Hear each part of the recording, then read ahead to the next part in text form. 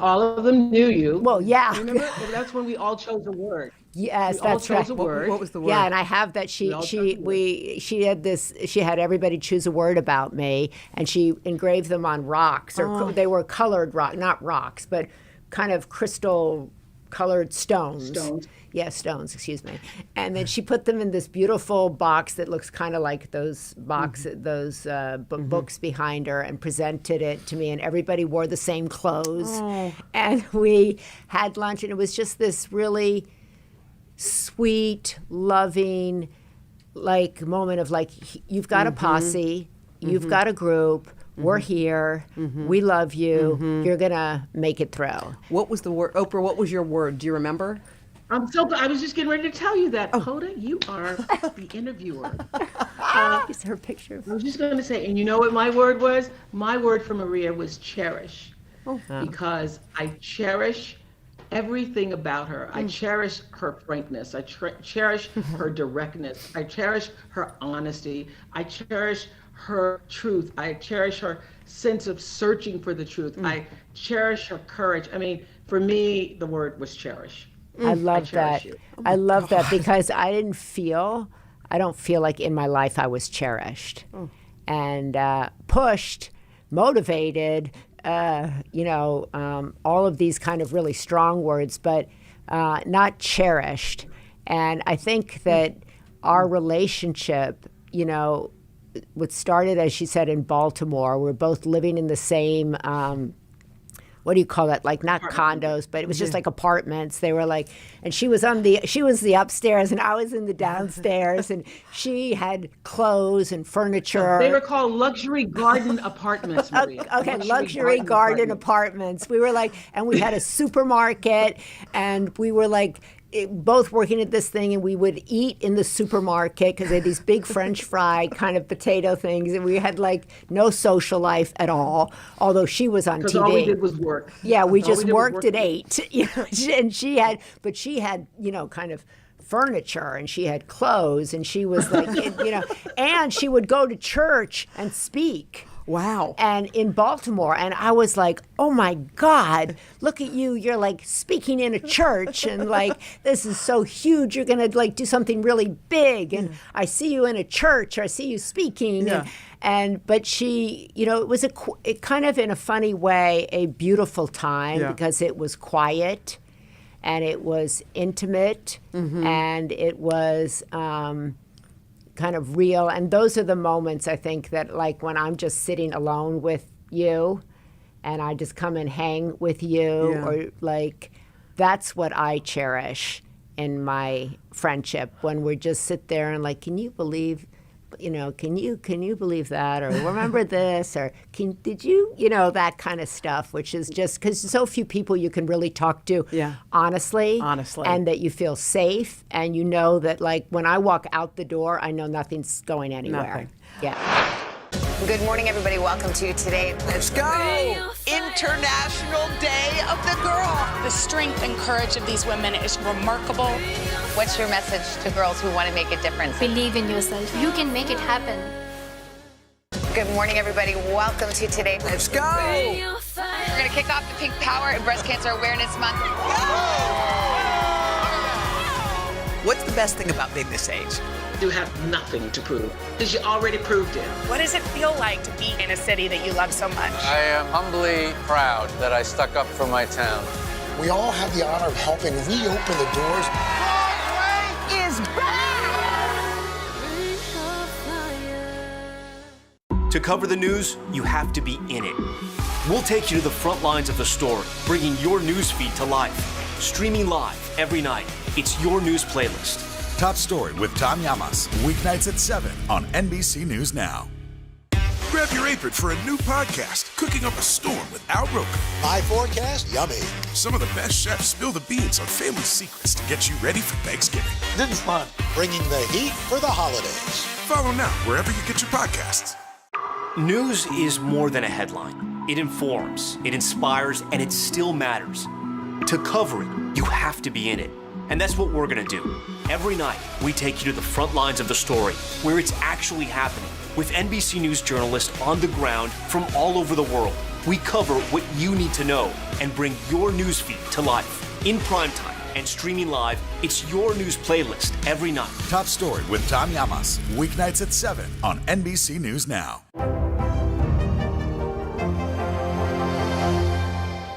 The Meet the Press Chuck Todd Cast, free wherever you get your podcasts. For breaking news in our changing world, download the NBC News app. When you guys were young, hanging out together, we're still young, and you were, of course, you are. But how did people ask you guys out on dates? Were you dating? How was that seen during that time in your life? I was already going out with Arnold, so I was 22, and and you had not met Stedman at that point. Yeah, you were going out. You can take it from here. No. I didn't meet Stedman until 80. Listen, I was in bad relationships all the time, but Maria is correct. I mean, both of our lives were consumed by working. That was when I remember Maria once remember that boss that I had, that little short guy that was so annoying. Anyway, I remember putting in my timesheet one week, and it was 102 hours I'd worked in a week. And he came up to me and said, "Well, I can see you're not a team player."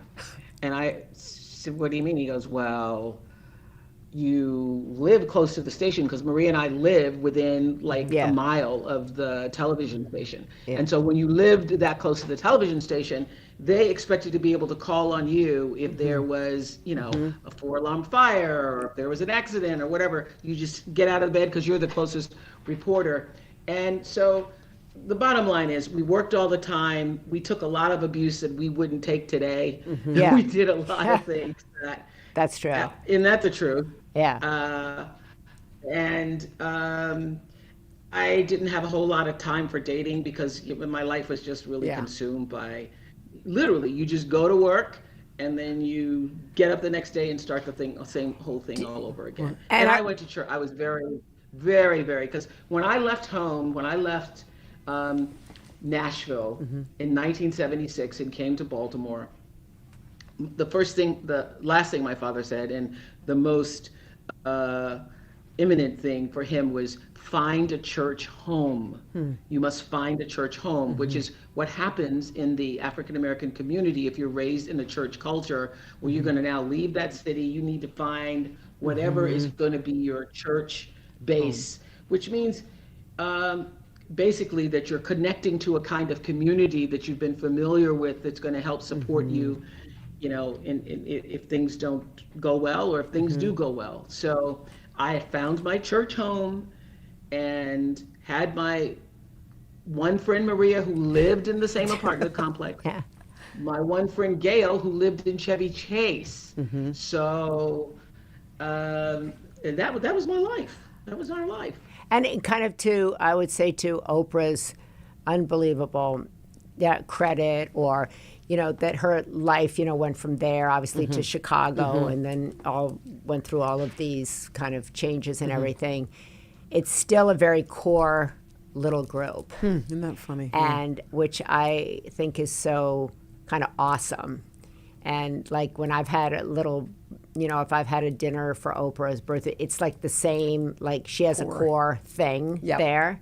And you feel safe in that core friendship. And it's just when you've had somebody who's gone through the birth of all your children with you, right? Your marriage, your divorce, the death of your parents, the death of yourself, the rebirth of yourself, the evolution of herself, the change of herself. And it's kind of like, if you don't think that off, you just step back and you're like, damn, like how blessed am I to have that for that length of time, the duration of that time, and all the laughs and tears and joys, and not have lost our way. Sometimes the news can be difficult and overwhelming for kids to understand. Will coronavirus come back next year? So to help make sense of it all, we've created a newscast just for them. Man, you know a lot. We hope your family will watch Nightly News Kids Edition. Today is now a podcast, available every morning. Listen wherever you get your podcasts. Good morning, everybody. Welcome to today. Let's go! International Day of the Girl. The strength and courage of these women is remarkable. What's your message to girls who want to make a difference? Believe in yourself. You can make it happen. To cover the news, you have to be in it. We'll take you to the front lines of the story, bringing your news feed to life. Streaming live every night. It's your news playlist. Top Story with Tom Llamas, weeknights at 7 on NBC News Now. Good morning, everybody. Welcome to today. Let's go! International Day of the Girl. The strength and courage of these women is remarkable. What's your message to girls who want to make a difference? Believe in yourself. You can make it happen. This isn't about spending going forward. This is about spending that's already happened. Do you accept the idea that we have a crisis at the border? The vaccine mandate. Is this going to work, or is this going to backfire? If it's Sunday, it's Meet the Press. For breaking news in our changing world, download the NBC News app. Good morning, everybody. Welcome to today. Let's go! We're going to kick off the Pink Power and Breast Cancer Awareness Month. What's the best thing about being this age? You have nothing to prove because you already proved it. What does it feel like to be in a city that you love so much? I am humbly proud that I stuck up for my town. We all have the honor of helping reopen the doors. Broadway is back! The Meet the Press Chuck Toddcast. Free wherever you get your podcasts. Wow. And there was a moment you told me, Maria, about you and Oprah that still to this day touches me. And we were in the makeup room, Oprah, Maria and I, and she said there's one single song that she said soothed her. Oh, this is the best story on earth. On earth. Wait, on earth. I am so excited because just so you know, she played that song for me. We had an eye lock, Maria and I. I was crying, like I felt it, and I got chills all over my body. And she said, "I'm going to tell you a story about this song. Will you?" Yeah. Will you No, you let Oprah, her. you You tell tell it, and then I'll interrupt you. No, and join. Maria, you tell it. Well, you tell your version. Yeah, and you I'll tell your my version. Okay, my version is so she was having a birthday. Yep. And she had a very small group of girlfriends in Hawaii. Mm-hmm. She just kind of built her place in Hawaii. And she was having, it was Mm-hmm. at the beginning of OWN, which was a rough period. Mm-hmm. Needless, rough. Yeah. And so we're sitting. Not just rough. Every newspaper, everybody was saying you should have kept your day job. The struggling OWN. What'd you leave the Oprah show for? It's disaster. It's about just one story after another story after another story. And new people would sit up and joke about it. It was Schadenfreude at its greatest. It was really a bad time for me. So, Yeah, go ahead. really a bad time. And I'll she let was, she was kind of being raked over the coals publicly and everything, and she was really hurting. So we went to Hawaii, and we were sitting in the dining room, and the Sonatum Coram came on, the music thing. And she and I both started singing to the song. And I was like, how do you know that song? And she's like, how do you know that song? And I was like, oh my God, that song has helped me through. And this was after I had just gotten separated. And she's like, oh, that song is helping me. And so we started then talking about this song and the singer. And she was like, and Oprah's the kind of person that if she's throwing something for you, she'll find out your favorite musician, she'll find out your favorite cake, your favorite people, and do all this sort of stuff. And it doesn't often come back that way, right? Because she's not organizing her own birthday, right? Yeah. So I got up from the table and I was like, can you imagine, if this had been my thing, she would have gotten that woman to come and sing for me. Yeah. No. Can I interrupt? Okay. Can I interrupt? Yeah. Can I interrupt? Yeah. I actually said to you, yes. Oh my God, I thought to have her here. And then I thought, nah, it's just my birthday. Yeah. But if I were doing this for you, yeah. If I'd have known you really liked her, I would have done it for you. Yes. But I didn't think I could do it for myself. Okay. Exactly. Okay. So, I said, oh my God, I love her so much. Yeah. I thought to do it for myself, and then I thought, no. Yeah. Yeah, if so it that was your tells birthday, I you would've that done it. tells you It tells you something about Oprah. her. It does, right there. Anyways, so I got up from the thing and we started making calls. I started going to try to find her. Yeah. Right. I thought to myself, she's in California. I know Right. she lives in California somewhere, but I didn't know her. I don't know anything about. So I called the guy who had introduced the music to me. Do you know her? Anyway, long story short, by the next morning, this other woman who was at the party, we find this singer. Turns out she's a mile down the road. Oh my God. So we call her. And she's doing some concert or something. Right. So we said, look, you have to come over. In Paia. She's doing a concert in Paia. Okay, in Paia, 30 minutes which from is my house. 30 minutes from her Okay. house. Okay, what are the chances odds. of that? The odds. What are the chances? None, zero. So we convince her to come over because every evening, like right before dinner, we sit on the porch and we look for what Oprah calls his God moments, right? You call it the God moments where we look out at the ocean and everything. We have a little cocktail and there we're on the porch. And so we had worked it out that we would be sitting there and then we'd have a little toast and you would hear, there were producers, like I was originally a Did producer. Oprah know about anything? No, she didn't know anything. You had no idea this was happening. Nothing, Okay, this is nothing, good. right? Yes. So I'm like, okay, well, we'll start with this toast, Yeah. and then the music will Yeah. start, and she'll think the music is on the, house radio, and then you dressed in your white thing, you'll come down the steps, and it'll be just this moment. I have goosebumps. And so we go out onto the porch, we have our cocktails. I'm sitting in the rocking chair next to her. I'm like, wow, look at this like ocean. It's beautiful. Beautiful. And she's still kind of like, like not in a great mood or whatever. And then we're like, look at the sunset. All of a sudden you hear this music Oh gosh. start to come on. And she's like, Sonatum Core. Yeah. And so she starts to hear the music and I'm holding her hand. We're like looking at the thing. And all of a sudden, right, you take it from here. No. So I'm No. thinking it's the speaker. Somebody's playing the music Yeah. from the speaker Yeah. because we play Sonatum Core, and then the song, and then I turn and Sonatum Core is walking down the stairs of the porch because she was on the upstairs balcony. Yeah. She is walking down the stairs of the porch, and it was the most out of body, surreal. I think tears literally shot out of my eyes because I couldn't connect that. There's Just yesterday, it was midnight. We were at the table. Yeah. Midnight, we were at the table with me saying, if I'd have known you really liked her, I would have made sure that she was here. But I didn't think, I'd do it for my own birthday. And she's now on my front porch for sunset cocktails. I mean, Wow. singing, if by thy grace I sing your holy name. By Yeah. the way. And why by is the Is that way, a moment or what? That's a moment. It's That's a the moment. best moment. It was really one of those kind of, for me, once in a lifetime moments. It also was like, that she wouldn't do something for herself that she would do for other people. Yeah. And it was really a God moment. And as God is my judge, stuff started to turn around after that. Is that right, Oprah?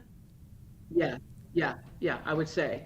Yeah. That was the moment for me, because if something that miraculous can happen, if something that close to being, that was pure alignment. The fact that the music comes on when it comes on, we're sitting at the table, I'm humming it, and Maria goes, "How do you know that song?" I go, "How do you know that song?" Because Sonatum Core is not something most people are. Yeah. And so, and in less than 24 hours, that person is on your front porch. I just thought, okay, God is with me. It's still possible to be aligned. It's still possible. And so I started to shift the idea of this struggling network to what an awesome thing to be able to have a network in your name. And what a great opportunity to be able to say something, whatever that is you want to share with the public, in a way that represents you, and stop looking at it as this god awful, I made a mistake, and being defined by other people's idea of it. So and that moment, by thy grace I sing your holy name. Whew, that was it. It was so beautiful. Good morning, everybody. Welcome to Today. Let's go. We're going to kick off the Pink Power and Breast Cancer Awareness Month. What's the best thing about being this age? You have nothing to prove because you already proved it. What does it feel like to be in a city that you love so much? I am humbly proud that I stuck up for my town. We all have the honor of helping reopen the doors. Broadway is back!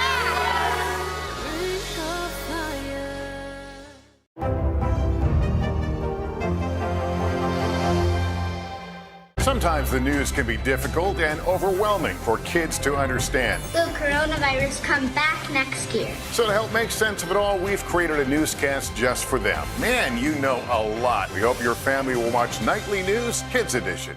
To cover the news, you have to be in it. We'll take you to the front lines of the story, bringing your news feed to life. Streaming live every night. It's your news playlist. Top Story with Tom Llamas. Weeknights at 7 on NBC News Now. People really don't know what's going to happen. Nearly a dozen hours after the Eye roared ashore. More good people than bad people, you know, right? 5 seconds. 4, 3. There is some late-breaking news. 4 hours into the Iowa caucuses by the Hammond deliberations. All right, it just did too.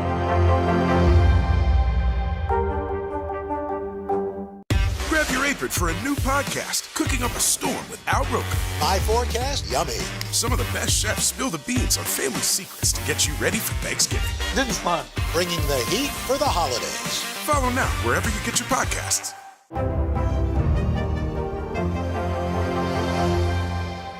Today is now a podcast, available every morning. Listen wherever you get your podcasts.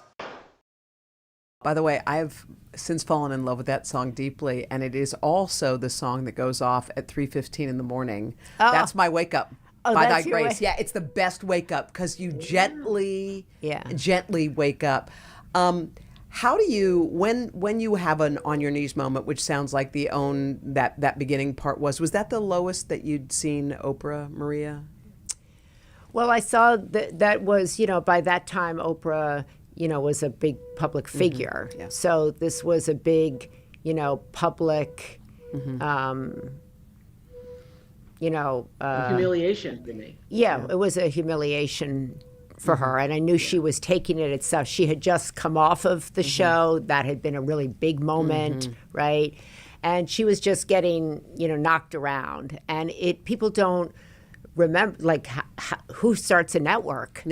How people don't give you any grace space. They don't hold space for you to get it right, right? They didn't give her any space. They just expected her to go from the Oprah Winfrey Show into, a network that was all humming and doing and, that was from nothing, but would be there 24 hours with perfect programming. They didn't give her any time. Yeah. And so I think that it was, a moment where she had to, in a way go back to her grit that built, her career. And people forget that. They just saw her as Oprah Winfrey. Right. And, but the other thing, Hoda and Maria, the other thing was, it was a big learning lesson for me, and By Thy Grace, and the fact it was that song and all that meant, and that my friend Maria and all the other women at the table had the thought at midnight to try to find her. All of that energetically came into play with being able to switch my head around. And because prior to that moment, which was like the last moment of the evening, we had been at the table, and I remember laying my head down on the table sobbing. Yeah. Remember that? Yeah. Sobbing, saying, "Oh, gee, I think I've made the, worst mistake, and why did I do it, and blah, blah, blah." And so to go from that moment sobbing on the table with my friends to the next day, By Thy Grace, showing up, was really transformative for me. It was healing. It's exactly what you want your friends to be there to do. Number one, you want your friends to stand in the gap for you and to say, you are not whatever definition you're using to define yourself. So part of the problem in that moment was that I had been so accustomed to succeeding that the idea of not succeeding felt like felt like I personally failed, not like the network failed. And I later realized, as I talked to lots of businessmen who would buy companies and sell companies and do ventures and lose on this thing and gain on that thing, that men don't look at it the same way. This is a business that I started, and this business works, it's great. If it doesn't, then I move on to the next. Right. And I was taking it so personally, like this personally means that I have failed because I am listening to, all the naysayers and all of the schadenfreude. But that moment with my friends, led by Maria, by thy grace, is what started to turn me around. But I think all of us need that thing to shake us up.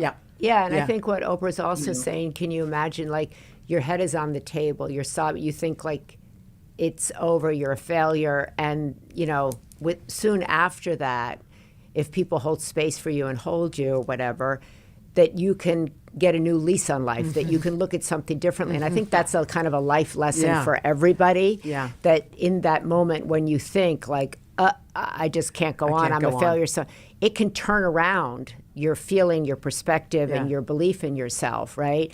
And she went on to build a successful network. When people said she was finished, she was done, it was over. And, has gone on to, extraordinary achievements since then. So I think people, I think it's funny, like people say to me, like, even when she did the Harry and Meghan interview this year, like, oh my God, Oprah can interview. I'm like, hello. I'm like, yeah. And I remember telling you that, you're like, well, it has been 10 years since I was like, but people forget that how hard, how hard people work and work their way up. It's not like Oprah became Oprah. Like, there's grit. There's all-nighters. There's Nashville. There's Baltimore. There's, sitting across keys. There's working the way up. There's being yelled at. There's being told you're, to this, to that, to whatever. There's being yelled at. There's being harassed. There's being, all kinds of looking the other way in order to get ahead. I mean, I think we both came up at a time where there were aggressions all the time. But you knew that if you were to complain about it or say anything about it, you would just be out. It would be over. There was no recourse. And understanding that you just keep your head up and keep going. Keep your head up and keep going. Good morning, everybody. Welcome to Today. Let's go. We're going to kick off the Pink Power and Breast Cancer Awareness Month. What's the best thing about being this age? You have nothing to prove because you already proved it. What does it feel like to be in a city that you love so much? I am humbly proud that I stuck up for my town. We all have the honor of helping reopen the doors. Broadway is back! For breaking news in our changing world, download the NBC News app. To cover the news, you have to be in it. We'll take you to the front lines of the story, bringing your news feed to life. Streaming live every night. It's your news playlist. Top Story with Tom Llamas, weeknights at 7 on NBC News Now. People really don't know what's going to happen. Nearly a dozen hours after the Eye roared ashore. More good people than bad people, right? 5 seconds. 4, 3. There is some late-breaking news 4 hours into the Iowa caucuses by the Andrew with Everett. All right, it just means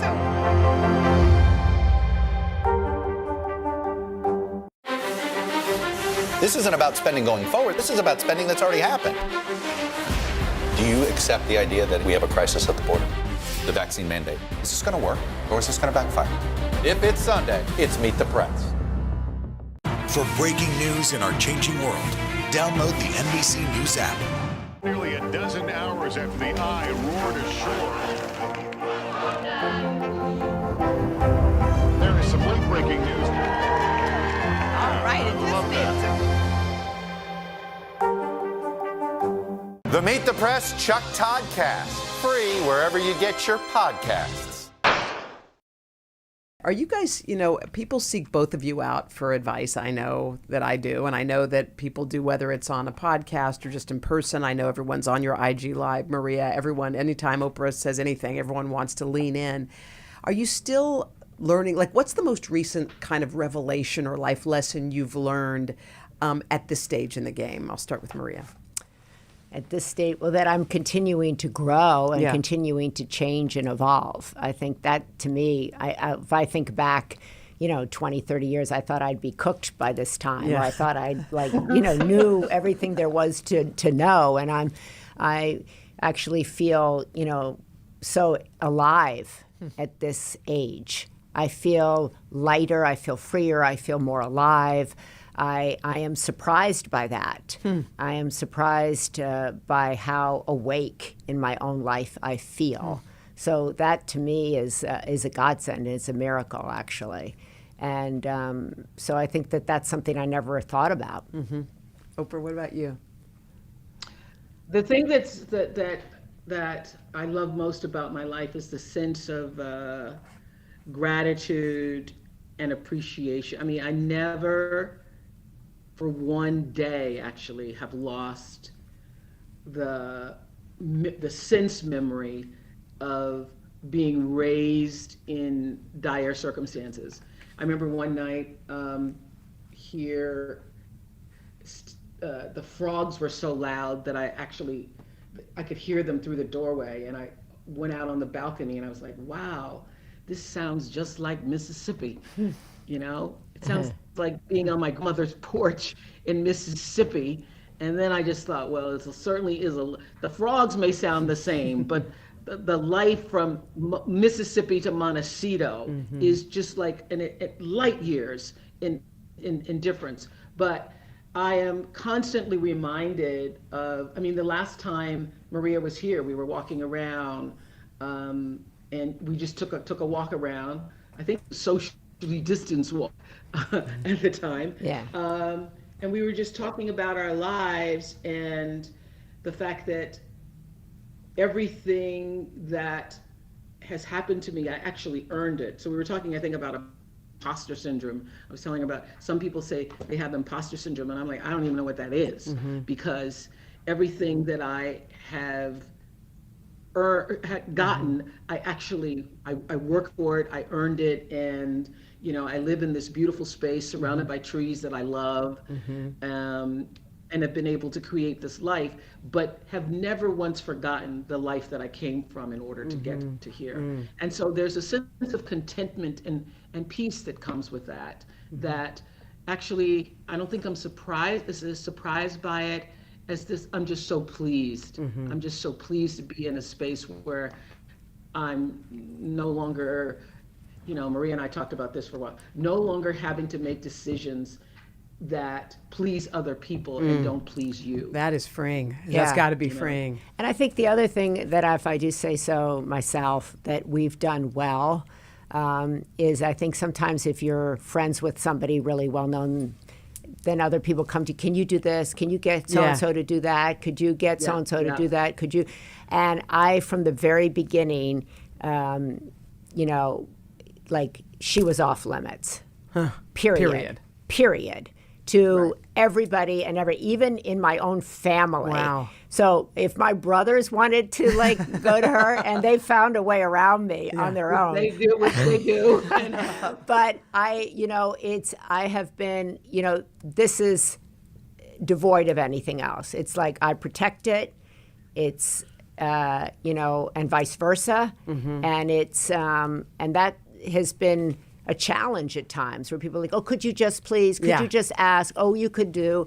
And if we've ever done things for each other and with each other, it's from us to the other. And I think that that's kind of been a big part, I think, of safeguarding this relationship, or at least in my mind. This is... Yeah, I would say so too. Yeah. Same here. I mean, people would try to get me to get something to you or a member of your family, and I just go, I don't play that. I don't play that. I don't. Last time I saw Oprah was actually 2 weeks ago, because I was up there, and she was like, I said something like, we were talking about her having earned this, and I said to her, you've also earned the right to rest. you've also earned the Yes. right to rest. Yes. And I remember you looked at me kind of like, what? I was like, you've earned, whatever you do now, should come from a place of total desire and whatever, because you have earned not only this place that you've built, which is, when I first saw it before she moved in, she's like, I want to show you this thing. And I was like, this is a long way from Cross Keys. That's all I want to say. There wasn't even a fountain in Cross Keys.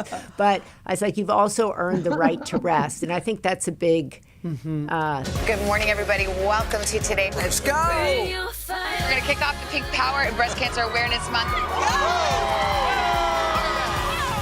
What's the best thing about being this age?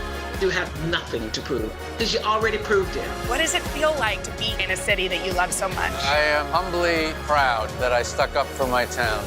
We all have the honor of helping reopen the doors. Broadway is back! The Meet the Press Chuck Todd Cast, free wherever you get your podcasts. Nearly a dozen hours after the Eye roared ashore. There is some late-breaking news. All right, Today is now a podcast, available every morning. Listen wherever you get your podcasts.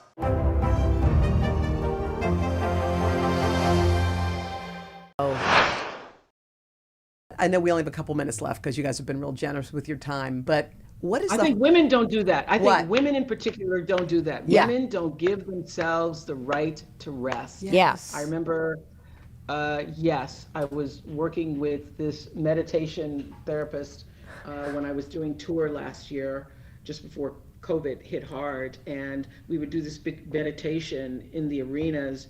And whenever he would say to the audience, you deserve rest, you could see tears flowing out of women's eyes. Men don't cry when they're told you deserve rest, but women start to weep because the very notion that you can give yourself permission to rest is a foreign concept to so many women. So the fact that Maria was reminding me of that on my own doorstep, I was like, what? Oh yeah, okay, thank you so much. And the No, fact, but it's true. And the It's fact true. that when you talk about your own mom who was like, you got to go, go, go. What's Yeah. the next thing? What's the next thing? What's the next thing? I mean, rest, vacation, relaxing was not part of the plan, wasn't part of the routine. No, it wasn't allowed. And that's another thing that I've always said when I have gone to visit Oprah, when I went, she would, this sounds so kind of silly, but she would say oh, here's a cup of coffee I made for you. I And brought the coffee and paper to your door. and I'm gonna cry. It was so moving to me because that's not how I grew up. Nobody brought a cup of coffee or a cup of water to me. And she, in a funny way, even though I had a very close relationship with my mother, I wasn't mothered in that way, right? And she wasn't mothered in her own way. But I think in a way we have mothered each other.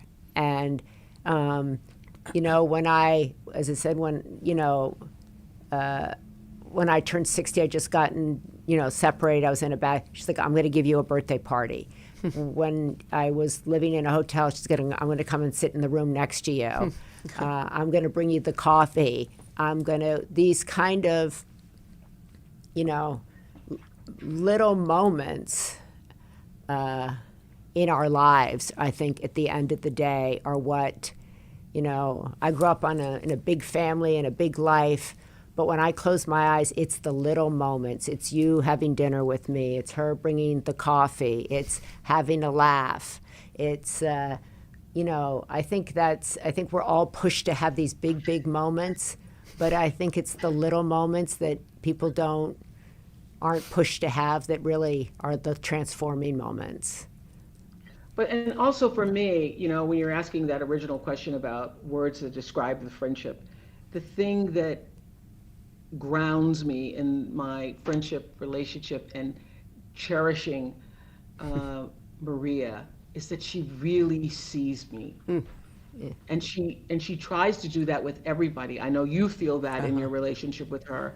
I know her children feel that, and that when she sees you, she really makes an effort to really get you. And when you're in her presence, you feel like you're the most important person. And that is a real life skill to do that with people, so that everybody thinks that they are your favorite friend, And that's what you do so well. That's one of the reasons why I cherish you so much. Oh my God. I love you. Thank you. Look at that. Thank you. And yes, and when you went through that whole phase of like, I'm calling people and I'm telling them that I love them, I'm going to say that out loud. That's because you've gone through a period where you'd lost so many people. Yeah. Yeah. I have a funny story about It makes it a Oprah. habit to like just sometimes Hoda, she'll just go checking in. You okay? Yeah, Okay, that's good. one of my favorite texts. Then she's like, I'm good. Okay, I was just like, buddy check. Where are we? How are we? It's one of my favorite texts to ever get is that one. Are you buddy okay? check. Are you buddy okay? check. What you I was going to say this really funny story that I had. Oprah that always makes me laugh. I was on her show, and I had a children's book out. I think it was either about death or Alzheimer's. I write always about some disastrous part of life. And just always, my brother was like, could you write something other than like death, divorce, whatever. But I was talking to, she was interviewing me, and it was a very quiet moment in the studio, and people were emotionally having a moment. I think it was about Alzheimer's, or it was about death or something. And I was like, so you have this, so right away now we need to get going. We need to like get involved and change the world. And Oprah was like, just give the people a moment. Like, I just calm the F down. Just like, let the people cry. We're going to commercial. Then it's doing the commercial. She's like, let the people have a moment. Let them cry. Let them emote. Don't give them an assignment. And I was like, To cover the news, you have to be in it. We'll take you to the front lines of the story, bringing your news feed to life. Streaming live every night. It's your news playlist. Top Story with Tom Llamas. Weeknights at 7 on NBC News Now. Grab your apron for a new podcast, Cooking Up a Storm with Al Roker. My forecast, yummy. Some of the best chefs spill the beans on family secrets to get you ready for Thanksgiving. This is fun. Bringing the heat for the holidays. Follow now wherever you get your podcasts. Today is now a podcast available every morning. Listen wherever you get your podcasts. People really don't know what's going to happen. Nearly a dozen hours after the eye roared ashore. More good people than bad people, right? 5 seconds. 4, 3. There is some late-breaking news 4 hours into the Iowa caucuses by the Hammond deliberations. All right, it just me too. yeah. That was a little Eunice coming through. A little Eunice. Yeah. I remember my favorite Eunice story is I was on vacation and I was on a boat out in the middle of the Caribbean. Tell it. Oh yeah, this is genius. Wait, I want to hear. And I had seen, we had been docked somewhere, and I had seen Eunice and said hello and she goes, I think the tsunami had happened. Yeah, She goes, it was what the are you and Maria going to do about this? What are you and Maria going to do about this? I was like, well, it's a tsunami. I don't know what we can do. And so apparently she was not happy with our conversation, or what I thought the result should be of that conversation. And I'm in the middle of the ocean in the boat, and Eunice has rowed out to the boat. And they're like, there's a woman with a pink swim cap in a boat outside. And she says she needs to see you. She needs a meeting with you. That's true. What? I come out. Yeah. True story. I come out, and Eunice goes, I'm serious. What are you going to do about it? What are you going to do about it? I'll never forget that as long as I live. She goes, I tracked Oprah down. This was over Christmas vacation. She goes, I tracked her down. I ran down the pier. I went out there. You two have got to do something. There is a tsunami. I said, well, Mommy, I don't, oh my God, I can't believe you did that. Oh, it's ridiculous that she's not doing something. And you and she together, it's the both of you just sitting there. I think it's inexcusable. I was like, oh my, it was like the day after Christmas or 2 days, I was just like, could you leave leave her It alone. was. I was on Christmas vacation. Yeah, It was on that's Christmas true. vacation. Well She goes, done. oh, I found her all right. I found her. I found her. I'm all over her. Oprah, were you scared of Eunice? I was intimidated by Yeah. Eunice, no question about it. Yeah. No question about it. Because Maria comes from the kind of family, no matter who you are, you know you're not doing enough in the world. So you come and you sit at the table, and Sarge wants to know, what have you done lately? What are you working on? What are you working on next? What are you working on after that? Maria, you told this story once about talking about a friend who'd gone on a vacation and had decided, what was it, they were going to take Honeymoon. a leave of absence or something? No, was that the one where they were taking a honeymoon with themselves?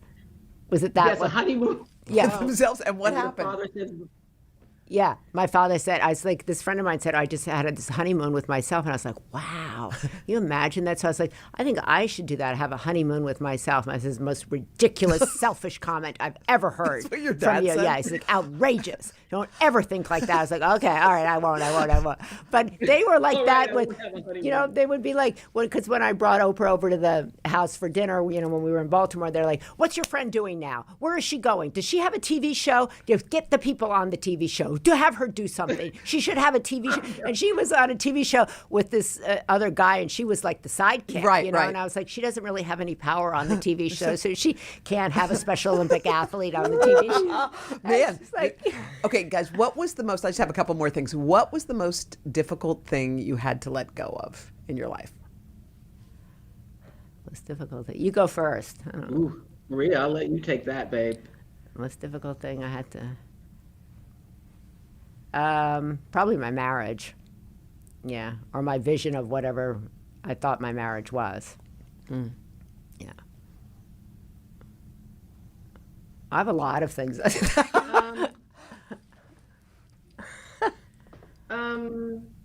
I think I had to let go of this notion that I could make everybody happy, that I could please everybody, that I was going to be the kind of person that everybody was going to actually like.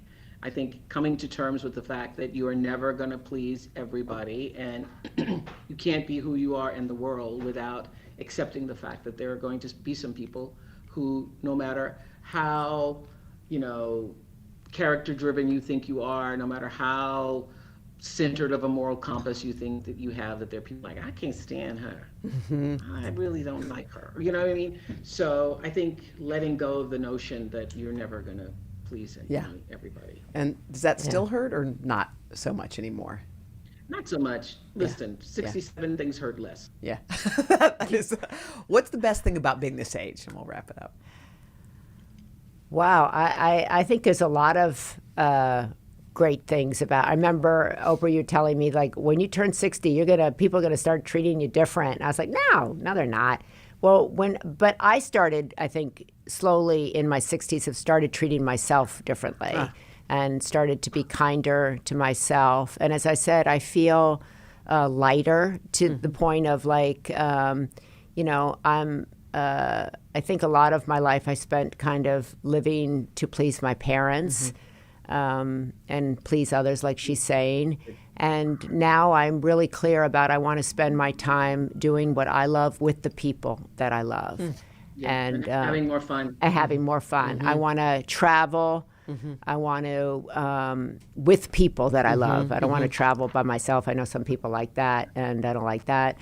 But I want to experience joy and happiness and connection and deep connection, and I'm able to do that now. My kids are cooked. Yeah. I'm single. I'm free. I'm my own boss in so many ways. I'm finally the boss of me. I'm finally the boss of me. I love that. Oprah, what about for you? What's the best part? The best thing about how you want to get to this point because you have nothing else to prove. It's just like Maria said. There's nothing to prove. Anything you do, you choose to do it because it's going to bring you pleasure, meaning, enjoyment, fulfill some kind of purpose that you want or desire, but you have nothing to prove. Nothing to prove because you already proved it. Yeah, we're survivors. And I just want to say that we both love you. Yeah, because we've never done this before. By the way, right? I'm so honored. We've never done this, and neither one of us knew what we were doing or why we were doing this. I just said I had to do it because Hoda asked. Yeah. And was it last year, Hoda? I sent you those flowers. Hoda there was a piece where Hoda did of me on the Today Show. I looked at that piece and I literally said, I'm still alive, right? I am still living. It was like, yeah. In memoriam, everything you've ever done. It was such a great piece. I was like, whoa. I can, yeah, she was like, I can rest now. I can rest now. By the way, Oh my God. I saved that voicemail. I'll save it forever. But that's really, because we haven't done this, and like we're friends over 40 years, right? Wow. So it's actually, so thank you for asking us both, even though both of us just said yes because it was you. Well, you. I'm honored, man. Y'all, this was beautiful. And we love you. I love you both. Thank you, guys. Thanks for making space for us. Yeah, thanks for holding space for us. Anytime. Love Let's you go guys. on a trip. Yeah. Let's go have some fun. I'm ready to go. Let's do it. Let's do it. Great Farms. Hey. Yeah. Oh, yeah. Hey. Okay. I mean, really? Really? Hey, come on. Let's go. Come I'm on. doing it. Okay. Love you. Yeah. Hold on one second. Don't click off yet. Hold on 1 second, Oprah. We're just gonna do a quick picture. Hold on. Smile. This is Hoda's new podcast. Thank you. Hoda's my new. God. It's called Holding Space or Making Space. Making Space. Yeah. Making space. All Well, right. thanks for making space Thank for you. us. I love you. I'll call you. Okay. Bye. Bye, Oprah. Bye. Bye, I honey. love you. Bye. Thank you. Oh my God.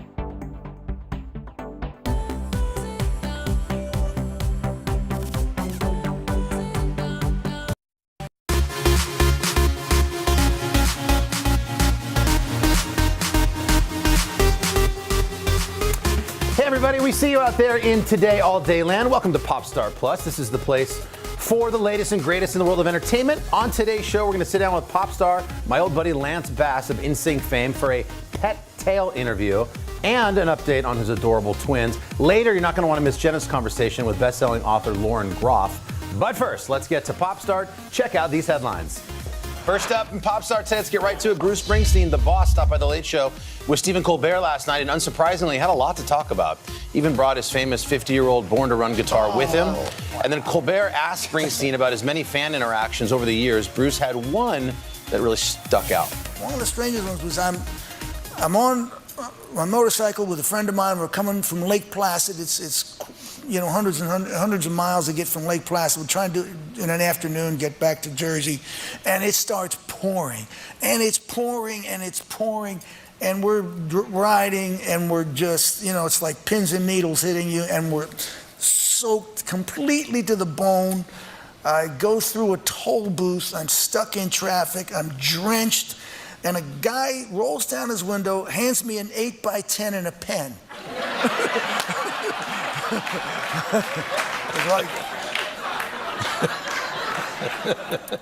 So I signed it and handed it back to him. That's a good one. Yeah, now you recognized him. Hardcore fan. Next up, we had a big night on The Voice. Thanks for watching. Ed Sheeran joined us this season as our mega mentor, and last night he was helping out our coaches in the knockout rounds. And Ed and Ariana took a quick second to catch up with each other ahead of their team rehearsals. I'm so excited you're here. Hi. Nice to see you. And you're married now?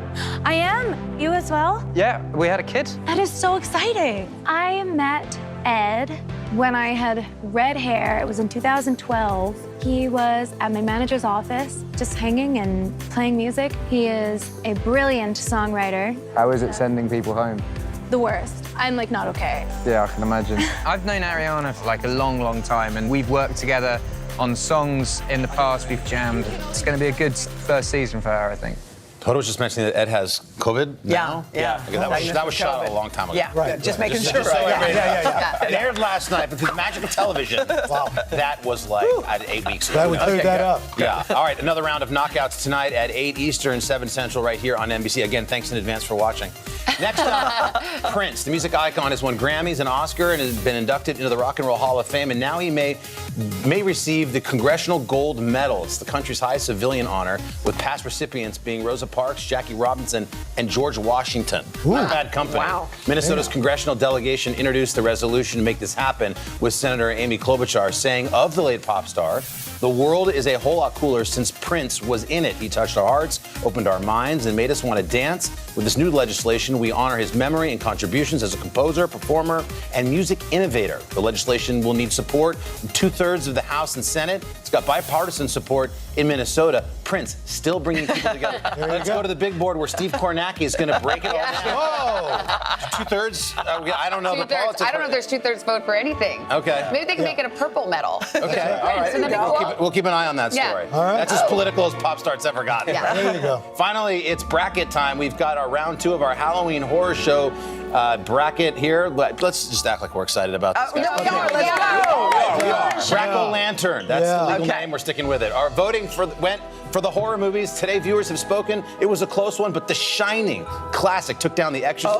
56% of the vote. People can't get enough of Jack Nicholson in that horror film. Friday the 13th also moves on to the next round. It beat the Blair Witch Project. It was the original? Killed it. 73% of the vote. Right. Wasn't even close. On the other side of the bracket, Get Out, no match for Ghostface, with Scream slashing away 68% of the vote. It's going up against another heavy hitter, Halloween, which took down Hoda, A Nightmare on Elm Street. Can you That was the believe scariest that? ever. My God. 63%. So there you have it. The Shining. The Shining's going against all Friday the the way. 13th. Good matchup. Yeah.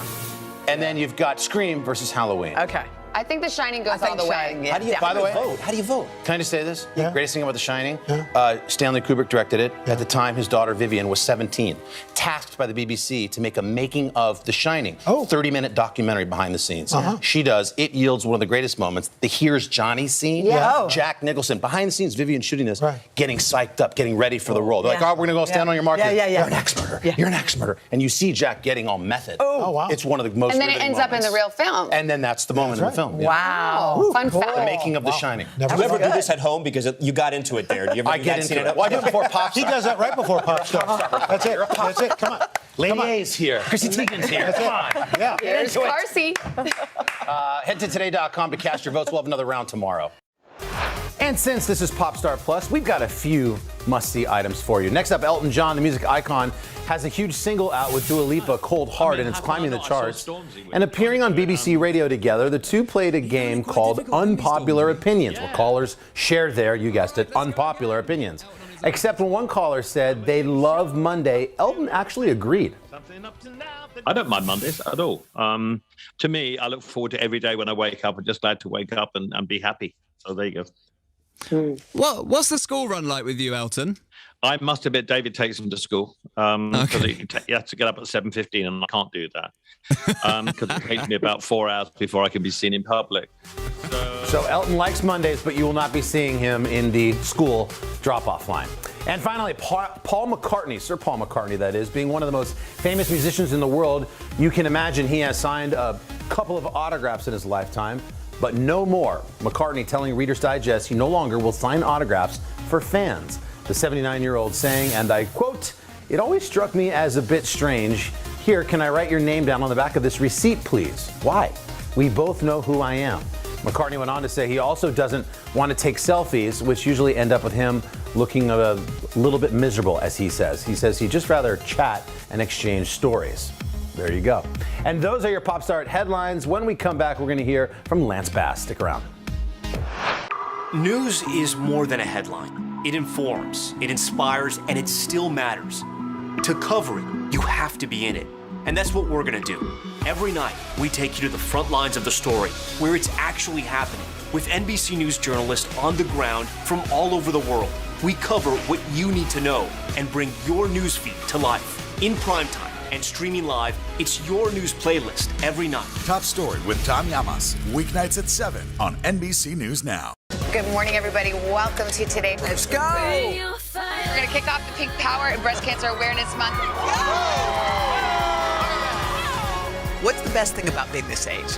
You have nothing to prove because you already proved it. What does it feel like to be in a city that you love so much? I am humbly proud that I stuck up for my town. We all have the honor of helping reopen the doors. Broadway is back! To cover the news, you have to be in it. We'll take you to the front lines of the story, bringing your news feed to life. Streaming live every night. It's your news playlist. Top Story with Tom Llamas, weeknights at 7 on NBC News Now. Good morning, everybody. Welcome to Today. Let's go! International Day of the Girl. The strength and courage of these women is remarkable. What's your message to girls who want to make a difference? Believe in yourself. You can make it happen. Welcome back to Popstar Plus, and get ready for some cuteness. Here we go. Lance Bass joined us for our My Pet Tale series, introducing us to his fur babies, Chip and Dale, and sharing how he thinks they'll be as siblings to his new twins. Yeah, we do always have little voices for them. And they kind of talk like this, like that. And then we think Dale has a slight Australian accent just because we have these backstories for them that he secretly wants to be a movie star dog, and he really wants to be Australian, and so we have like little Aussie voices coming out of him.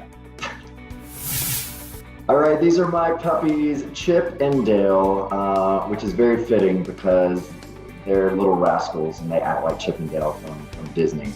And they're mixed breed rescues, so we don't know exactly what they are, but we're assuming they're Chihuahua Terrier, and Dale might even have a little schnauzer in him because he's got that beard.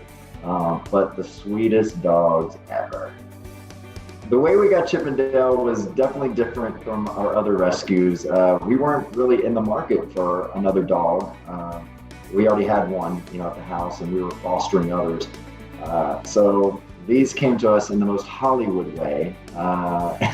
It's gaggy, but Kate Beckinsale found these dogs, this litter, and rescued them, and she didn't know what to do with them. So she called me and said, I have a litter of dogs, they need help. And so I took them, I gave them to Lisa Vanderpump for her new shelter that wasn't even open yet.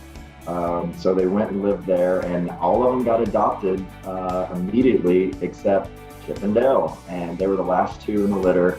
I walked into Vanderpump Dogs and just fell in love with them. I'm like, okay, we'll take them home. We'll find them a good home. We'll foster them until we find them a great home.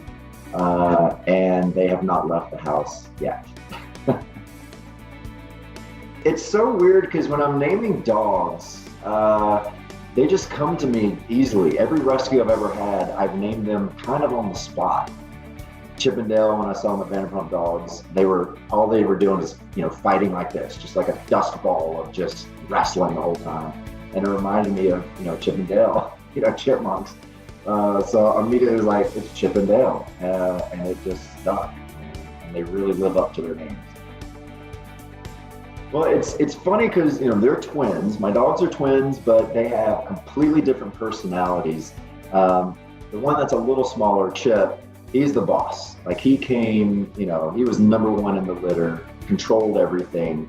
Although he's probably the runt of it too, because he was the smallest of all the dogs, which is probably why he has such an attitude. But definitely he controls the house and puts Dale in his place. Loves attention, just human attention. He just needs it. He'll crawl inside you and he gives the best hugs. But if Dale tries to get the hugs, he will usher him away, which is like so mean. So we give Dale his own quality time. But yeah, Chip's the boss and Dale's just a little teddy bear that sometimes feels a little abused by his brother. It'll be very interesting to see how Chip and Dale are with the twins. I'm guessing they're going to be really great because they are fun little gentle dogs and super sweet. But you just never know. And of course, we're going to be very careful at the beginning of introducing them.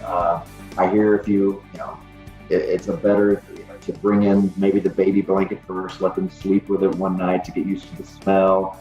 and then just kind of a slow introduction. Let them sniff them a good bit, and we'll cuddle a little bit, and then hopefully they'll become the best brother and sister ever. It is so strange how dogs can really pick up on your energy and your mood. And there's, several times in the last, 4 years that, you'll have bad days and, some disasters happen in your life, and it's like they just know. And the way that they kind of like curl up to you and kind of give you that look of like, I'm here for you. It always comes at the best time. There's nothing better than a puppy hug. My pets have made my life so much better. I do, there's studies on this saying that, dogs extend your life, and I can feel that. The love that you give and the love that you receive, you can't match it anywhere. It's the only unconditional love you'll ever receive, and it's just a beautiful thing. And, they're there for every life moment. And I'm glad that we get to share that. Oh, that is adorable overload. Coming up on Popstar Plus, Jenna gets the scoop on author Lauren Groff's latest novel, Matrix. Sometimes the news can be difficult and overwhelming for kids to understand. Will coronavirus come back next year? So to help make sense of it all, we've created a newscast just for them. Man, you know a lot. We hope your family will watch Nightly News Kids Edition. Make the most of your day with Today All Day. Get closer to all your friends at Today in a whole new way. Today in 30. We give you a mix of everything you love about our show in a mere 30 minutes. Shop today with Jill Martin. We're helping you shop like never before. The latest styles and biggest names. Today Food. Things are heating up in the Today All Day kitchen. Cooking essentials and recipe inspiration. Get ready. Are you ready? Oh, I'm so ready. Only on Today All Day. Today is now a podcast, available every morning. Listen wherever you get your podcasts. This isn't about spending going forward. This is about spending that's already happened. Do you accept the idea that we have a crisis at the border? The vaccine mandate. Is this going to work, or is this going to backfire? If it's Sunday, it's Meet the Press. People really don't know what's going to happen. Nearly a dozen hours after the eye roared ashore. More good people than bad people, right? Yeah, 5 seconds. 4, 3. There is some late-breaking news 4 hours into the Iowa caucuses by the Andrew with everything. All right, it just did too. Nearly a dozen hours after the eye roared ashore. There is some late-breaking news. All right, it just did too.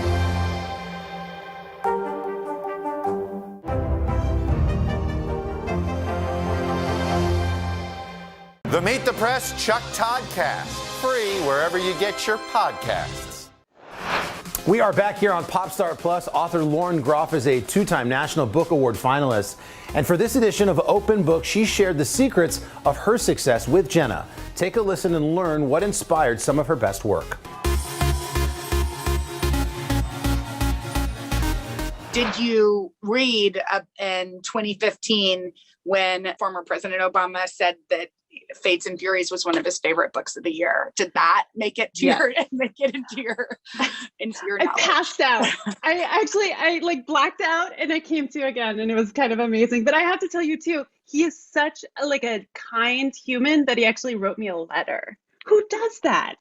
That's amazing, right? I know. I mean, so come on. Did you frame that? What do you do with a letter like that? It's framed. It's in my study upstairs.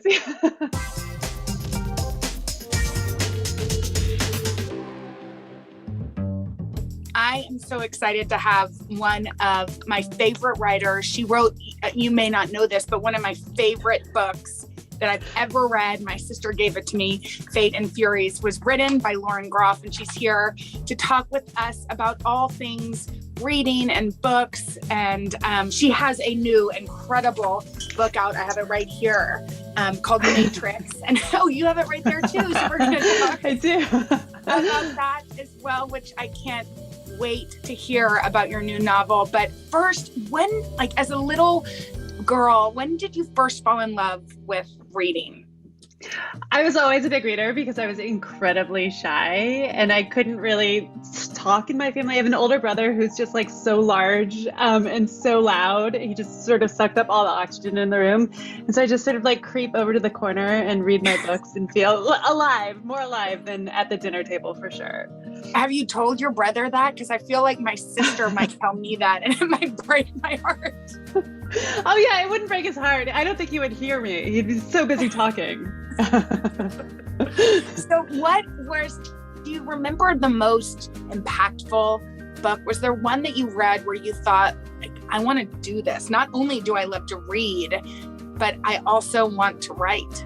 Well, do you remember the Edith Hamilton book of Greek mythology that she sort of glossed over all of the myths, and I would just read it and just feel sucked into these ideas and these stories from thousands of years ago. Do you remember that? I do. I remember what you're talking about, and you loved that so much that you knew you wanted to write?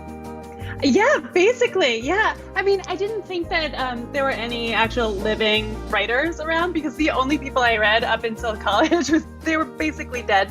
So suddenly I started taking fiction classes in college and I started reading people like Joy Williams, Grace Paley, Lori Moore, great short story writers. And I realized, oh my gosh, they're actually living humans, women who are out there writing these incredible books. But up until then, I really only read books basically set before 1950.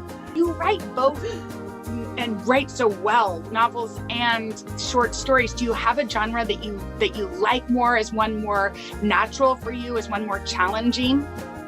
Well, it's kind of a beautiful thing because you think about a novel for years, right? You wake up with it. It's like a marriage, you know, like sometimes you just are very irritated with your novel and you can't stand it. And so you have to go to the other room.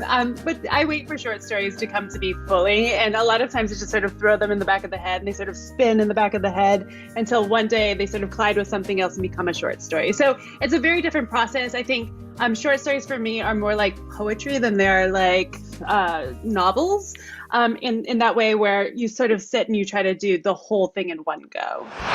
If you're loving Jenna's conversation with Lauren Groff, stick around because we've got more of their chat right after the break. Grab your apron for a new podcast, Cooking Up a Storm with Al Roker. My forecast, yummy. Some of the best chefs spill the beans on family secrets to get you ready for Thanksgiving. This is fun. Bringing the heat for the holidays. Follow now wherever you get your podcasts. News is more than a headline. It informs, it inspires, and it still matters. To cover it, you have to be in it. And that's what we're gonna do. Every night, we take you to the front lines of the story, where it's actually happening, with NBC News journalists on the ground from all over the world. We cover what you need to know and bring your newsfeed to life. In primetime and streaming live, it's your news playlist every night. Top Story with Tom Llamas, weeknights at 7 on NBC News Now. Good morning, everybody. Welcome to today. Let's go. We're going to kick off the Pink Power and Breast Cancer Awareness Month. What's the best thing about being this age? You have nothing to prove because you already proved it. What does it feel like to be in a city that you love so much? I am humbly proud that I stuck up for my town. We all have the honor of helping reopen the doors. Broadway is back! Good morning, everybody. Welcome to today. Let's go! International Day of the Girl. The strength and courage of these women is remarkable. What's your message to girls who want to make a difference? Believe in yourself. You can make it happen. And we're back with more Pop Star Plus and more of Jenna's open book conversation with author Lauren Groff. Matrix is so cool and so wildly different from anything that I've read really ever, but also very different from your previous books. Will you tell us a little bit about it and where the genesis for the novel came from? Sure. So when I was in college, for a while, I thought I wanted to be a medievalist. So I was taking Ancien Français, which is Old French, and I was doing a lot of translations from Old French into contemporary English. And I fell in love with this, the first female poet, known poet in French. Her name is Marie de France. And she was this extraordinary writer who did Les, which are basically like fantastic short stories in poetry form. And nobody knows anything about her. So this book is sort of my recreation of this life of someone we don't know anything about. Basically, but I took images from her work and sort of built a narrative around that. And so this story talks about female power, about creating your own spirituality, about sort of both the cage and the protection of a utopian feminist ideal state. Right? So it's a very wild, very strange book for sure. It's so much fun. I want to read this quote from The Guardian because I feel like, I don't know, like you should sew this on a pillow or something. It said, it is a heroic pushback against the way we live now, against waste, against the artificial environments in which we find ourselves, maintained by corporations, but equally against the pressures on women to be flawless, effortlessly excellent mothers, wives, sisters, lovers, friends, within this dire state of affairs. I mean, first of all, did you sew this on a pillow? And do you feel like this accurately describes The Matrix or other writing that you've done? So I don't read my own reviews. That's the first time I've ever heard this or seen it, and now I'm sort of blushing and I'm feeling a little hot right now. So that's amazing. Thank you, Guardian. So a Matrix is, I would hope that that's what Matrix is, right? So when you write historical fiction, with a voice sort of that's a 21st century voice, what you're trying to do is do almost a vibration between past and present. A sort of the present is looking back into the past, and the past is looking forward into the present, and it's sort of like a tuning fork in a certain way. So I would hope very much that this book about the 12th century is actually talking about the 21st century and women and men in the 21st century. It's just really interesting. And I know I don't watch myself on television. It's my idea of hell. And so I can understand why reading your reviews would be tricky. But did you read in 2015 when former President Obama said that Fates and Furies was one of his favorite books of the year? Did that make it into your knowledge? I passed out. I like blacked out and I came to again, and it was kind of amazing. But I have to tell you too, he is such a kind human that he actually wrote me a letter. Who does that? That's amazing, right? I know. I mean, so did you frame that? What do you do with a letter like that? It's framed. It's in my study upstairs. To get a letter that praises your work, I'm sure is something that you'll never forget. Ever. No, it's the most beautiful thing, right? Because a lot of times books are one-sided, right? They only go out into the world and you never get to see what a reader feels about it. And then to have someone actually turn around and tell you exactly how they feel in a nice way is really, really wonderful. I've gotten hate mail too, don't worry. I mean, I think we all have. But then the thoughtful, the kind, the generous responses, the people who see what you're attempting to do and sort of go with you. I mean, that will feed me for months at a time if I get one good letter like that. It's wonderful. What writers, what books can you recommend to us? What have you read recently that you love? Okay, so I'm so excited. I actually wrote things down. There's a book called How to Wrestle a Girl, and it's by Venita Blackburn. It's a wild short story collection. It's really good. There's a book by Sarah Manguso. I don't know if you know her work. I think she's a genius of a very real level. It's not out yet, but it'll be out in January, and it's called Very Cold People. And it's about sort of growing up in a very waspy family in a very waspy town. And I saw my entire childhood reflected back to me, and I still have shivers from it. I haven't read it yet, but I'm so excited to read Katie Kitamura's Intimacies, which is her newest book. She's so smart and she's so thoughtful, and every sentence does something, slightly tweaks the prose in a direction you don't expect it to go. So I think that's really, really amazing. And the last book that I read recently, it's not a super recent book, but it's called Obit by Victoria Chang, and it's a collection of poems, and it is so moving. It's about grief, and it's just it's like a tsunami. It's such an amazing book. Oh, I love reading poetry. to start my day. So I'm gonna get that. You know what? You know who my Oprah recommended this book that Hoda gave me for Christmas. Have you ever read? I have that. Yeah, Don't you I have have it on the shelf. It's such a nice. I'm so, like, you can see my nerdy handwriting. Like, I like send this to people and they're like, wow, you're in one of your poetry moods. But I love I'm gonna start my day with some grieving poetry because why not? Yes. I could talk to you for 1 million years, but I'm going to be respectful of your time. Congratulations on this newest book. And thank you so much, Lauren. Thank you, Jenna. I really love talking to you, and have a wonderful day. I loved it too. I loved it. Thank you, guys. Through her open book series and, of course, her book club, Jenna's introduced us to some absolutely amazing authors, and she'll have many more enlightening conversations to come right here on Popstart Plus. Check out this next conversation on Popstart Plus.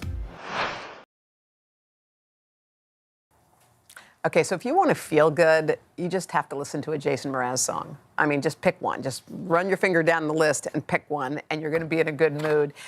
Jason has beautiful songs, beautiful lyrics. So, of course, I was curious about what Jason's favorite quote was. So, Jason, welcome. So, you're on Quoted By. So, of all the quotes out there in the world, which one speaks to you? Even after all this time, the sun never says to the earth, "You owe me." And look what happens with a love like that. It lights up the whole sky. Oh my God, that is so beautiful. I love that. Why does that speak to you? What is it about that poem? It's really about giving with no expectation in return. It's about continuing to be love in the face of adversity, continuing to love those who may not love us back, continuing to give and give and give to the best of our ability. Without necessarily needing to be recognized for that, just continue to shine your light and help light up this world. Yeah, I think that speaks to the humility too, because whenever I learn about a friend or somebody who gave someone something and you learned about it secondhand or third hand, you just realize, and it makes you want to do the same. I mean, it makes you want to be that kind of a giver too. Yeah. All right. Well, Jason, thank you for sharing that quote. It's a good one. Thanks. Just want to thank you for joining us. We'll see you right back here tomorrow. Have a great day.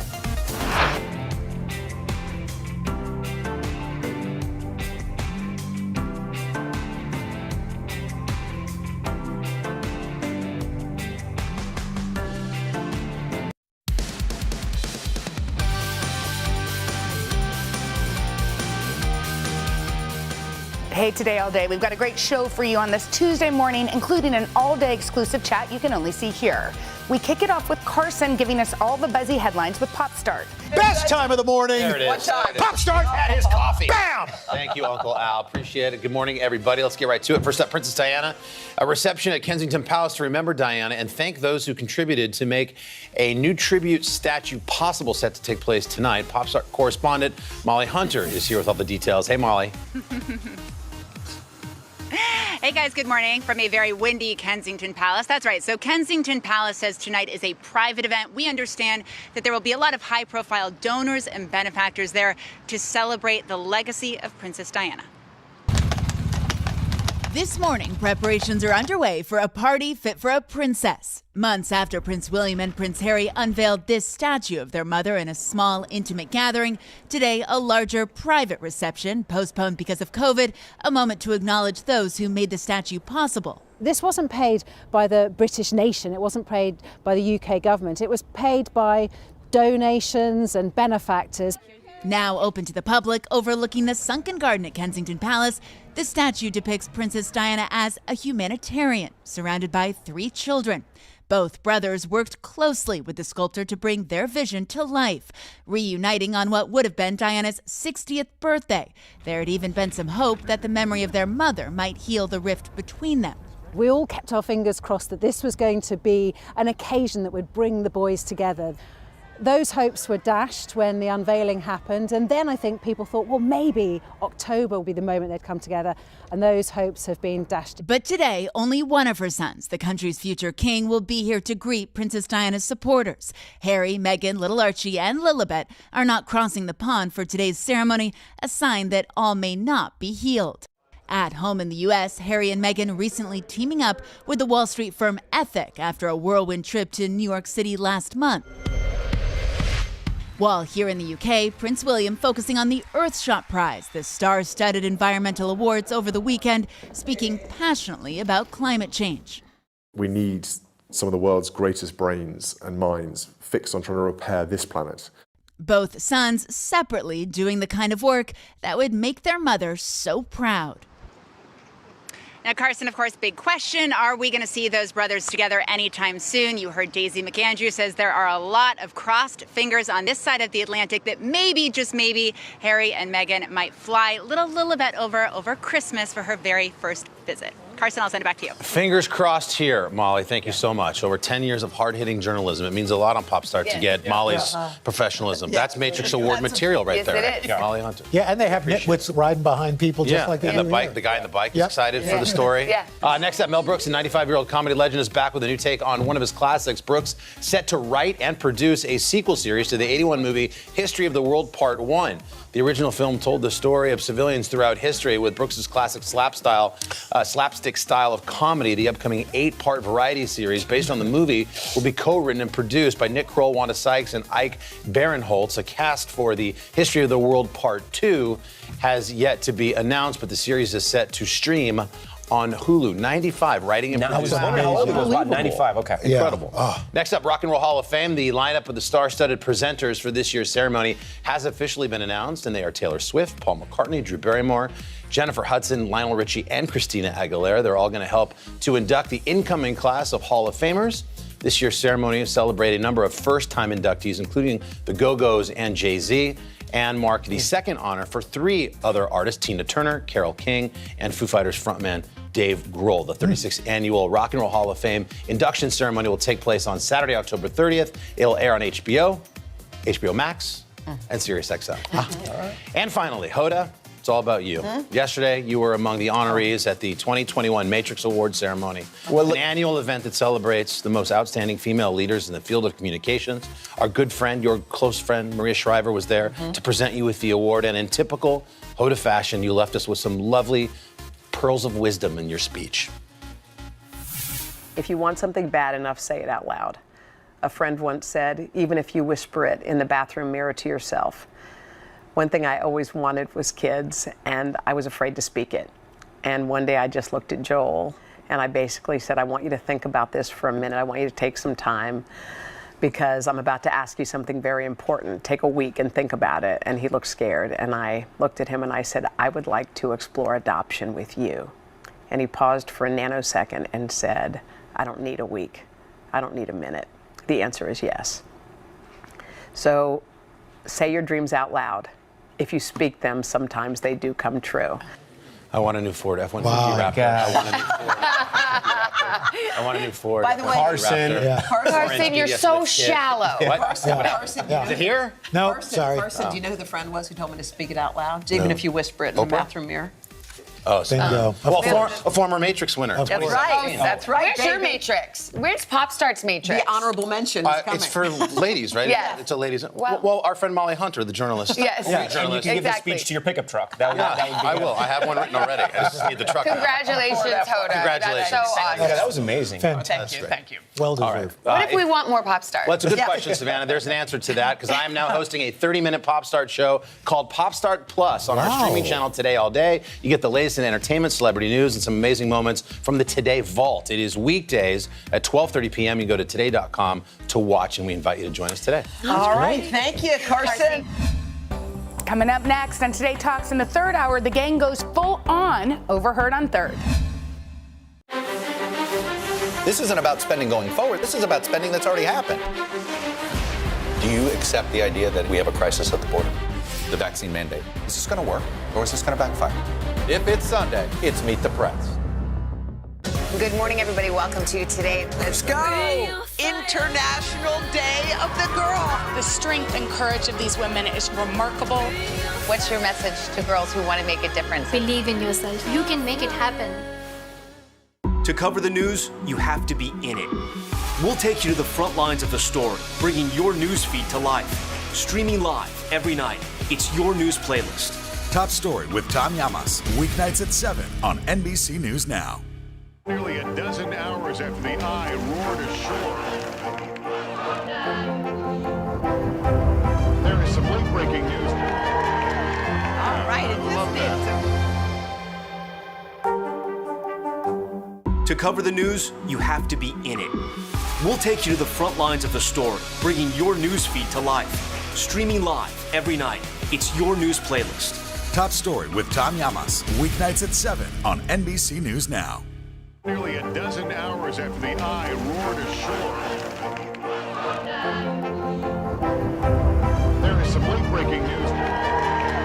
All right,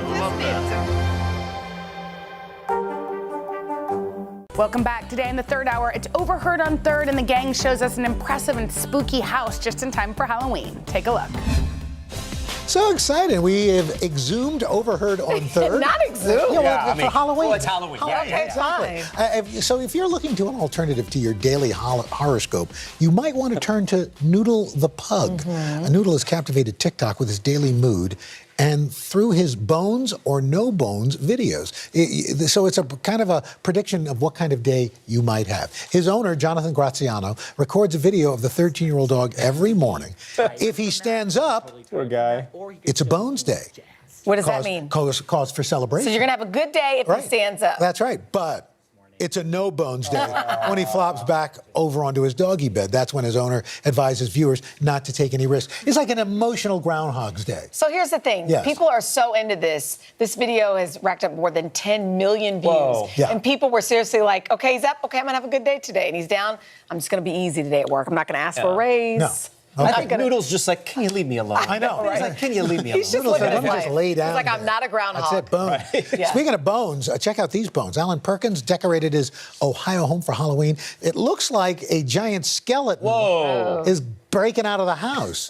And he said he actually didn't damage his actual roof to make this. He's had an idea for a few years and finally brought it to life. Look at that. I love people that go overboard with you? Halloween. Did you I love. We never did, but like I love when I drive by a house or in New York. You go by a building or a townhouse and it's just got incredible decorations. So people cool. are spending more, I think, on Halloween decorations. They than are actually on Christmas. We live in a building and there's one floor in our building where they go insane. That the kids get off the elevator and the kids just start crying because it's so scary. But I love that. Yes. I think that's fun. That's the Halloween growing spirit. up, did you guys decorate a house or We did a like little bit, but we never went overboard. Well, there was decorations, but involved toilet paper. Yeah, exactly. Oh, we did a lot of that. Yeah. Now, speaking of Halloween, Huffington Post spoke to nutritionists about giving out healthy candy or alternative snacks to trick-or-treaters. It's a bad idea. Don't do that. No apples. No, they say depriving kids of candy could actually lead them to binge on candy later in larger quantities. So you know what? I can attest to that in my own house because I was a stickler and still kind of am about candy and no gum. I talked about this. And what's happened is I've created a monster because then now when they get it, they go crazy. So I think, slow and steady runs the race. You know what was the worst was the pennies. You get to somebody's house and they got like a jar of pennies. It was What's like, that? what? What is that? And it's gross. Yeah. What's your worst candy? Like one of those like sort of hard rock candies that you just don't even know what it is, and you're like, like ambiguous. Candy? Are you a fan of the candy corn? Yeah, I can do a good candy corn. Really? Love candy No, corn. see, that's an oxymoron. There is no good candy corn. Yeah, there is. So you don't like candy corn? It's colored wax. Yeah. With sugar. Yeah. With sugar. And by the way, the fun size candy bars. Yes. They're not fun. Well, they're fun. You just eat 100 of them. They're not- you eat yeah, but that's not fun. You eat like 5 candy bars. You know what would be a fun size bar? What? 3 times as big as a normal candy. So there you go. If That's you're going fun. trick-or-treating, Just go to eat your Mr. way Roper's in, house. hollow it out, and just live there. Hey, by the way, we're looking to answer your kitchen conundrums, this time all about Halloween. So go to our third hour today on Instagram or Twitter, send us your questions, and we're going to try to make cooking this time of year a little less scary. That would be cute. All right. Coming up on Hoda and Jenna, it's Tuesday, where we let you pick our outfits for the week. Today, one of our producers helps style us. Don't miss it. Nearly a dozen hours after the Eye roared ashore. There is some late-breaking news. All right.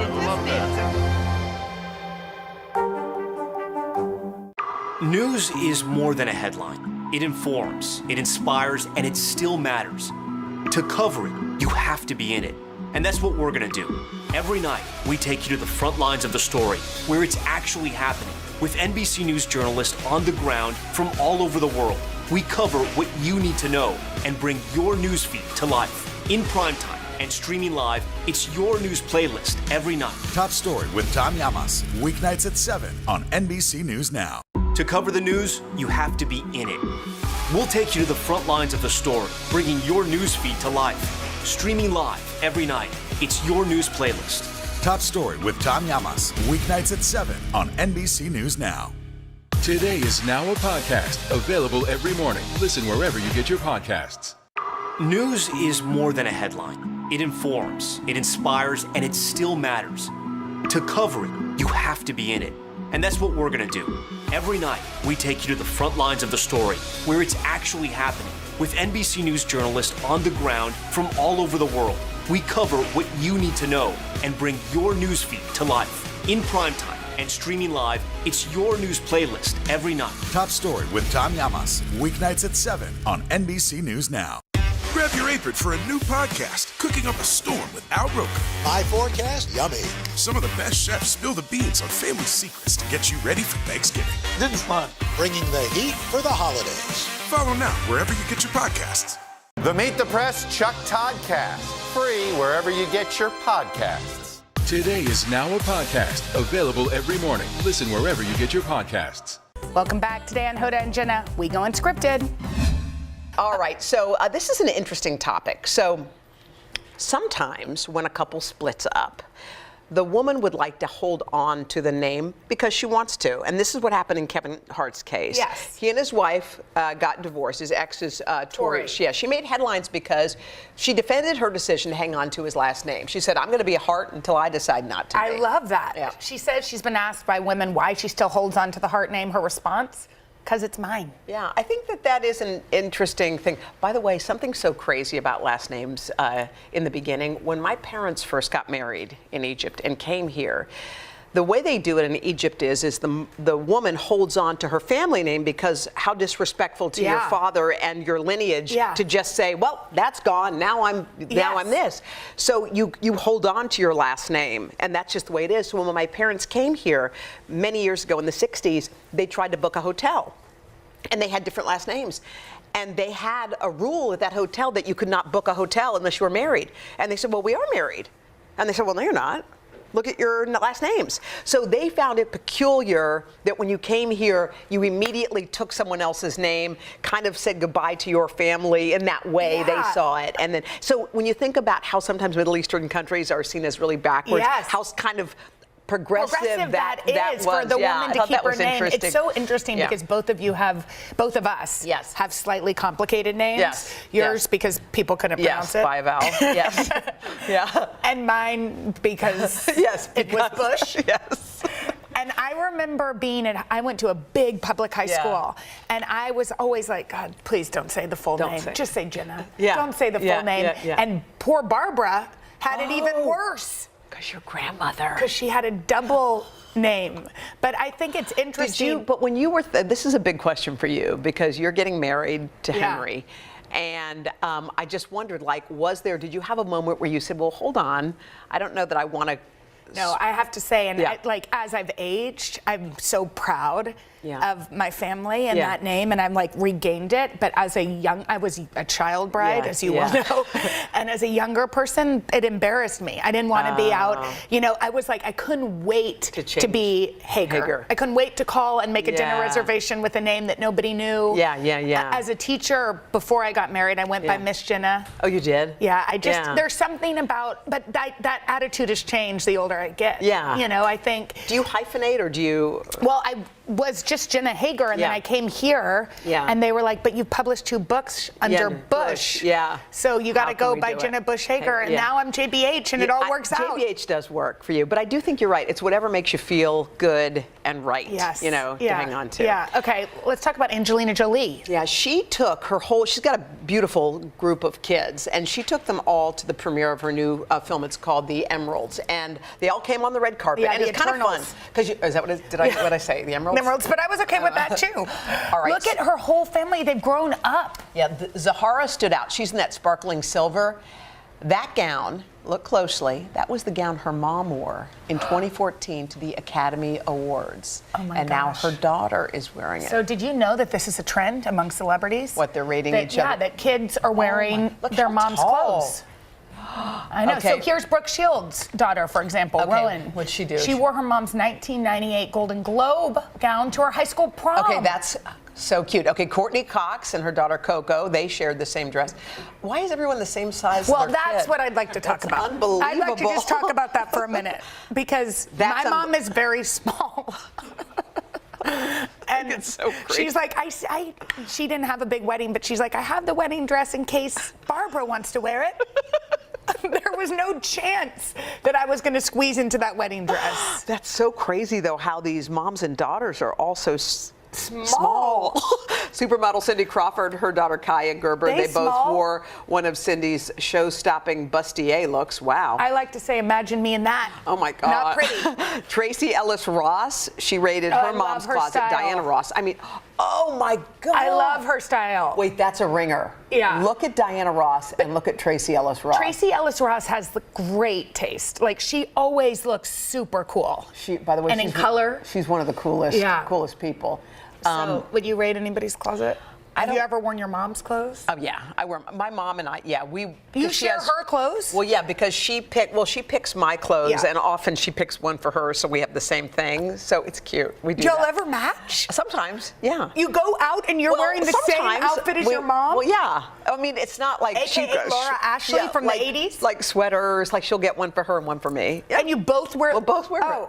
Is this you in the same outfit? No, but you know we like a cold shoulder at our house. Yeah, I do know that. But don't you feel like cold shoulders are kind of gone? I think so. You told me they were. You said someone. Yeah. Somebody told us. All right. It's Tuesday, and this is important because we're gonna get someone to help us pick an outfit, and we have a very, very stylish member of our staff. We adore her. We adore her, and she is going to choose what we're going to wear. We all want to dress like Allie Berger, but we don't have it. Look at Allie. Wait. She's in a jean jumpsuit with a jean jacket. And just real quick, this is Allie on Monday, Tuesday, Wednesday. This isn't like, hey, put on something. This is just what she wears. No. So she is our special producer, and she's going to help us. And her equally fashionable kids, Joaquin, Valencia, and Lucia. Yeah, look at them. Did they pick out our outfit? Yeah, look how beautiful they are. Did they pick out our outfits? This is Allie did. Allie chose. Okay, so this is what Allie chose. Oh, I Let's love talk her about kids. Hoda's. Here are Hoda's outfits, Let's okay? see. Oh. Downtown, I like Julie A. Brown, baby. Okay. I like A and I like B. What do you think? I can't believe she chose something cool for me. That's so unusual. I'd like to see you in C because two jeans. Oh, look here's at you. mine. Boom. Boom, boom, boom. You look cute in all those. So just go to hodaandjenna.com, our Instagram page, and reveal your pick. She's very stylish. Yes. I don't know if we can wear it like Allie. Do you think we can? No. Maybe not. No. It is time for Unscripted, and yesterday was the 51st Annual Matrix Award, which recognizes New York women in communications. And I am so proud because my dearest Hoda Kotb was among this year's honorees. Here are some of the highlights.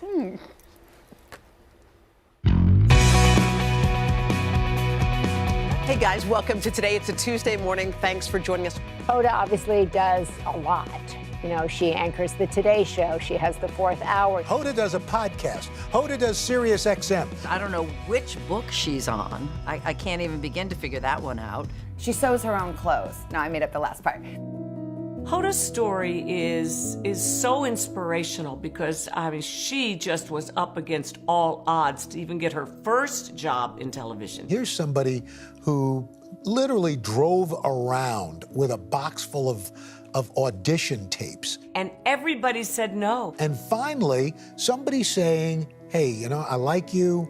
I'm going to give you a chance. It's 11 minutes before midnight. I'm Hoda Kotb. She has worked so hard to get where she is, but she never forgets where she's from. Hoda does a serious news interview along with the best of them. She's traveled all around the world, and she also has an amazing way of connecting with people. And that's a gift, and that's what great communicators in this business have, being able to draw other people out. And she has that in spades. I know you said your life's going to be purposeful, so what is it going to be? I plan on continuing to magnify this issue. She'll get stuff out of people because it's this kind of, hey, y'all, hey. Their guard is down, and next thing you know, they're giving a hold of the nuclear codes. She had been through breast cancer, she had gone through a divorce, and I think she thought to herself, motherhood is not something that's going to happen for me. And at some point, she just woke up and she said, well, why not me? Oh my gosh. Kaylee and Hope love their mama. Whenever she FaceTimes me, they're having fun, there's screaming, there's yelling, there's dancing. She personifies that. It was never too late for your dreams to come true. I think Hoda is a testament to allowing things to happen in God's time. Things happen when they're meant to happen. She's somebody who's ever evolving and never satisfied to stop learning. And to me, that is a role model for all women in communications. Hoda, congratulations on your Matrix Award. Your career is inspiring. You've put in the work. And there are no words to express how happy I am for you. It's recognition of all your hard work, that it hasn't gone unnoticed. And hi, even my cat, Sweet Pea, is acknowledging Hoda Kotb. Congratulations, Hoda. I am so proud of you, and soak it in. And what took you so long, Matrix? Honestly, right? Oh, Congratulations. That was such a nice, I'm going to just send you the clips of all the nice things I said. No, honestly, but I guess there wasn't time, but I'll tell you afterwards. You are awesome. Thank you so much. And New York Women in Communications, it's a nonprofit, and it raises money for scholarships and educational programs, yeah, okay. So that's cool. You should go. Everybody should go right now and see Hoda's remarks at today.com. Today Talks continues after the break. We have an exclusive chat you can only see here on Today All Day. Good morning, everybody. Welcome to Today. Let's go. We're going to kick off the Pink Power and Breast Cancer Awareness Month. What's the best thing about being this age? You have nothing to prove, because you already proved it. What does it feel like to be in a city that you love so much? I am humbly proud that I stuck up for my town. We all have the honor of helping reopen the doors. Broadway is back! Good morning, everybody. Welcome to Today. Let's go! International Day of the Girl. The strength and courage of these women is remarkable.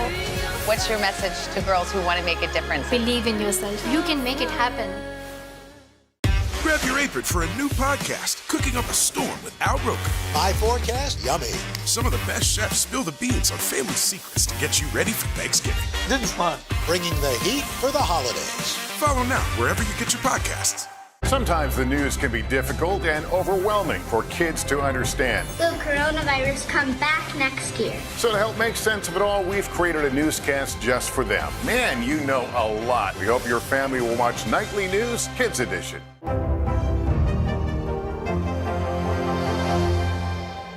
Today is now a podcast available every morning. Listen wherever you get your podcasts.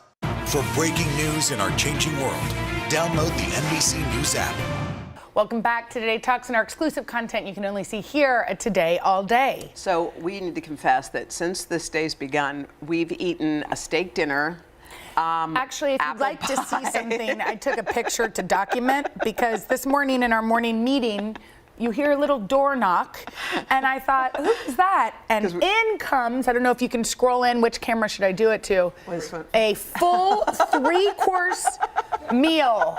And by the 3rd course, I'm talking about her coffee made, was delivered to Hoda's door. And I'm like, is she gonna eat steak and mashed potatoes for breakfast? You know what happened? They had the cooking segment with the New York Times lady, Amanda, and she made this beef stuff, which was yummy. Okay, and then I will say, my brain judged, and there was some laughter and photographs. And then once we started kind of talking, what did I do? You know what you are? You're like me. You're like a mindless eater. You don't even know, because then we looked at the plate. And the was beef almost was gone. And I think what happens is, and I get this way too, when I'm talking, I'm like, and then what? And then I look at the Dorito bag and go like, what happened? I don't even really eat red meat, and I didn't have a fork. I was just eating the meat with my claws, one beef cube at a time. It was so That's right, you didn't have a Why'd we do that? I don't know, because we do it, and we did it with the pie that was just here. I think mindless eating is one thing that We could both work on. Last night, since we're confessing, are we? Yeah, we're here. Okay, so we get these ice cream pops that I've heard are about those really pops. yummy. Really good. So Joel was out for a dinner, and the kids were asleep. And I was sitting down, and I was finishing up a book, and I was finishing stuff, and I ate one. I was like, oh, well. And then I opened the freezer, and there were 2 left. I was like, well, I'm not. You didn't go all I paused 3. a second. I go up to go to bed, and before I walked upstairs, guess what I did? You went for all 3? I took the third one up. I have a problem. I can't stop. And the only reason I stopped is because, number 1, I was feeling sick, and number 2, there were none left in the freezer. Well, and also your children are going to come down, and there's going to be 1 for 2 kids. And they always go, what's this wrap? They're so good at finding wrappers. Like, did you eat that? Or you smell like chips. I was like, see, I'm not the person. I don't normally act like that in my own home. I don't know if it's like because I'm hiding from Henry after 27 years of marriage or what. But Henry's that person, and you hear like the kids be like, shaming him. They're like, oh, you know, daddy's gonna eat all our candy later. Like, hide the candy from daddy, you know? And I'm like, thank God that's not me. Wait, have you girls picked their Halloween costumes yeah. yet? Speaking of candy? Mila's gonna be a pop star. Oh, that's cute. Yeah. That's cute. Does she like to sing for real? Yeah, she does. Oh, she does? Yeah, she does guitar. For real? On Mondays. Yeah. She has a guitar? Okay. She has a guitar that Randy Travis gave her. What? I know. When I interviewed him. Does she know like what a big I've deal played the that guitar is? music of Randy Travis to her constantly, so she understands. Okay. But and then Poppy's going to be Glinda the Good Witch. Okay, cute. Which will be cute. And Hal's going to be Elvis. Why is Hal going to be? Because Mommy gets to pick the costume. I only got a few And are years you and left. Henry going to do it, or what are you guys? Yeah, I think. Well, Mila wants me to be a pop star too. Okay, so you'll go with her. But, And what I about mean, Henry? And he's every year he picks like a hat in the closet, and he's like, this year I'm a. You know, like work at Starbucks. I'm like, well, that doesn't really work because we'll see. That's good. Okay, that'll be fun. And I wonder. What about you?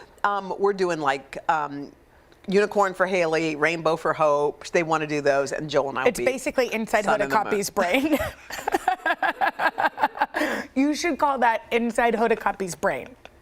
But somebody best place needs to be. unicorn, rainbow, sunshine. By the way, here's the thing about life. Everyone was like, you know, all these Halloween movies are so scary and all that stuff. No, thank you. No, honey. No, thank you. This is it. Whatever comes in, goes out. Whatever And comes when in, it goes out, it doesn't go out the way food does. And oh God. Anyway, that's it for this episode of Today Talks. Keep watching for more of Today All Day if you really want to. You probably don't. We don't blame you. We get it. Bye. Okay.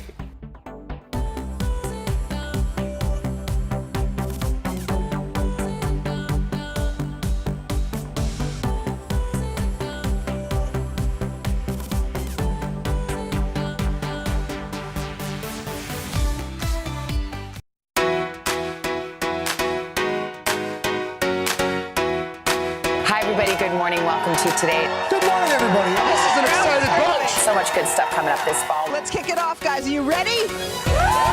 Welcome to Today. We're so happy that you're joining us. You can't spend your whole time trying to run another country by proxy. Do you believe schools should mandate the vaccine? I believe everybody who's eligible to be vaccinated should get vaccinated. We are going to reflect on the extraordinary life and career of our friend Willard Scott. Obviously, we want to remember all those amazing people who are lost, but let's celebrate them. You guys have new neighbors up in space. We did see them for just a few seconds. Zero gravity is where things really take off. Look, Ma, no hand. Last night, quite the show. We have got to see this. Nutella. Don't adjust your tolerance. You're so obsessed with me. Are you guys seeing this?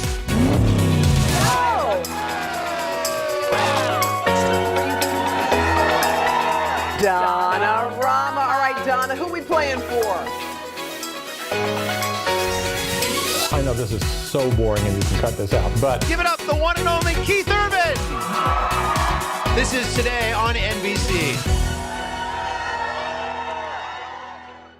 Who? Woo-wee! September sure was a busy month here in Studio 1A. We covered so much, so we thought, why not bring you behind the scenes to let you in on the TV magic? So over the next half hour, in what we're calling the making of today, we're going to pull back the curtain, which sounds odd, and show you how the big moments on the broadcast come together each morning. And what better place than to start on the Great White Way, Broadway. After 18 months of theaters being dark, Broadway is back. And today was part of the Great White Way's big reopening. We lifted the curtain at 3 different shows and made it all come together for the next morning.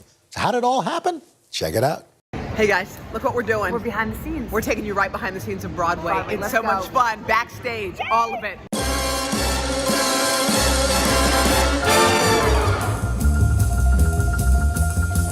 Broadway is back, baby, and we got to be there for a very exciting moment. Are you ready? Along with our cameras, producers, and a few special guests. What do you say about Broadway?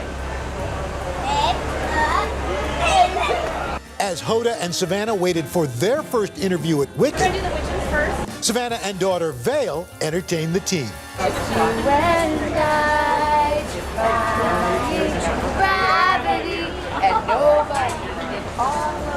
With their lyrics memorized, they were ready to interview the real Glinda and Elphaba until New York City sounds got in the way. How do you feel, girls? Oh my God.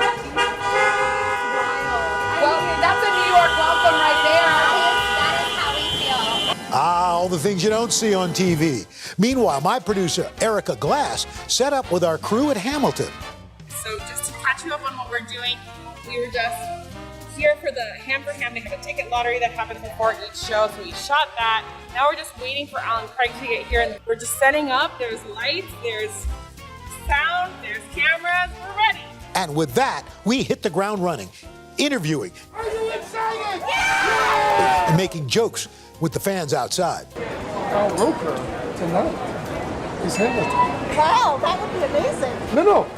I'm breaking news to you. Like, this is happening. After no one believed that, we went to the theater balcony for more interviews where I had a surreal moment of my own. Just for a moment, you know how few people have been up on the marquee of the Richard Rodgers Theater? It gets no better This than is, wow! Hamilton's back. Woo! New York City's back. Look at all Broadway's these back. people. They're streaming. Oh! I mean, when was the last time Yes! Are you ready? My people! My people! They respond to that. My people! Oh, I love this country. Anticipation for the show building as our cameraman Bill Angelucci capturing it all. Here we are, getting ready to go here. And as we signed off at Hamilton, Got the ticket, got my playbill, got a Hamilton Fizz. Woohoo! Broadway's back, baby. Jenna and Carson were just getting started at The Lion King. Hakuna Matata. Hakuna Matata. Hakuna Matata. Right? Hakuna Matata. Hakuna Matata. What a wonderful phrase. With producer Christine Morea taking charge. What do we do here? We're just a little stand-up, We're like. at the Lion King, we're getting ready to open. We're about to open the doors to Hamilton. Okay. We are here at the Lion King, Minskoff Theater, New York. Our crew filming every moment as Jenna and Carson pumped up the crowd and kept them hyped as they walked through those famous doors. Enjoy the show! Have fun, everybody. Get some popcorn. And Broadway's back! And with that, Broadway was officially open. Who's gonna know your name? What's your name, man? Alexander. But it doesn't mean our work is done. We are loading our footage that we just shot at the Lion King. I'm going to rush it over to 30 Rock after this, where another producer will then screen and write this. And then we have a team of 2 producers who are cutting this overnight to air tomorrow. So it takes a village. Christine gets the footage to producer Kate Redding, who edits through the night. It is 2:45 in the morning. The shows have long ended and all the crowds have gone home, but now it's my turn to do my job. I'm working with another producer and 2 editors. We are all working together. We have this script. We've got about 5 hours until this is going to be on the air. Making it all come together. Last night, we all had the honor of helping reopen the doors on the Great White Way. With the best team in the business. Every day, our team proves what it looks to be like defying gravity. Up next, we're going to do that literally. Join me and our crew as we talk about taking flight in zero gravity. This isn't about spending going forward. This is about spending that's already happened. Do you accept the idea that we have a crisis at the border? The vaccine mandate. Is this going to work, or is this going to backfire? If it's Sunday, it's Meet the Press. The Meet the Press Chuck Todd Cast. Free wherever you get your podcasts.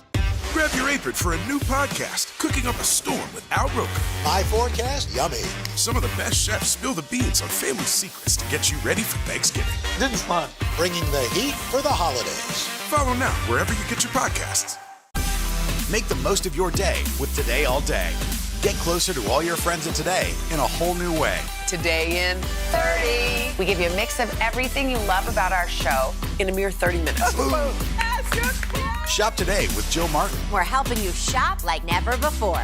The latest styles and biggest names. Today food. Things are heating up in the Today All Day kitchen. Cooking essentials and recipe inspiration. Get ready. Are you ready? Oh, I'm so ready. Only on Today All Day. For breaking news in our changing world, download the NBC News app. The Meet the Press Chuck Todd Cast. Free wherever you get your podcasts. Good morning, everybody. Welcome to Today. Let's go. International Day of the Girl. The strength and courage of these women is remarkable. What's your message to girls who want to make a difference? Believe in yourself. You can make it happen. Welcome back. You may have seen my flight of a lifetime in zero gravity, a trip some 30,000 feet above the ground that affords you a weightless experience without leaving Earth. And as it's about weightlessness, I'm all for it. I caught up with our crew after to find out how they made this story soar. On TV, my flight in zero gravity may have looked effortless. Look, Ma, no hands. But for the crew behind the camera, this unique and weightless journey was a heavy lift. How'd you get the assignment? It kind of fell in my lap maybe 2 days before we actually got on the plane. I just got a call from my senior producer and said, hey, do you want to go into a zero-G flight with Al Roker? And when you get a question like that, you don't say no. It normally takes a couple of weeks at least of planning. Here you had 2 days. What went into that? You might not know this, but we weren't actually cleared to get on the plane until about 30 minutes before you arrived. Yeah. So, I mean, it really came down to the wire there.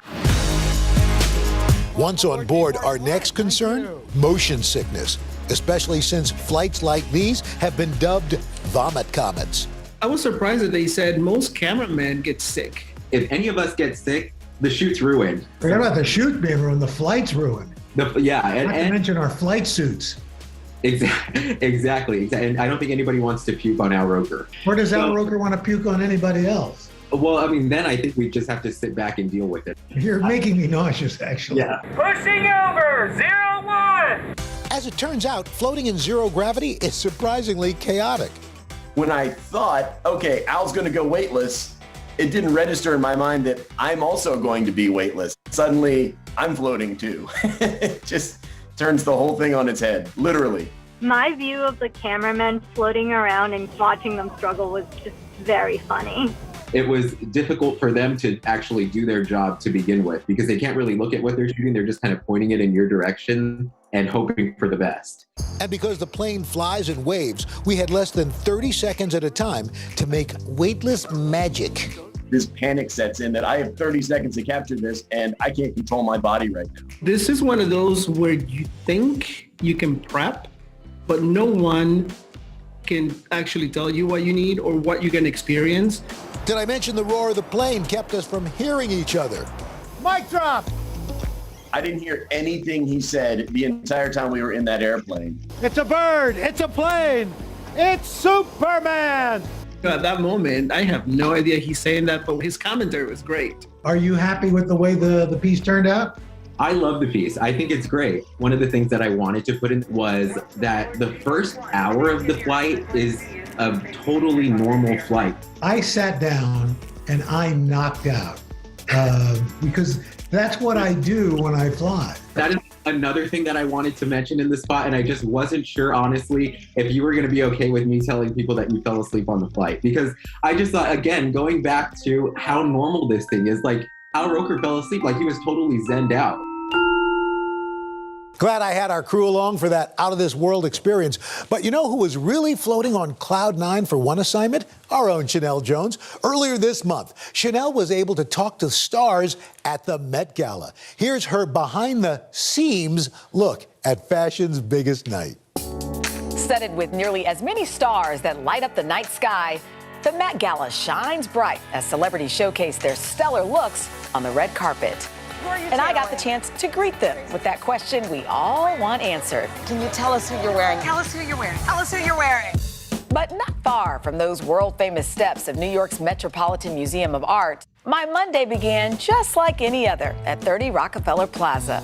Good morning and welcome to the third hour of Today on this Monday, September 13th, and a date I had circled on my calendar for weeks. So I just finished third hour today. And now it is Met Gala time, so I've got my hair out. We're gonna do something fun. Shall we start the journey? Let's do it. I'm with Bianca. She's doing my hair. Say hi. So we are walking to the car. We're gonna go to my house and get ready. I feel like, am I nervous? I don't know if I'm nervous. I don't know how to describe what I'm feeling, but excited. Excited. Okay, yay, exciting. We're back in the corner of my living room, the back of the house. So shall we begin? Yes. After 2 hours in hair and makeup, my glam squad worked its magic. And I had a trick of my own, mixing couture with a little bit of comfort as I made my way to the Met. I literally had to bring flip-flops and walk because traffic is so bad. So across the street, I'm changing into my heels. And true story, Kathy Lee Gifford did one piece. She gave it to me. Of course, I couldn't cover fashion's biggest night without an entourage of my own, a crew led by veteran Today Show producer Yael Federbush. So I'm super excited. I'm going to the Met Gala. I'm on my way. In her more than 20 years with Today, Yael has traveled the world, meeting some famous faces along the way. But she'd never covered a red carpet event until now. We have to check in and show our COVID vaccine cards and get cleared for our credentials. We waited behind the scenes with all the reporters for about an hour or so, and now we're all going in one at a time into the tent. Let's do it. Once inside, we quickly took a look around before cramming into our designated space. Corralled next to other media outlets, I had some time to catch up with a friend. I'm talking to my friend Joelle, who's across the way. Before the heels came off once again. Oh my God, so much better. Then some last-minute accessories for our setup. Just a trip to Michael's, no big deal. Watch this, sister.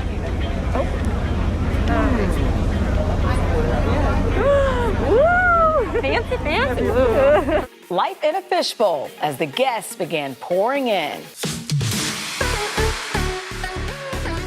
With the party officially started, it was up to me to get the attention of each celebrity.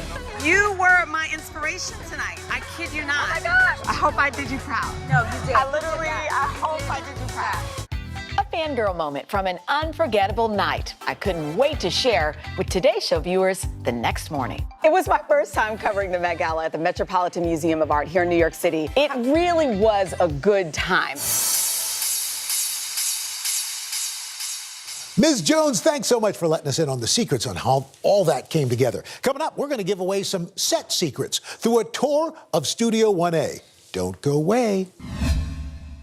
Good morning, everybody. Welcome to Today. Let's go. We're going to kick off the Pink Power and Breast Cancer Awareness Month. What's the best thing being this age? You have nothing to prove because you already proved it. What does it feel like to be in a city that you love so much? I am humbly proud that I stuck up for my town. We all have the honor of helping reopen the doors. Broadway is back!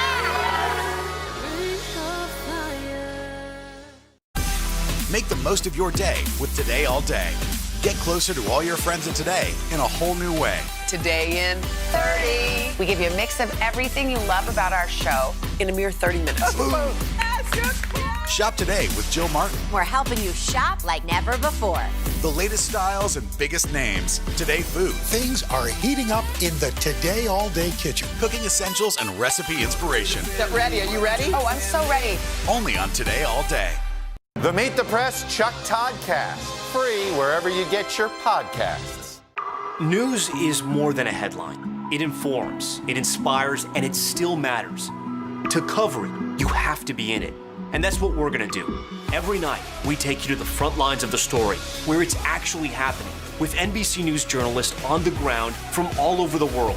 We cover what you need to know and bring your newsfeed to life. In primetime and streaming live, it's your news playlist every night. Top Story with Tom Llamas. Weeknights at 7 on NBC News Now.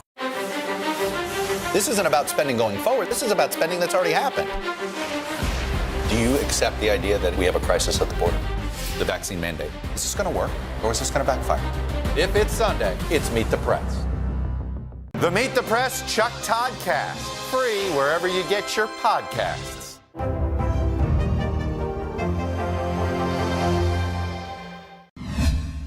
Here in our house, Studio 1A, we're going to give you insider access by taking you on a tour of our set. And I got to tell you, this correspondent is one of my all-time favorites. Me. This is my favorite part of the studio. We call it the data wall. This is where I do all my weather. We actually ended up going to Best Buy, and it was fantastic. Got this deal. No, we didn't really. It's very special. And I just kind of touch it, and boom! We got it for the election last year. This is far bigger than what Steve Kornacki has. Kornacki's got screen envy. All right, he's got the fancy khakis, but he doesn't have this. That's right. We can just do it, and we can put anything in here, but it really is terrific. So every morning before 7 a.m., I meet with our climate unit to discuss what we're going to share on the broadcast, and then we go over the graphics, and I've got this great team of folks, Don Sunikas, Catherine Prosiv, Brian Van Aken, usually from Day to Day, that come up with these graphics and design it, and we've got a lot of action and color. It's really fantastic. And I can change them like this, or I can have Don Sunikas, who's usually in there, change it like that. Boom. And so it's like magic. Here's a fun fact. Studio 1A is also now home to NBC Nightly News. And guess what? Lester Holt is actually paying me. That's right. I'm making some long green from Long Lester. I love it. All right. Now, our show's been in Studio 1A since 1994. We love the space, but we actually, like you, we go through some renovations every few years. That's right. We started at the beginning of the month. The contractors disappeared for 5 months, and then when they brought the cabinets in, they didn't fit. We got this new desk. It used to be a huge oval, but now it's a little semicircle. And here's the thing. We've got little monitors in here that we can pick up. We can watch Peacock or anything during the show. It's great. We also redid our floors. Now, we do have some wood paneling, but we also have this white kind of marbled look. And you may remember, for those of you who have that memory, our floor rotates. Oh, Gerard, could you start? Gerard's one of our main stage folks. The floor rotates. Look at that. Hey, this is fantastic. I'm just going to stay here. Here's a fun fact. Gerard could actually get this thing up to about 50 miles an hour. And people just start flying off. Whoever is able to hang on gets to actually keep their job. Come here. This is the part you don't really see. This is okay. That's Gerard, and who actually spins the monitor. There's Zach, who's our stage manager, and back there, that's Nate Congleton. Photo Nate, you might recognize him. He takes all the pictures. He's taking one right now. How meta is that? We're taking a picture of Nate taking a picture of us. Hey, Gerard, spin this bad boy one more time. I love it. Here we go. I'm putting on my top hat. I love this. All right. Well, we got to get out of here. So we'll see you a little later. Oh, I had so much fun on that spinning floor. You know who else has a fun spin on things? Why, Hoda and Jenna, especially when they're making TikTok videos. They're on the TikTok. Social contributor Donna Farazan helped the ladies rack up more than 11 million views on their account. So what goes into the making of a viral video? See for yourself. Hey everybody, Donna here in Studio 1A, and I'm going to take you behind the scenes at how I help Hoda and Jenna make their TikToks every day. So come follow me. Hoda, guess what? What? We have our own TikTok page.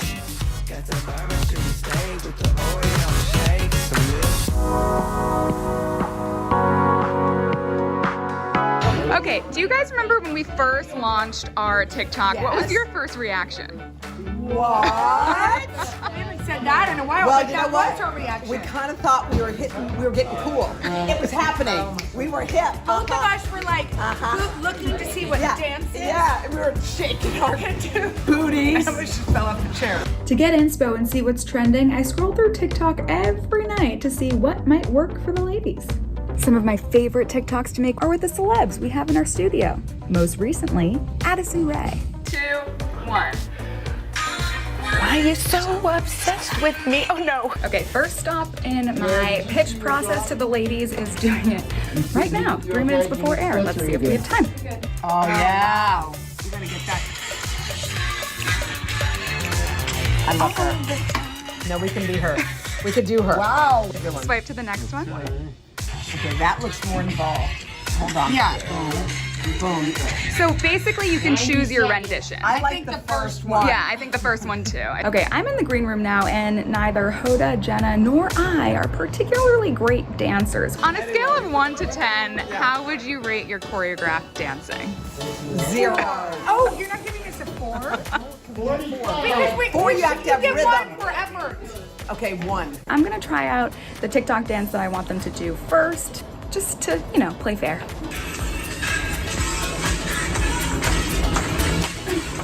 So, right after my segment, it's time to film the TikTok. Let's do it. So I'm gonna do a countdown clock, so you're gonna hear 3, 2, 1. The booty's like crazy. Yeah, crazy. Start, wait, okay, 3, 2, 1.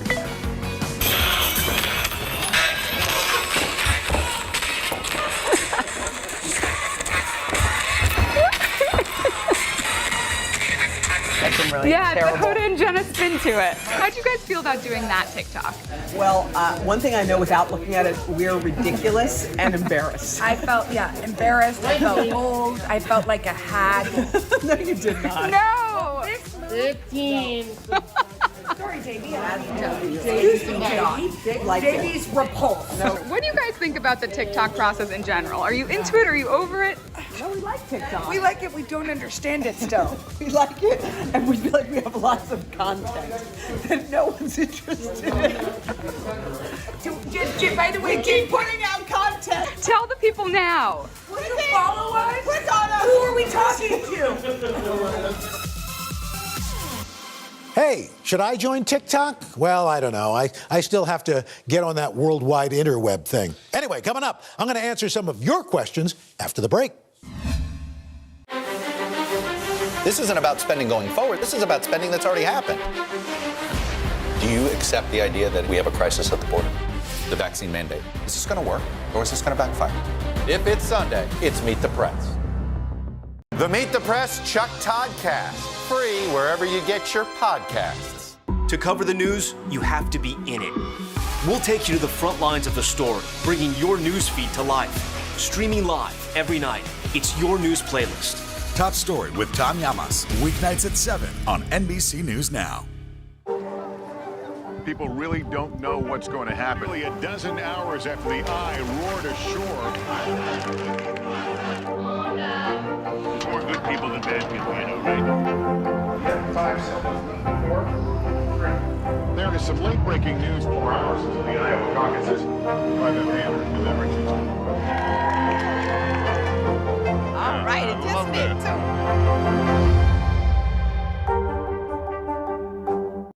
Good morning, everybody. Welcome to today. Let's go! International Day of the Girl. The strength and courage of these women is remarkable. What's your message to girls who want to make a difference? Believe in yourself. You can make it happen.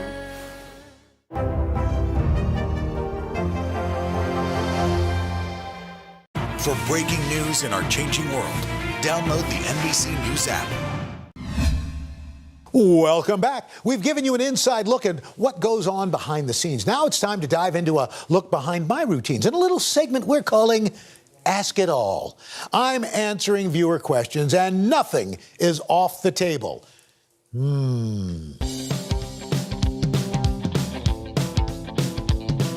How many pairs of glasses do you have? The internet is obsessed with Al Roker's new glasses. I've got about 10 pair, I think. My old ones, these were the old aviator glasses. Does anything say hipness more? Your glasses are ridiculous.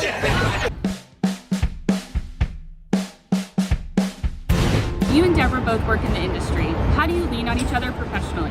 When we first met, we were both here at NBC. Very soon after, she left to go to ABC. I think we've each made each other better. So I've helped her find her inner lightness, and she's helped me be a little more serious. Like right now, I'm not wearing pants, and she told me to do that. I never get to really see Deborah Roberts at work. I've never gotten to see her do a live shot before. Oh my gosh, I saw you over there. Bye-bye.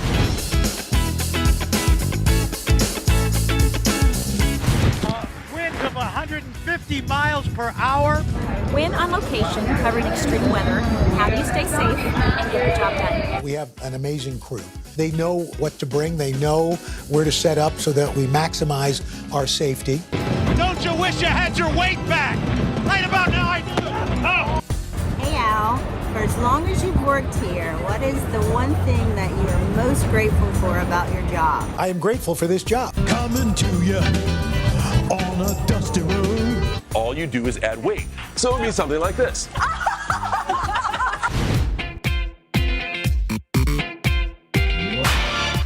Al, you're an icon.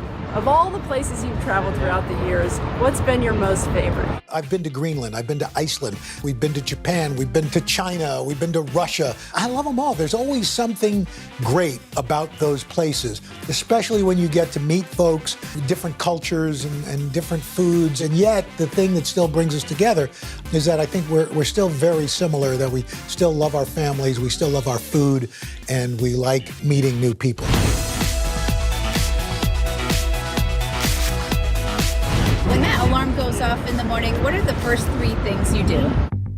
I guess you can figure out one. You can probably figure out the second. I talk to my meteorologist, Don Sunikas, and get the forecast. And then we work on that. And then I go downstairs and we go over the graphics. And depending on how long the first 2 take, then I go to work. Here's what's happening in your neck of the woods. We hope you'll keep those questions coming because good news, The Making of Today will air on our Today All Day streaming channel every month.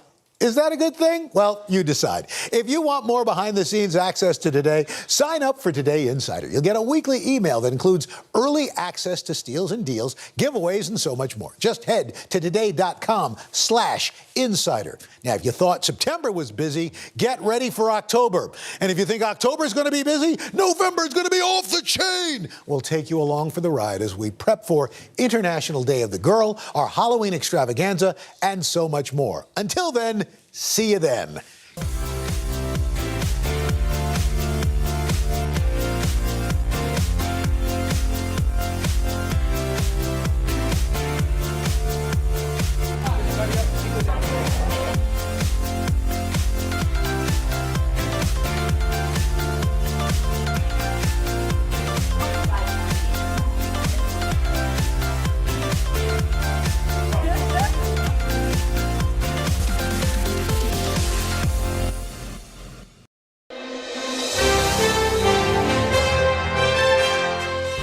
Thank you for doing this, Diane. Great to see you. Thank you for having me. Thank you for letting me do this with you. I was just telling you, I just got finished with episode 2 of Why the Last Man. Okay. It's a great premise to begin with. You're fantastic in it. Thank you. And I'm curious what you thought when this sort of idea came to, just the concept, and we're going to do a series about it. Were you immediately interested, or did you need some explaining? Well, I thought, you're asking me to, and now for something completely different, which is sort of fun because that's what I do. I get to try on different ideas, and that was what attracted me, was the amount of zeitgeisty, controversial, global world building, world recovering issues, and who knew how much life was going to be sort of brushing up very closely against art, or maybe the other direction, art against life. He's whining about the First Amendment and calling for unity. Yes, let's all join hands with the psychotics of America. And what would the expectations be placed upon a different gender of leadership? So it was almost like, I think maybe he was triggered by somebody saying, "Oh, if the world were only led by women." Right. And then you think, well, let's dig into that a little bit. What would it be like? So that's the journey we take in a quote-unquote woman-only world after the demise of 50% of the population of the Y chromosome. You're doing everything you can for everyone you can. But ma'am, without men, there is no future. I hear you, but we're just trying to survive the present. You know, we call it Men, and the title, of course, says Why the Last Man, so it's not a big surprise. It's not a spoiler alert, but there's double entendres even on the title. Why? Well, what does that mean? Well, Y is the first letter of my son's name. Oh, so your son survives, so not every man. And what is a man, by the way? How do we delineate what that term, gender roles, and what do we delineate by how would a woman behave in a leadership role? Would she be up to the task? But I wanted to be part of a world-building show and see where it was going to lead, because there's so much great source material in the graphic novels. Like I say, I'm 2 episodes in, and I still have so many questions that I know you're not going to give away today. What is this thing? What exactly happened? How did your son survive? Right. There's so much in the air still that will carry through the length of the series. I was interested to read that this was your first series as a series regular, where you're leading the show, which I thought, she's done a bunch of TV and a bunch of film, but she's never done this. Was there some appeal to doing, okay, this streaming thing that everyone's on, and I'm the lead, and we can see this through a bunch of episodes to tell a story? Much different than making a film, obviously. Well, I'm a sucker for a dare. I can own that, and I wanted the experience of doing something completely different in my craft, which a lot of people have become extremely comfortable with, and that is not knowing what the writing is that you're setting yourself up to fulfill. One of the things that I love to do is to look at work in terms of the conversations that grow out of what were you thinking when you took this role? Why this? Why now? And it's so complicated to answer this question, but it's also very timely because of the many things that have occurred in the world. I mean, when I read this originally, well, first of all, I have Googled how many women have portrayed the US president. I had to do it. I was like, apparently I'm number 18. Okay. You know, and our 18th president. We are going to have to keep making hard choices to try to help deal with the panic and the outrage. Yeah. I mean, yeah. And I have some very dear friends who have already portrayed this character, whatever we have in our mind's eye of the leader of the most important leader of the free world, and all of those, you know, self-aggrandizing, and rightfully so, the role of President of the United States has been a very big trigger point for a lot of people for a long time. And suffice it to say that when I was describing to people when we were shut down in the pandemic and we were dealing with so many changes in the world, global, and yet also very sort of tethered to who is president and what that looks like, and what does that say about our country. Yeah, I mean, this was, as you say, written, these are based on books for people who don't know, after 9/11. I think the first one came out in 2002, and then there were more after that. But my gosh, it's about a pandemic. There are echoes of what happened in this country on January 6th, of civil society sort of disintegrating before our eyes. The frame changes the art always. You could put a piece of art, even if it's not art. If you frame it in a certain way, people will say, well, that's art. It's easier sometimes to portray somebody who's really existed in history. Then you can say, well, she did it. I'm portraying something that really happened. And this seemed so far-fetched. So to play the president confronting it was very prescient, very zeitgeisty, Yes. even more than I bargained for when I signed on. For breaking news in our changing world, download the NBC News app. To cover the news, you have to be in it. We'll take you to the front lines of the story, bringing your news feed to life. Streaming live every night. It's your news playlist. Top Story with Tom Llamas, weeknights at 7 on NBC News Now. Good morning, everybody. Welcome to today. Let's go! International Day of the Girl. The strength and courage of these women is remarkable. What's your message to girls who want to make a difference? Believe in yourself. You can make it happen. Today is now a podcast, available every morning. Listen wherever you get your podcasts.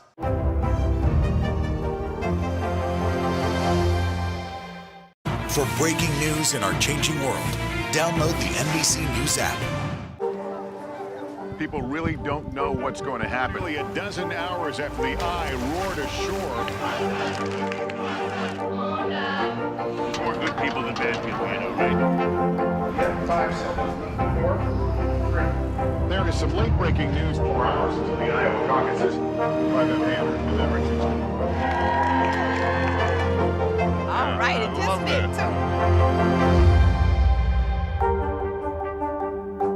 Today is now a podcast, available every morning. Listen wherever you get your podcasts.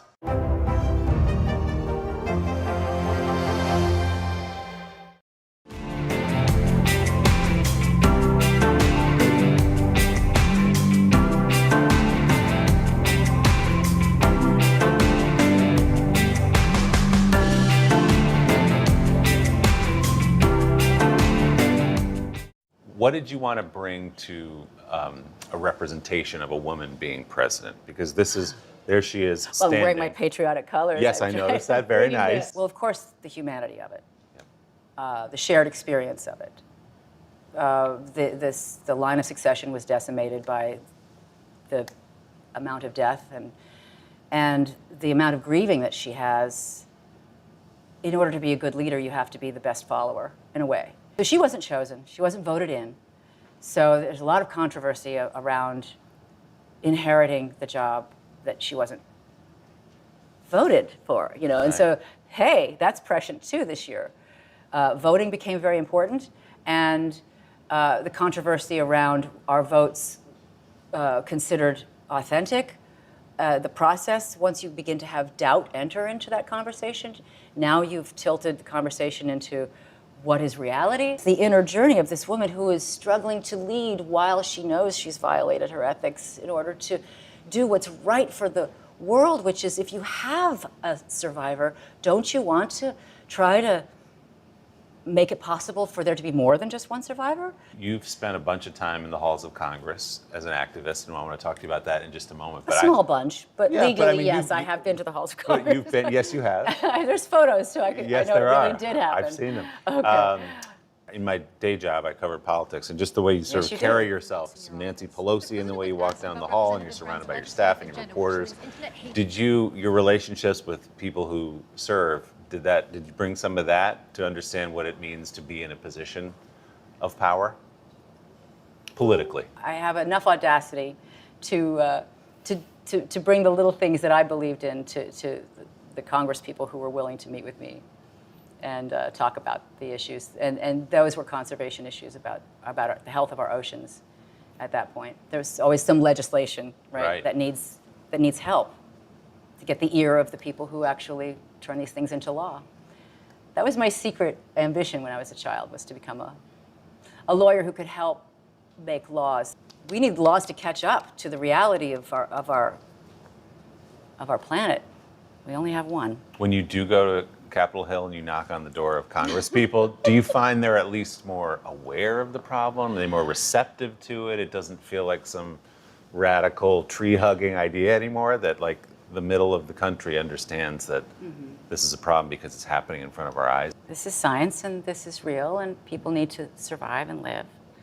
And people are scared of the conversations. So you've got a lot of fans who listen to you. What would you say to them about what we need to do different day to day? Forget the big macro, but how do we make a dent in this as we go about our lives?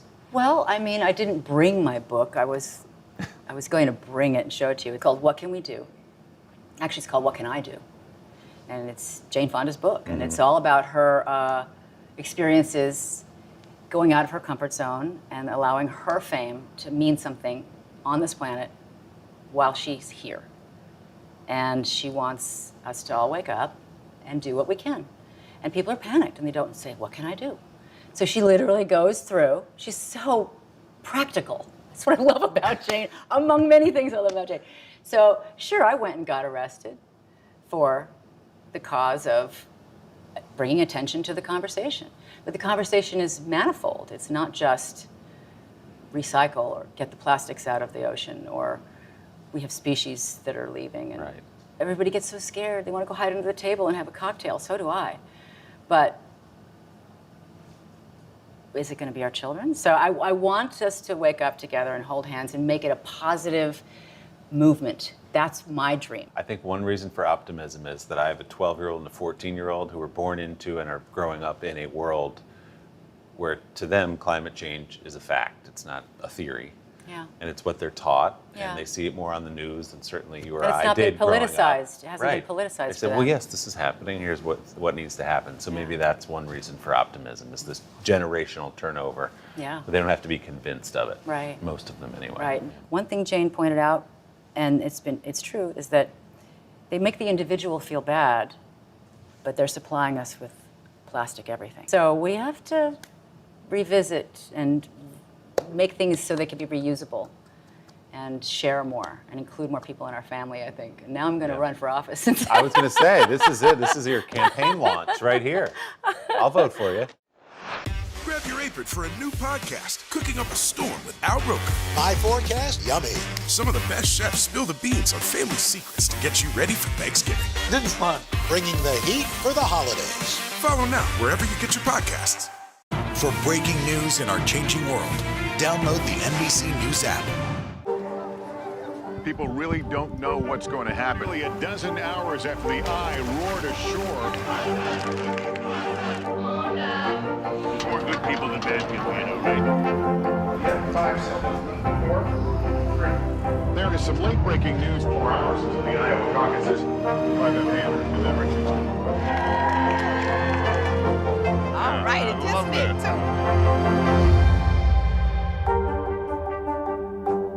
For breaking news in our changing world, download the NBC News app. Sometimes the news can be difficult and overwhelming for kids to understand. Will coronavirus come back next year? So to help make sense of it all, we've created a newscast just for them. Man, you know a lot. We hope your family will watch Nightly News Kids Edition. News is more than a headline. It informs, it inspires, and it still matters. To cover it, you have to be in it.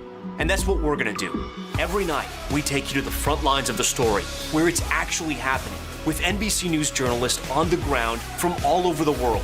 We cover what you need to know and bring your newsfeed to life. In primetime and streaming live, it's your news playlist every night. Top Story with Tom Llamas, weeknights at 7 on NBC News Now. Today is now a podcast, available every morning. Listen wherever you get your podcasts.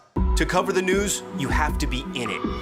We'll take you to the front lines of the story, bringing your newsfeed to life. Streaming live every night.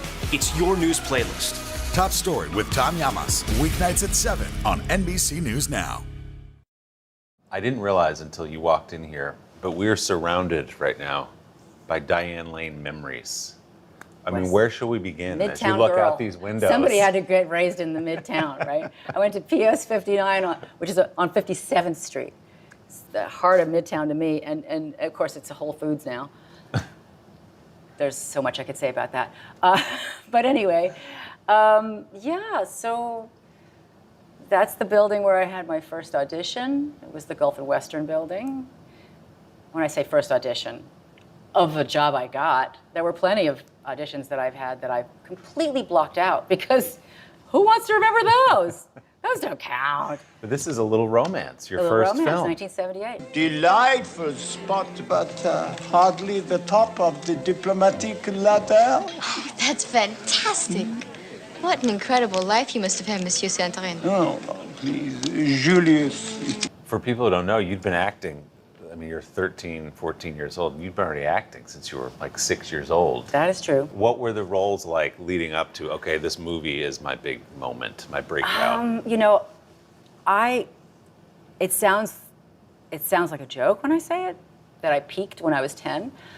But in some ways, I did because I had been traveling the world with the La Mama Experimental Theater Group, and it was the 70s, and it was very early 70s.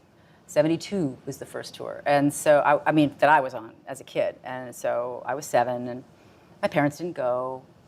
And my first passport, I had no front teeth, and it was considered very cute. And it's strange to grow up in the adult world when you're the kid in the room. Because if you know too much, you're considered precocious, right? Yeah. But they expect you to know a lot in order to fulfill the task and be a team player and be responsible and don't screw up and make the plane and don't lose your per diem. It was like joining the circus. It was like running away and touring the world with young people in the 70s. And it was a much more innocent time. So my dad and mom let me have that experience. I wouldn't have the courage as a parent to let my very young kid have that. I don't know. They were extraordinary people, honestly, to trust the universe as much as they did. It was a wonderful experience. Life by living, life by doing, life by traveling. Got to see so many different cultures. I was thinking about you because I have a 14-year-old daughter. After A Little Romance becomes a hit, you're 14, you're on the cover of Time magazine. Laurence Olivier is saying you're the next Grace Kelly. What did all that feel like to a 14-year-old? Well, I remember approaching the newsstand. We had newsstands, kiosks in the street, and they used to have, there weren't so many magazines then. So one magazine, you'd have 10 of them at a row, you know. And I guess 1978, I mean, you'd have, I'm not going to list the magazines, but Time magazine always had the upper right-hand corner as if it were dog-eared, and you'd see a photograph of some world leader. And in my case, it was Henry Kissinger. And I thought, this is really bizarre. This is a very surreal experience. I'm clearly having an out-of-body experience, and this too shall pass. And I thought about Birdcage Liner, and I thought, it's just paper. It's not going to. Don't allow this to mean anything to me, because I knew it wasn't about merit. I could trace back how it was that I wound up on the cover of Time magazine, and it wasn't because I had done anything. It was because I was an anomaly, and it was a curiosity to have people that young in the film industry as a new wave of culture and cinema. And I thought, oh, interesting. But I knew that it wasn't going to be. I mean, we're still dining out on the story literally, because Time magazine usually is about a very meritorious person, right? And I felt a little embarrassed, honestly, because I was playing handball under the 59th Street Bridge thinking, I have no business being on the cover of Time magazine. This is crazy. I'm sure my dad was thrilled, you know. That's my kid, you know. Of course. But I was sitting there going, please don't ask me to live up to that. But where did you get the wisdom to have that perspective at 14 years old? Because it seems... Growing up around adults, probably. Right. No filter from people around me. But the tempered innocence, you lose innocence as you grow, and then you start to value your own innocence. And that was working with George Roy Hill. That's what he said about his movies. That they're always about innocence, the loss of innocence of the main character. So he saw the theme in his own work. That's cool. When you're not, he didn't have to audition for his jobs. You could create your own job. It's different when you're an actress. You sort of go, is this going to be the one? Do I feel like I want to do this? It's different than writing it and having a vision for the end product. I'm sort of a tapestry thread, you know, and how they edit it and how they put the music and the credits and how they promote it. It's all out of my hands, and I like it that way, because if I were in control, then I'd have to take all the blame. You know, it's not worth the credit. It's too big a risk. That's so interesting, right? It is interesting. Yeah. Because you could say, well, what's the next one? Right. Next. Right. It's okay. I mean, it feels like watching your career, even to now, you do have this perspective on what it means to be a movie star. I'm sure you don't like that term, or a celebrity, and that it doesn't really interest you that much. Well, it does in terms of what people like Jane Fonda have done with it. Meaning, if you live a long time, and you can add, something to humanity in terms of what you've done with your fame. Right. That I think is. But the value. things you went through as a child, becoming a child star can ruin people, obviously. And then you're in Coppola movie, they push you through, and you have this incredible young career, but you survive it, and then some, and you're being nominated. Isn't it interesting that they use the word survive?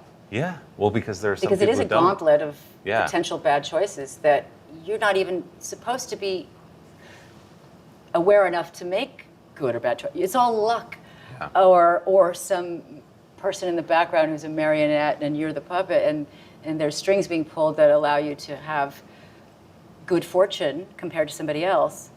One of the things my dad said to me as he knew he was dying, he said, isn't it enough, Diane? Don't you think it's somebody else's turn? And because he's brutal. My dad was famously brutal, hence an acting teacher. Right. Cut you asunder, right, in a way that nobody else can, or you wouldn't allow anybody else to. And it was almost like saying, are you going to keep going? I knew he was daring me to keep after it. He wanted me to have one of those lifer type careers. And you have. Right? I Yeah, mean, look, but here you are. Am I supposed to go another 30 years? It's like, so what's the secret if somebody's watching right now to keep that ball in the air the way you have, to have had all these phases where you go Being open to change. Really? Yeah. I think so. Being open to change. I mean, the human body is very humbling, and if you're a woman, you certainly are aware of the way change is part of your fate, because there's only a window of time within which you can procreate. And that is such a blessing. And it is also a measure of worth that men don't experience. And it is also a tremendous gift because you, in some ways, get to be born fresh. I gotta watch my terms because my grandmother was a Pentecostal preacher. I don't want to get into trouble. But you can be born freshly in your own self-understanding by not internalizing any longer the male gaze. Unless you want to. Right. unless it's fun for you now, and you can do it your way, on your terms. And so I'm watching women these days, and I'm very heartened by the diversity of representation that is accessible to young people today. But see, it takes strength. You have to be able to come up against all these things that want you to internalize them and make you an insecure person. So every little lesson that you get and being able to change and adapt and not let it define you is the goal for women, I think. The Meet the Press Chuck Toddcast, free wherever you get your podcasts. Today is now a podcast, available every morning. Listen wherever you get your podcasts. News is more than a headline. It informs, it inspires, and it still matters. To cover it, you have to be in it. And that's what we're gonna do. Every night, we take you to the front lines of the story, where it's actually happening, with NBC News journalists on the ground from all over the world. We cover what you need to know and bring your newsfeed to life. In primetime and streaming live, it's your news playlist every night. Top Story with Tom Llamas, weeknights at 7 on NBC News Now. People really don't know what's going to happen. Nearly a dozen hours after the Eye roared ashore. More good people than bad people, right? Yeah, 5 seconds. 4, 3. There is some late-breaking news 4 hours into the Iowa caucuses by the Andrew deliberations. All right, it just did. Sometimes the news can be difficult and overwhelming for kids to understand. Will coronavirus come back next year? So to help make sense of it all, we've created a newscast just for them. Man, you know a lot. We hope your family will watch Nightly News Kids Edition. The Meet the Press Chuck Toddcast, free wherever you get your podcasts. You've been consistent. Was it gratifying in that run, sort of perfect storm, unfaithful, under the Tuscan sun, to just have this? People knew you from A Little Romance, and they knew you along the way, and then here she is again, you know? John Cusack and I made a film together, and we sat in the trailer at one point, and he said something that I'm going to quote, and he's going to have to forgive me, because maybe he would disagree with himself at this point.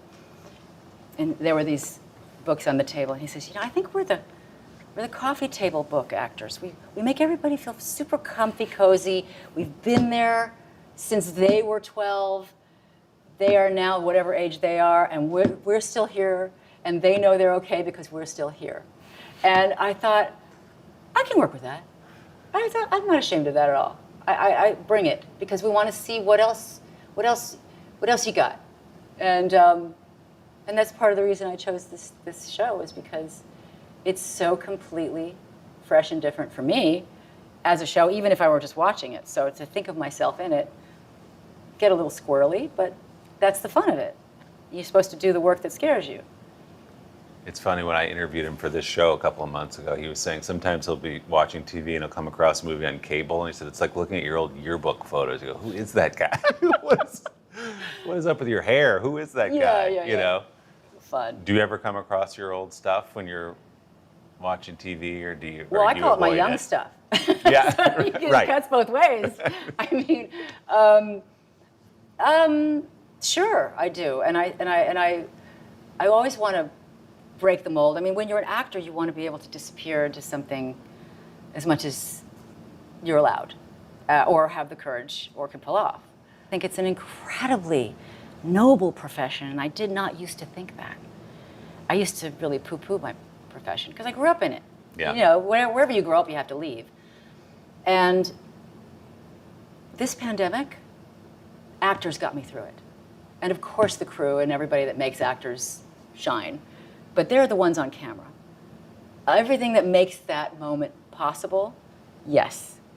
But the actors get us through it. And the comfort we have taken from watching the shows, but my hat's off to the profession, because we're able to increase our compassion and have diverse experiences vicariously and expand our imagination and our sense of what's possible for ourselves. We feel seen.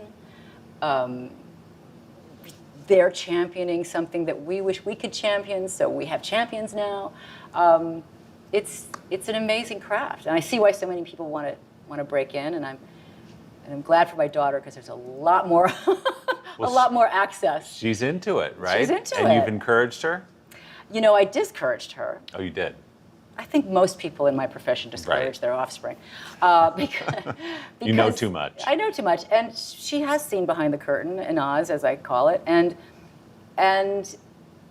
after graduating Gallatin at NYU and after her journalist education, this is the real storytelling in a way.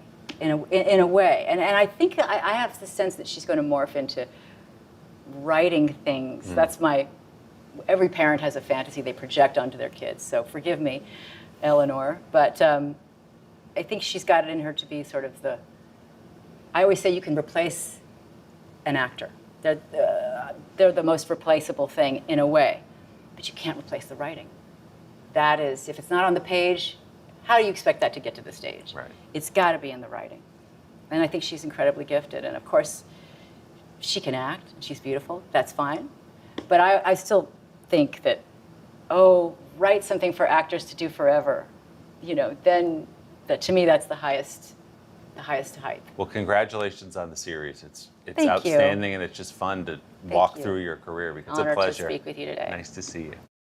I love the city of Baltimore. I've been coming here for years, and if there's one thing I know, the city of Baltimore is serious about his craft.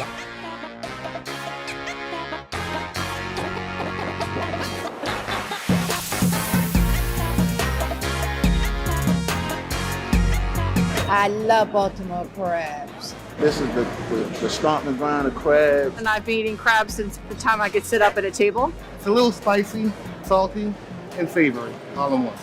If I could describe the taste, you can't. You just have to try it. You just have to try it. It's time to head out of Studio 1A and hit the road for a new kind of culinary adventure.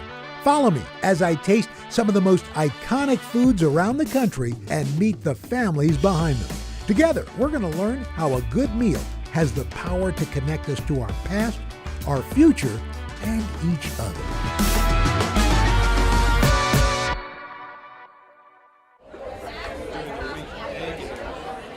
When you think Maryland, you gotta think blue crab, an essential part of the state's culture and cuisine. And no place knows how to cook it up quite like Baltimore.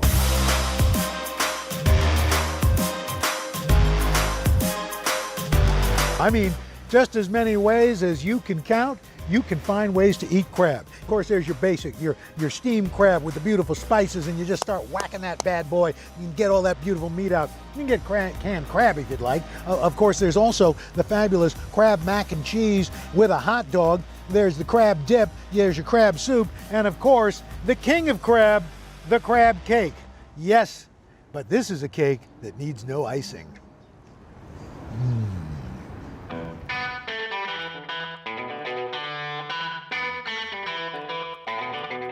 Crab cakes have been enjoyed by many for centuries throughout the Chesapeake region. But here in Baltimore, they're a way of life. And one of the city's most popular go-tos is tucked away just inside the world-famous Lexington Market.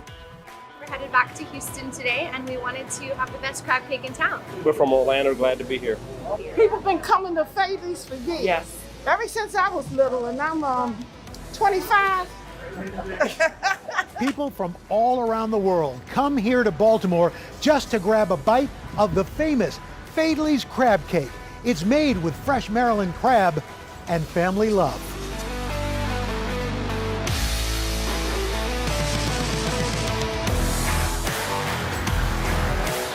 Everybody looks the same. How are you, my dear? Hello. Hello, hello. So good to see you. How are you, sir? You looking good?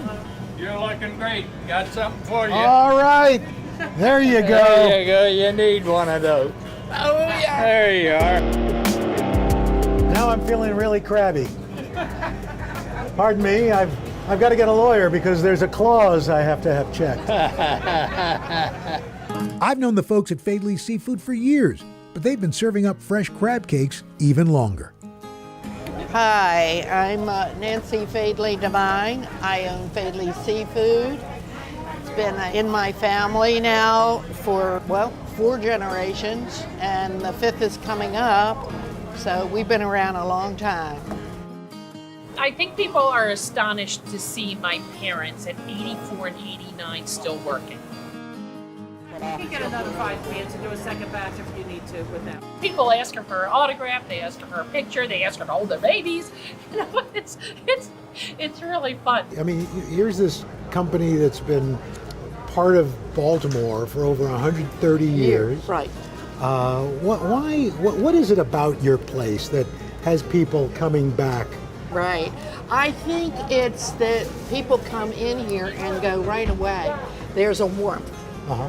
It's like walking into somebody's home they're happy to have you. Uh-huh. You know, come and you feel, oh my gosh, I feel at home. And I get people, we were here 20 years, it's exactly the same. In fact, Faidley still stands in its original location, founded here by John W. Faidley Sr. in 1886. Started off as a seafood stall, but over the generations grew into a Baltimore tradition, led by Bill and Nancy Devine, along with their daughter. Damie Hahn, and I am the 4th generation of Faidley's, so I do everything. Give them a little bit of a smorgasbord of everything. Going over here to fillet a fish, over here to shuck an oyster, over there to steam a crab, back here to fry, up here to make a crab cake, back down on the phone, running in the shipping department. A tray like that is about, 1, 2, 3, 4, 5, 6, 7, 8 bushels of crabs in order to get that tray. That's a lot of picking, and I don't think people realize how much work goes into getting an all jumbo lump. Growing up, did you think you were going to end up here? You were going to be doing this? No, but it was hard to get away from, and I couldn't see it going away. I couldn't see it ending with my parents. So the pandemic hit. Yes. You really had to step up. My father called me and I said, Dad, you guys cannot come in here. You know, that we don't know anything about this virus and the effects, especially on the elderly. And I know you want to be here, but you can't. And he said, Damie, do whatever you do, whatever you can to make payroll. It just makes me cry when I think about it. He said, just make sure that we don't have to lay anybody off. I don't want to lay anybody off. I don't want anybody to lose their job. And we did it. And I saw it back when I came here in the 90s, and I still see it today. This truly is a family. Oh, it is a family. and it's funny because I often tell people, Mom and Dad don't treat the employees any differently than they treat me. And that's the God's honest truth. Which could be a good or a bad. That's the God's honest truth. And that's why you end up having so many multi-generation families staying here. That's right. Faidley's isn't just a family-owned business. It's run by family as well. Multiple generations of employees, father and daughter, father and son, mom and daughter, all building a home here. I've been here since a junior in high school, so I've been doing the thing for a while. I'm gonna say it's been around 33, 34 years. And I started in 79, a week before my son was born. I started at 14 years old, and I'll be 42 years old in December. It's always a challenge working with family. A lot of personalities, but you love each other and it always works, you know, it always works well. What's really, really bad is when your kids are grandmothers. Mom, we were in the middle of an interview. Oh, you just broke in. You have to start over? Yes. You were saying about the challenges of working with family? Just a few of them, you know? Just a few. While the family spirit makes customers feel at home, it's Faidley's crab cakes that keep them coming back. What kind of oil do you cook your crab cakes in? Soybean. Soybean, thank you. So excited to have this crab cake. And I watch people for the first time put it in their mouth and they go, oh my God. And they're standing at a table in a market. Yeah. They're not sitting down to a white tablecloth and having somebody serve it on a silver platter. It's on a paper plate, but it belongs on a silver platter. Nancy created her recipe in 1987, saying she's never changed it.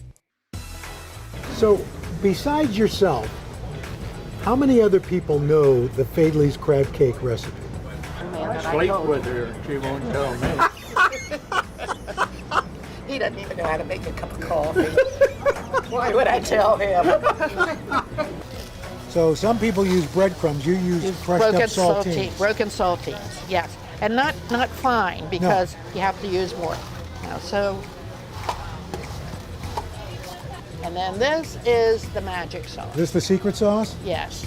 So it's just enough to mix the ingredients together, Right. nothing more. That's right. And the Fine. big ball of crab right there. That's it. Boom.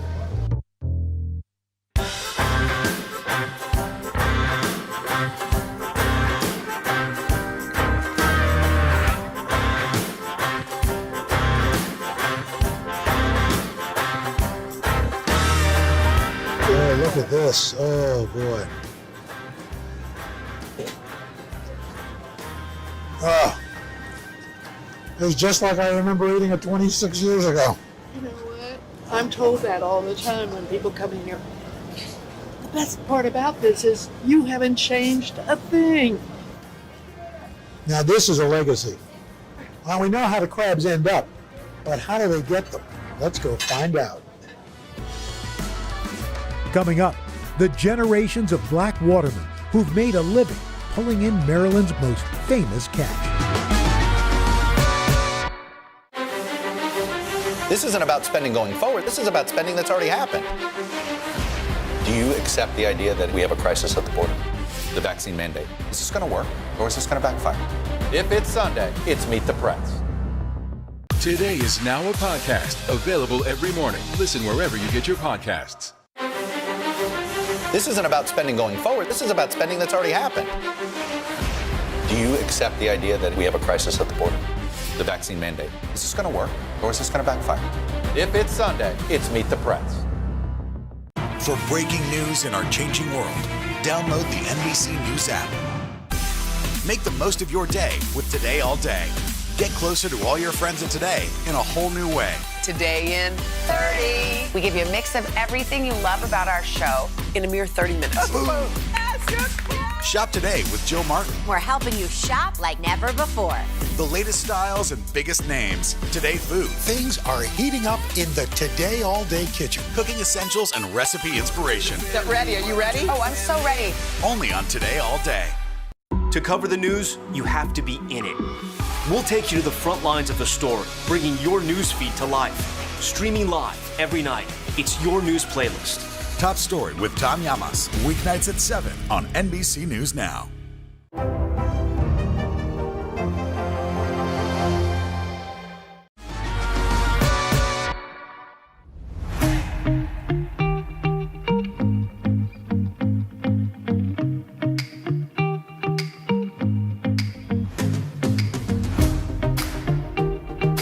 The Chesapeake Bay men and women who work these waters are probably just as famous as the legendary catch that they pull out. And in fact, it's backbreaking work that is passed on from generation to generation, including blackjacks. Those were the black watermen who worked these waters all the way back into the 1800s and are a vital part of this community. The Chesapeake Bay is home to a vast variety of seafood, but none as valuable or as well known as the blue crab. The catch here makes up over a third of the nation's supply, and on average, more than 50 million pounds of blue crabs are harvested from the bay. I'm Captain Tyrone Meredith, charter boat captain, owner, and operator of the Island Queen II. Captain Meredith knows these waters well. He grew up on them.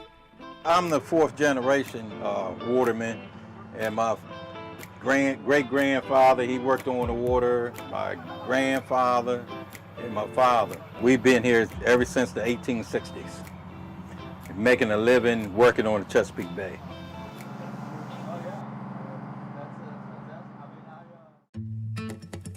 This has been the way of life for generations of watermen here in Kent Narrows, a town just 50 miles south of Baltimore. For hundreds of years, they've caught, processed, and sold blue crabs to markets up and down the eastern shore. By the mid to late 1800s, Kent Narrows had also become one of many unlikely havens on the bay for free and enslaved African Americans. There was more black watermen anywhere on the whole East Coast, probably in the United States. Those watermen, also known as blackjacks, forged their path to liberation on the water. Their expertise essential to the booming seafood industry. So much so, the government granted some black watermen Seamen's Protection Certificates, providing sailors with American citizenship and a path to economic freedom. Hey, Lois, I'm coming up on you now. Okay, I got you. Yeah?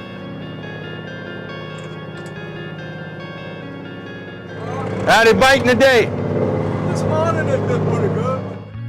Well, being out here is your own boss. You do what you want to do and got nobody to tell you, go get me this or go get me that. 75-year-old Lewis Carter still finds that same sense of freedom on the water today. He's also one of the last generations of black watermen alive. Every morning, before the sun rises, he sets out to catch crabs in the bay. I started in 1961, I was about 15, and I've been at it ever since. Right now, I'm going down the line, and when I get to the other end, I'll throw it off. Crabs will come up on that bait. The pressure from the water pushes them back in this dipper. Okay, these are the big, large males. You put them in one basket. That's a female with red claws. Put them in one basket. He's one of the last Mohegans left. There's not too many people that still make a living from the water. Most of them moved away, got other jobs, and it's changing because it's harder to make a living from the bay. Crabbing season runs from spring into late fall, but changes in climate, cost, and labor have made each successive year more challenging. As younger generations take up new trades, there are less people working the waters and ultimately fewer black watermen. Back when I started, it was a plenty black watermen, but they died out and the younger ones never taken their place. In one way, it makes me feel bad, and I don't think it'll be no chance no more black watermen. I really do believe that. Captain Meredith estimates there are fewer than a dozen black watermen on the bay. Like many of his peers, he's had to turn to other work. Back when I was crabbing teenager, I caught high as 50 bushel a day. Right now, crabbers catching 2 or 3 bushel a day. Now I started running charters, fishing charters, because crabbing started declining and the fishing was more lucrative money-wise. And educational. His charters are an opportunity to keep stories of the blackjacks alive for generations ahead. Although tradition on these waters is changing, one thing remains the same. Nothing tastes like the Chesapeake Bay Maryland crab.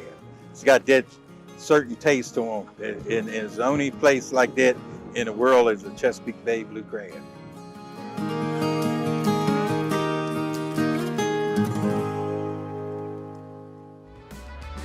Next, an up-and-coming Baltimore chef inspired by his family's love of cooking.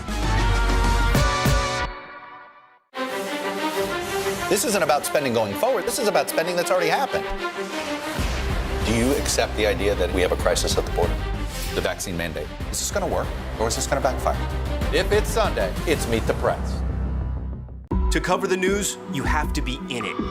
We'll take you to the front lines of the story, bringing your news feed to life. Streaming live every night. It's your news playlist. Top Story with Tom Llamas, weeknights at 7 on NBC News Now. Nearly a dozen hours after the eye roared ashore.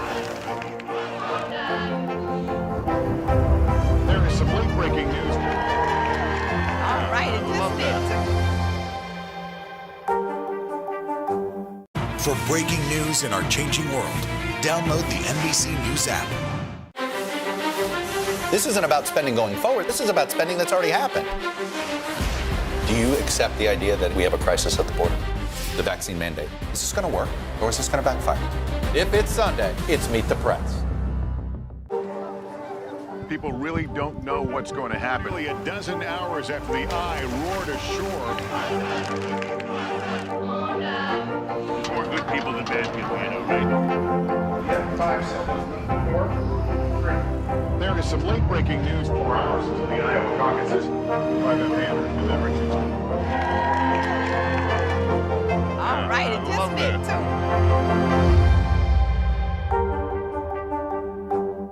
Grab your apron for a new podcast, Cooking Up a Storm with Al Roker. My forecast, yummy.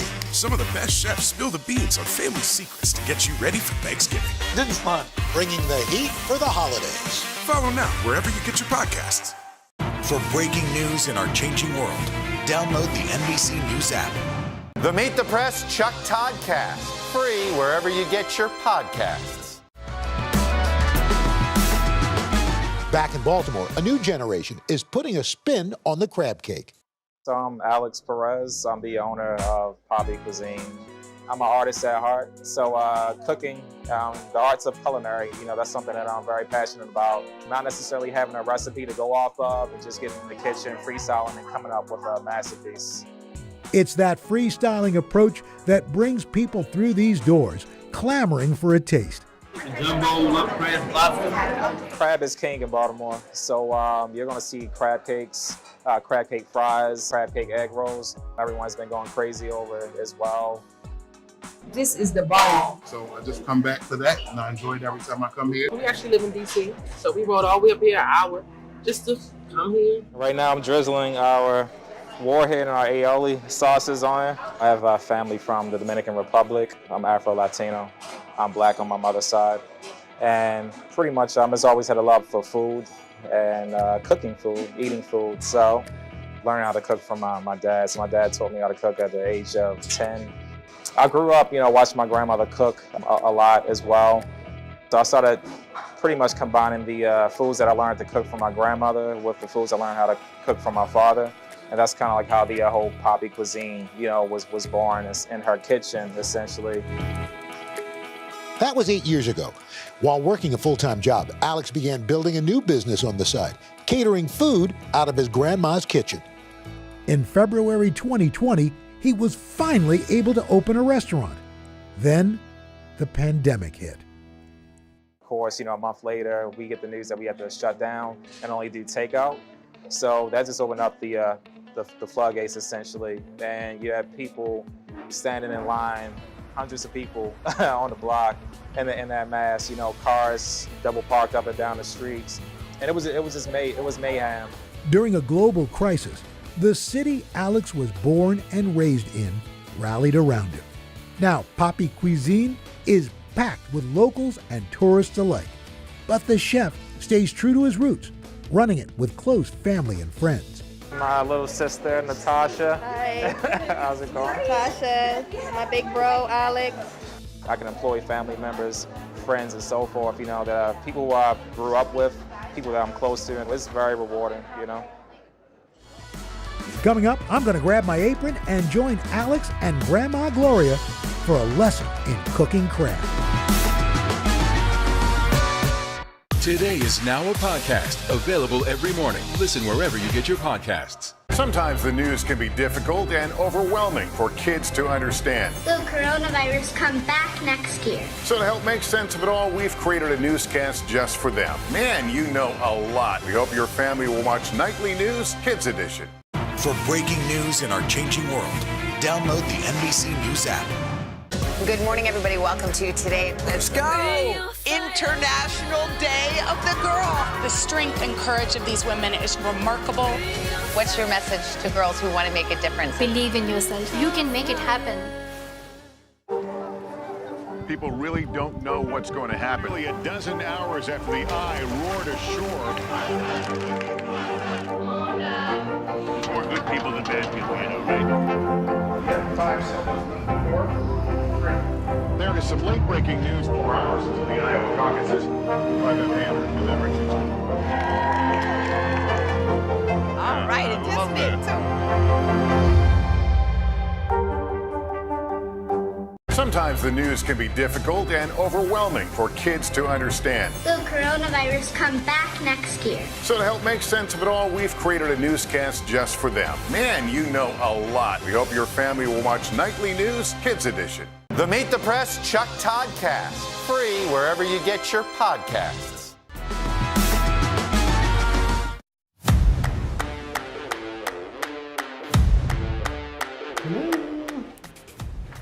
Chef Alex. Hey, how's it going? Nice to meet you. I wanted to meet Alex and his grandma Gloria, the inspiration behind his cooking. So I dropped by their kitchen to say hello. Well, I know I picked up from my grandmother, my mother-in-law, and just put my own spin on certain dishes. I didn't follow it to the recipe to the letter. So you're able to ad-lib a little bit. Yeah, but he's always asked me when I fix a dish, well, what did you put in this? How did you do this? And I would tell him, I said, you don't have to follow to the letter, put your own spin. And Alex has done just that, turning the classic crab cake into an egg roll. Genius! The ingredients, simple.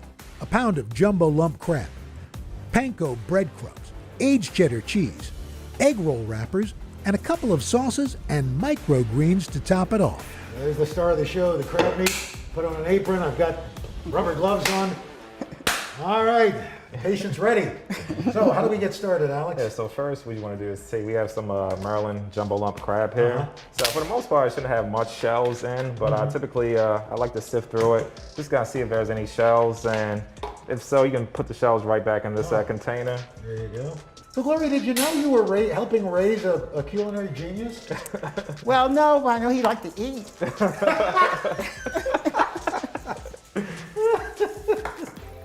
This sauce particular is our crab sauce mix. So we're gonna drizzle a little bit at a time, because I don't wanna put too much, just enough to bind. You got enough for Al?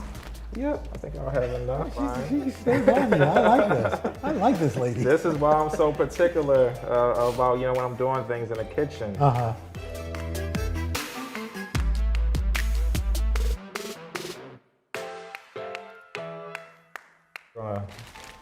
start actually rolling these things up.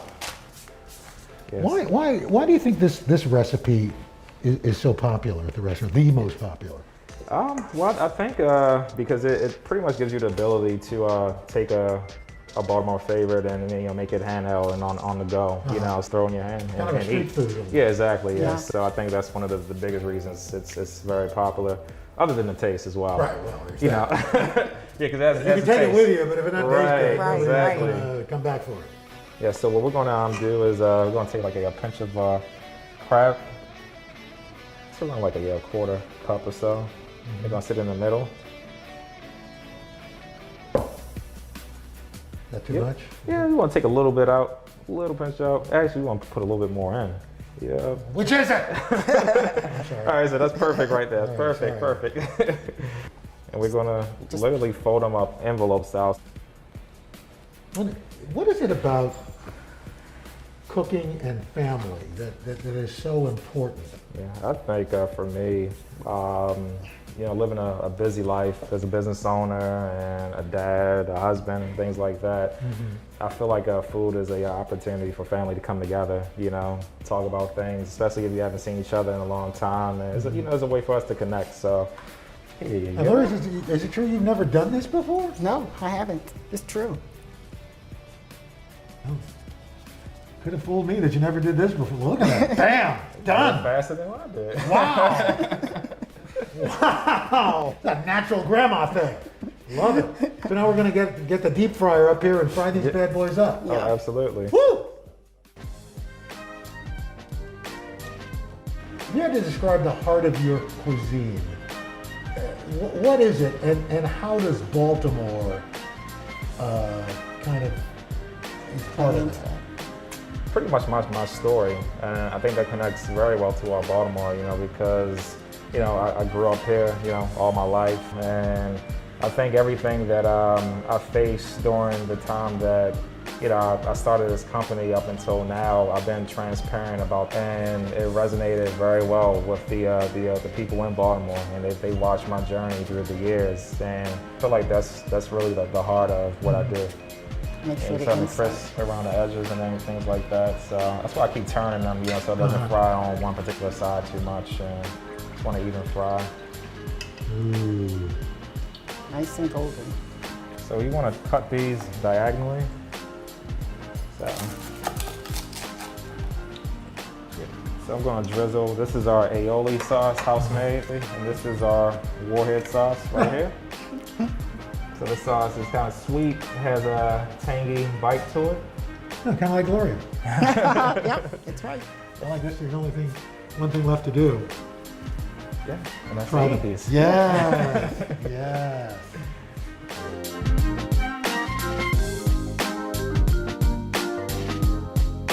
Crab cake egg roll. Here we go. Wow. Chef Alex, you have done Baltimore proud. Thank you. Our time here in Baltimore is coming to an end. We tried the traditional crab cake, tasted a modern spin with crab cake egg rolls, and even went straight to the source on the Chesapeake Bay. At the center of it all, one thing still ringing true: food tastes better when you eat it with family.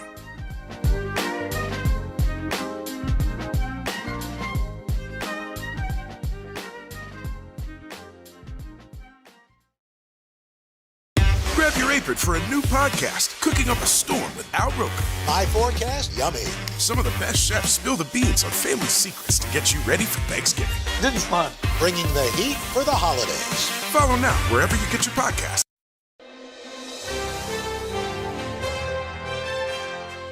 I am in the SiriusXM studio, which is amazing. It's so fun and so different to be in real life. I'm looking, Holly's here and Mary's here. Jenna's here. Not my Jenna, another Jenna who's also my Jenna. But we're all together in the studio, and it's fun to be in person. Have you ever had a morning when you wake up with like lots of energy and you have energy all day and you're trying to backtrack, like, how is it that I feel like this? It happened to me this morning. Like, I had crazy energy, and I felt like I was exhausted I had a great weekend, don't get me wrong, but we took the kids on a long trip. It was a 4-hour drive home, had a great time with my mom, my sister's in town. I went to sleep, I woke up, and I popped up. I got in the shower. I felt weirdly alert.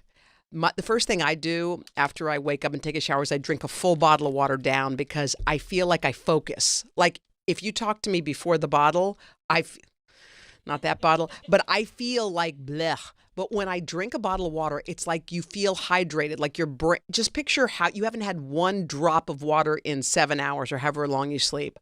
Drink it down, and I suddenly feel really alert. I wrote my kids a note. I was scribbling in my journal. I was like, I was looking here and there. I was ahead of the game.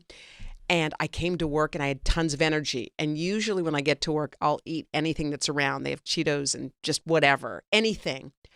I didn't. I had coffee. I felt fine. And I started backtracking, what did I do all day? So here's what I did learn. Hala, my sister, and I ate at 5 o'clock with the kids. We ate and we ordered sushi from a sushi place. When we were done at 6, it was over. Food was over. Good night. That was it. So we put the kids down, baths, the whole thing. Good night, went to bed.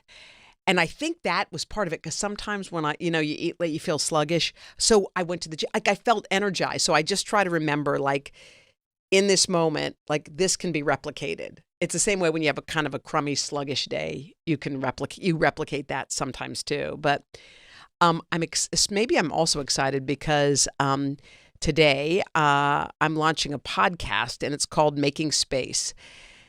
And what's cool about this podcast is, and you can find it on the SiriusXM app, is it's like you get to sit uninterrupted with somebody for 40 minutes, for an hour. And I'm about life lessons. I feel like in life, I only get to live my life. Mary only gets to live hers. Jenna gets to live hers, and Holly lives hers. That's it. And when you sit with somebody who's lived this crazy life that is totally opposite of yours, they have life lessons you would have never been able to experience without knowing them. And you're not experiencing them, but you're learning about them. So I feel like I've had a chance to sit down with some really cool people.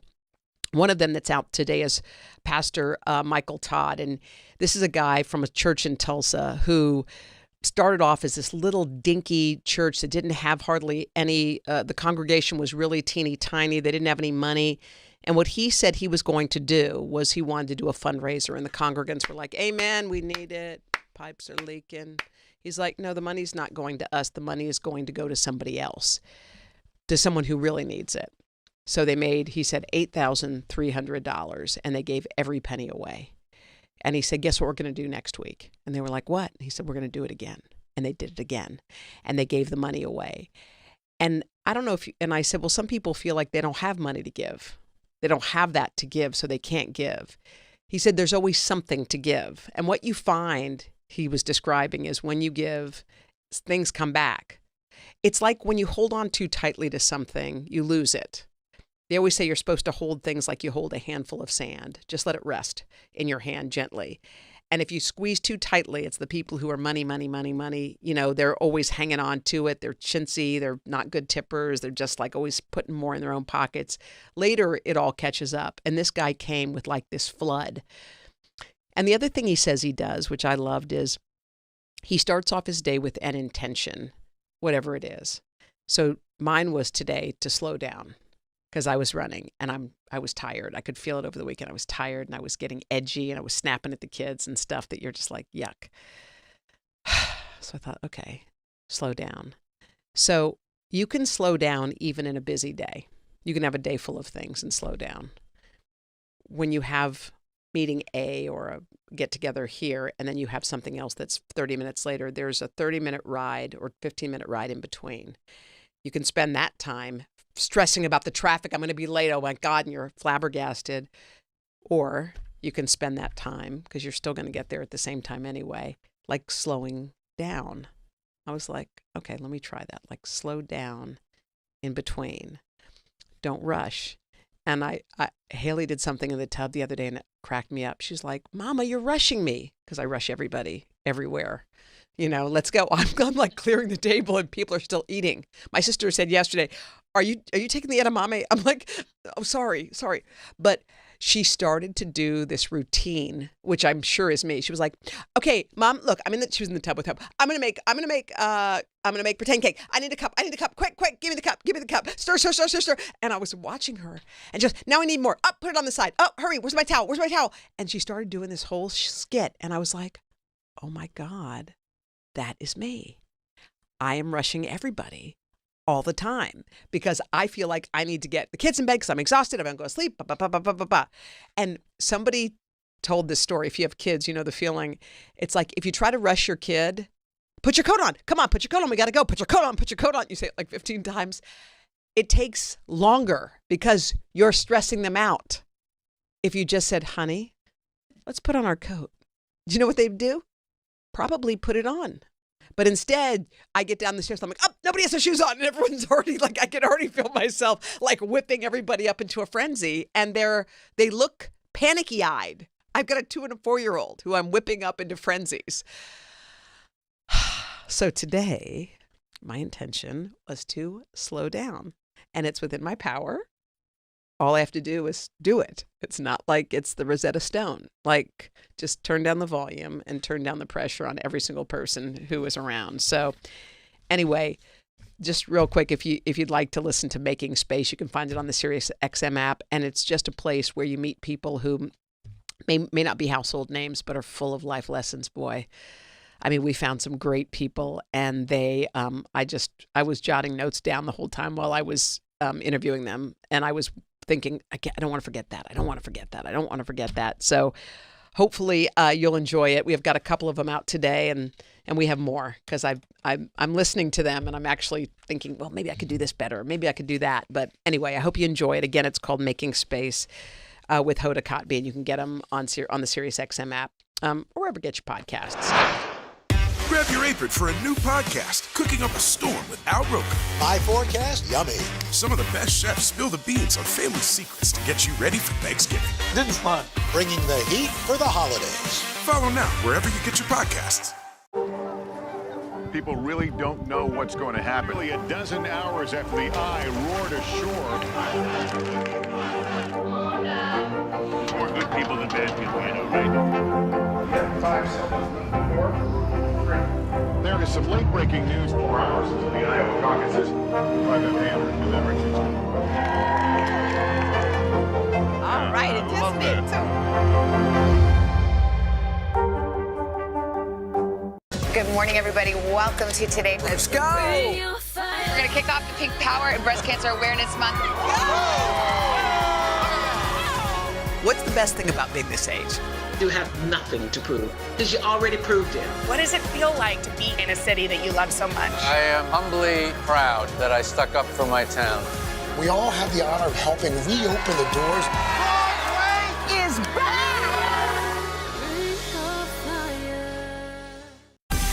Make the most of your day with Today All Day. Get closer to all your friends in today in a whole new way. Today in 30. We give you a mix of everything you love about our show in a mere 30 minutes. Shop today with Jill Martin. We're helping you shop like never before. The latest styles and biggest names. Today food. Things are heating up in the Today All Day kitchen. Cooking essentials and recipe inspiration. Get ready. Are you ready? Oh, I'm so ready. Only on Today All Day. Today is now a podcast, available every morning. Listen wherever you get your podcasts. The Meet the Press Chuck Toddcast. Free wherever you get your podcasts.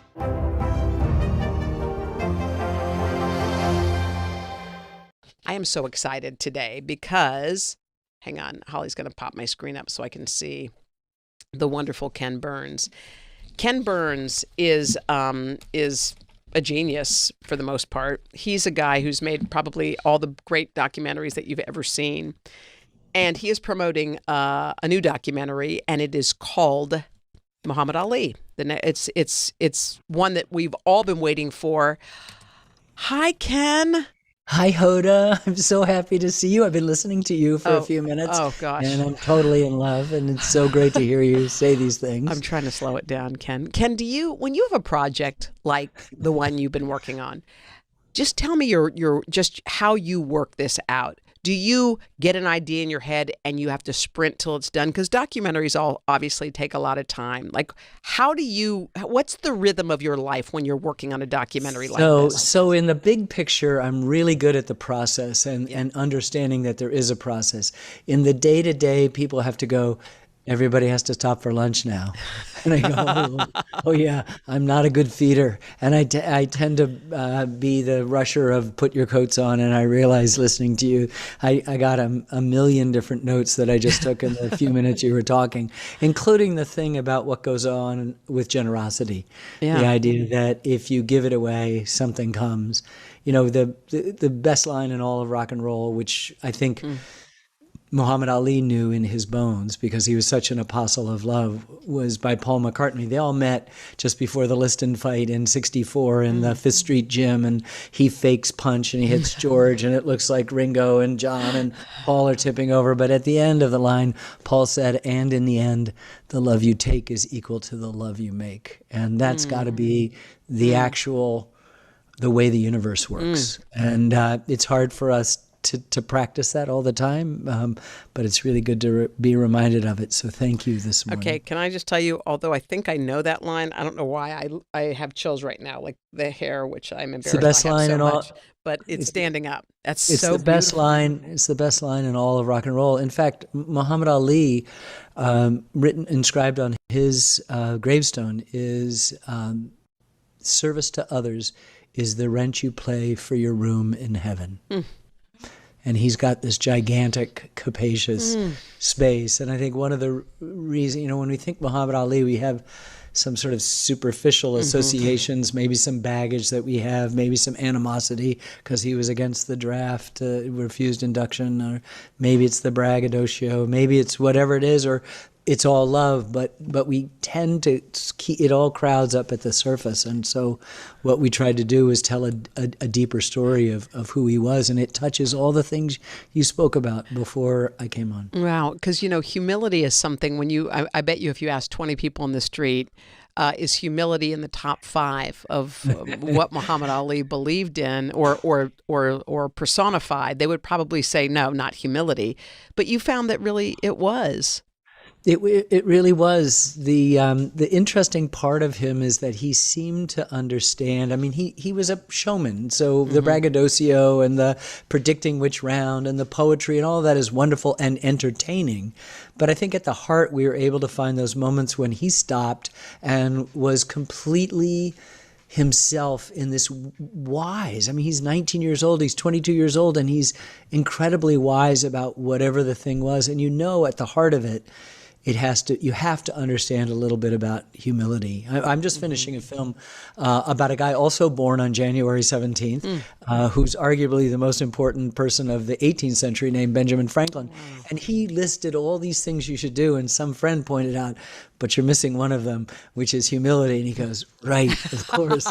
And I suppose if I'd mastered humility, I'd brag about it, and then I wouldn't be humble. Why do you think Muhammad Ali was so filled with all of that stuff? I mean, I don't know much about his parents or if that's even a part of this documentary, but what was instilled in him at a young age? Well, I think it's a combination of things, good and bad. And for African Americans, for a black man growing up in segregated Jim Crow, Louisville, Kentucky, there's lots of lessons that are painful and lots of lessons that are strangely positive, because African Americans had gathered together into the West End and created a middle-class sort of safe neighborhood into which he grew. Her mother was like one of the lovely people of the earth, Mama Cash, and his father was a race man filled with anger and upset that he was a painter, but nobody considered him a painter, so he had to paint signs, and he was constantly, Muhammad Ali asked him, or Cassius Clay then asked him, his dad, how he could be rich. And he said, you can't be rich. And he pulled the color of his skin. And so there's that. And then there's the murder of Emmett Till, who's not that much older than Cassius Clay, whose mutilated, tortured body his mother had the courage to leave an open casket. Jet magazine took all the pictures. There wasn't a black person in America who didn't see those pictures, and most white people also saw them and were shocked, and it helped galvanize it. But can you imagine being a 14-year-old kid who sees another 14 or 15-year-old kid brutally tortured? So it basically asks some fundamental questions. Somewhere along the line, putting together whatever genetic disposition, whatever he found there in the water in Louisville, good and bad, they had to watch through a chain link fence for the white kids' amusement park that they couldn't go into. He was able to find not just what he was going to do, boxing, but he knew that he was going to be the best at it. So he put on boxing gloves. He's just a teenager. And like within a month, he's saying, I'm going to be the greatest. And everybody is like, yeah, right. Yeah. And he did. And so there's a certain je ne sais quoi to him that you never understand, but he carries with him everything that's happening in the last half of the 20th century. Stuff we're dealing with today about race, about the role of sports, about Black Lives Matter, civil rights, politics, faith, religion, all of the stuff, he's there. And it becomes a story of freedom and courage, and what I like to say is love. You know, it's the meeting, those 5 men, they're fake publicity punching the Beatles and Muhammad Ali got it. Now, 3 of them are gone, but 2 of them are still alive and carrying on this stuff, which I think they got the formula of the universe. It was, I don't remember where I saw this, but Muhammad Ali was interviewed on some talk show. It was clearly an all-white audience, and he was talking about, why is it always the word black is associated with bad things? Black magic is horrible. The guy in the black hat is always the bad guy. And he had this audience uproariously laughing about this, but it ended up being such a true statement. He knew how to communicate with everybody. Everybody. And that's the thing, you know, he joins a separatist religious cult, the Nation of Islam, but he's integrated his entire life with everybody, and he loves everybody, and he doesn't have a hateful bone in his body, even though at times he can be incredibly abusive to some of his opponents, like Joe Frazier particularly, calling him the racist names that a white racist would say of a black man. So there's lots of struggles and faults, but at the end he comes around to seeing those things and trying to atone for them. I don't know. He's something else. You know, black cat is a symbol of bad. Black male. He says, "Mama, white people lie too," and he disarms. He disarms with that humor. He disarms with the poetry. I can drown a drink of water and kill a dead tree. You know, wait till you see Muhammad Ali. And you just go, he's so infectious. It makes you smile to this day. And behind it, though, is an amazing message. And there's one thing I wanted to tell you the other day when we were together, which is when the Supreme Court takes his conviction, 5-year sentence and $10,000 fine for refusing to draft the Vietnam against the Supreme Court, they find out, some clerk discovers something, and on a technicality, but unanimously, they let him go. It's no precedent-setting, conscientious objector stuff. They're just saying he was denied due process. We're gonna throw this away. And he could have jumped up and down and given all the poetry and recited all the stuff and been so great. And he didn't. He said, somebody sticks a microphone in his mouth and it says, "What do you think of the system now?" And he says, "Well, I don't know who's going to be assassinated tonight. I don't know who's going to be enslaved. I don't know who's going to be denied justice or equality." He's thinking back past Emmett Till all the way to 1619, 350 years of the mistreatment of black people in America. And he's looking ahead, too, to names that he doesn't know that we don't know, names like Rodney King and Trayvon Martin and 11-year-old Tamir Rice and Breonna Taylor from his hometown of Louisville and George Floyd and hundreds of other names. And he didn't have to do that. He could have bragged and said, "Oh, I'm the greatest. I told him I beat the Supreme Court." And he didn't. And so he carried with him not just that good humor, not just that provocative other stuff. He brought with him his sense that if he was going to achieve some freedom, he was going to bring everyone else around. And the reason why he died, the most popular person on the planet, is that he carried with him the love for his own people and the love of people who felt oppressed everywhere in the world. And so when he died, billions with a B mourned him and had loved him. And this is just, for all of us, what could be the higher aspiration than to die the most beloved person on the planet? It's not going to happen with me, for sure. Maybe with you, my sweet girl. Maybe with you. But I just think that we can take so much. And we always say he was so divisive then. He wasn't divisive. Yeah. We were divisive. We were. Oh, my gosh. Yeah. Today is now a podcast, available every morning. Listen wherever you get your podcasts. The Meet the Press Chuck Toddcast, free wherever you get your podcasts. To cover the news, you have to be in it. We'll take you to the front lines of the story, bringing your news feed to life. Streaming live every night. It's your news playlist. Top Story with Tom Llamas, weeknights at 7 on NBC News Now. For breaking news in our changing world, download the NBC News app. Today is now a podcast available every morning. Listen wherever you get your podcasts. Good morning, everybody. Welcome to Today. Let's go. We're going to kick off the Pink Power and Breast Cancer Awareness Month. What's the best thing about being this age? You have nothing to prove because you already proved it. What does it feel like to be in a city that you love so much? I am humbly proud that I stuck up for my town. We all have the honor of helping reopen the doors. Broadway is back! Good morning, everybody. Welcome to Today. Let's go! International Day of the Girl. The strength and courage of these women is remarkable. What's your message to girls who want to make a difference? Believe in yourself. You can make it happen. To cover the news, you have to be in it. We'll take you to the front lines of the story, bringing your news feed to life. Streaming live every night. It's your news playlist. Top Story with Tom Llamas, weeknights at 7 on NBC News Now. Today is now a podcast available every morning. Listen wherever you get your podcasts.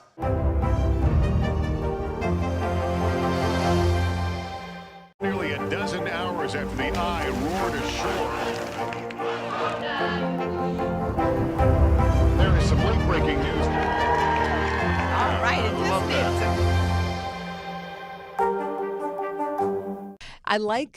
there's so many things to love about this documentary, even for people who've seen a ton of Muhammad Ali documentaries, but you do show all sides of him. This is not blue sky. And, here was I know his family members were interviewed. How did they feel about that part of his life being out there? Well, Rashida, who we had as a guest on Today the other day, she called me up and she was in tears. She'd seen footage that she had never seen before. Her daddy holding her saying, "Don't you know I'm the baddest person on your daddy is the baddest person on earth." But we showed warts and all. So, we interviewed 2 of his 4 wives, the 2 middle wives, both you could see written over their faces and expressed on film the pain of divorce and his infidelity and yet the love and forgiveness for him. You could see in Rashida and her sister Hannah, who we also interviewed, this sense of the cost of divorce and yet this love for him. So it was there, and she was happy that it was warts and all. And Hannah just weighed in the other day too, saying, I just can't believe how you got him. And I think that's the important thing. We always want to sugarcoat things. We always want to have a sanitized Madison Avenue version of stuff, but nobody around us is perfect.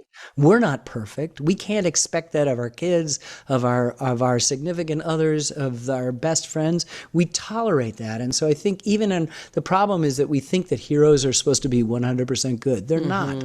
Achilles had his heel and his hubris to go with his great strengths. Heroes, and my God, Muhammad Ali is an outsized life, had outsized flaws, which he himself addressed and began to deal with. And the family seemed very content of the way in which we had handled it. And it wasn't with kid gloves. It was irresponsible. It was inexcusable the way he treated Joe Frazier. Wow. Did you ever meet Muhammad Ali? Yeah, I have the greatest story. Oh, tell me. I can't believe you set me up. So I got a cold. I'm in LA. I'm on PBS, so I'm perpetually raising money, going to some appointment. I go into it's winter, although it's LA. I go into a coffee shop. It's after the breakfast rush, before the lunch crowd, and I order a cup of tea to go. And I turn around to wait for it, and somebody's moved into the booth. I still to this day do not remember whether there was anyone with him. It's Muhammad Ali. And I have the first and only wordless conversation I've ever had in my life. Across the 25, 30 feet distance, I went, "You're Muhammad Ali." And I heard in my head, I didn't say out loud, "Yes." And I said, "Oh, I won't bother you." And he goes, "You would never bother me." He didn't know me from Adam. And I stopped for a moment and I just said, without moving my lips, without audibly saying anything, I said, "I love you."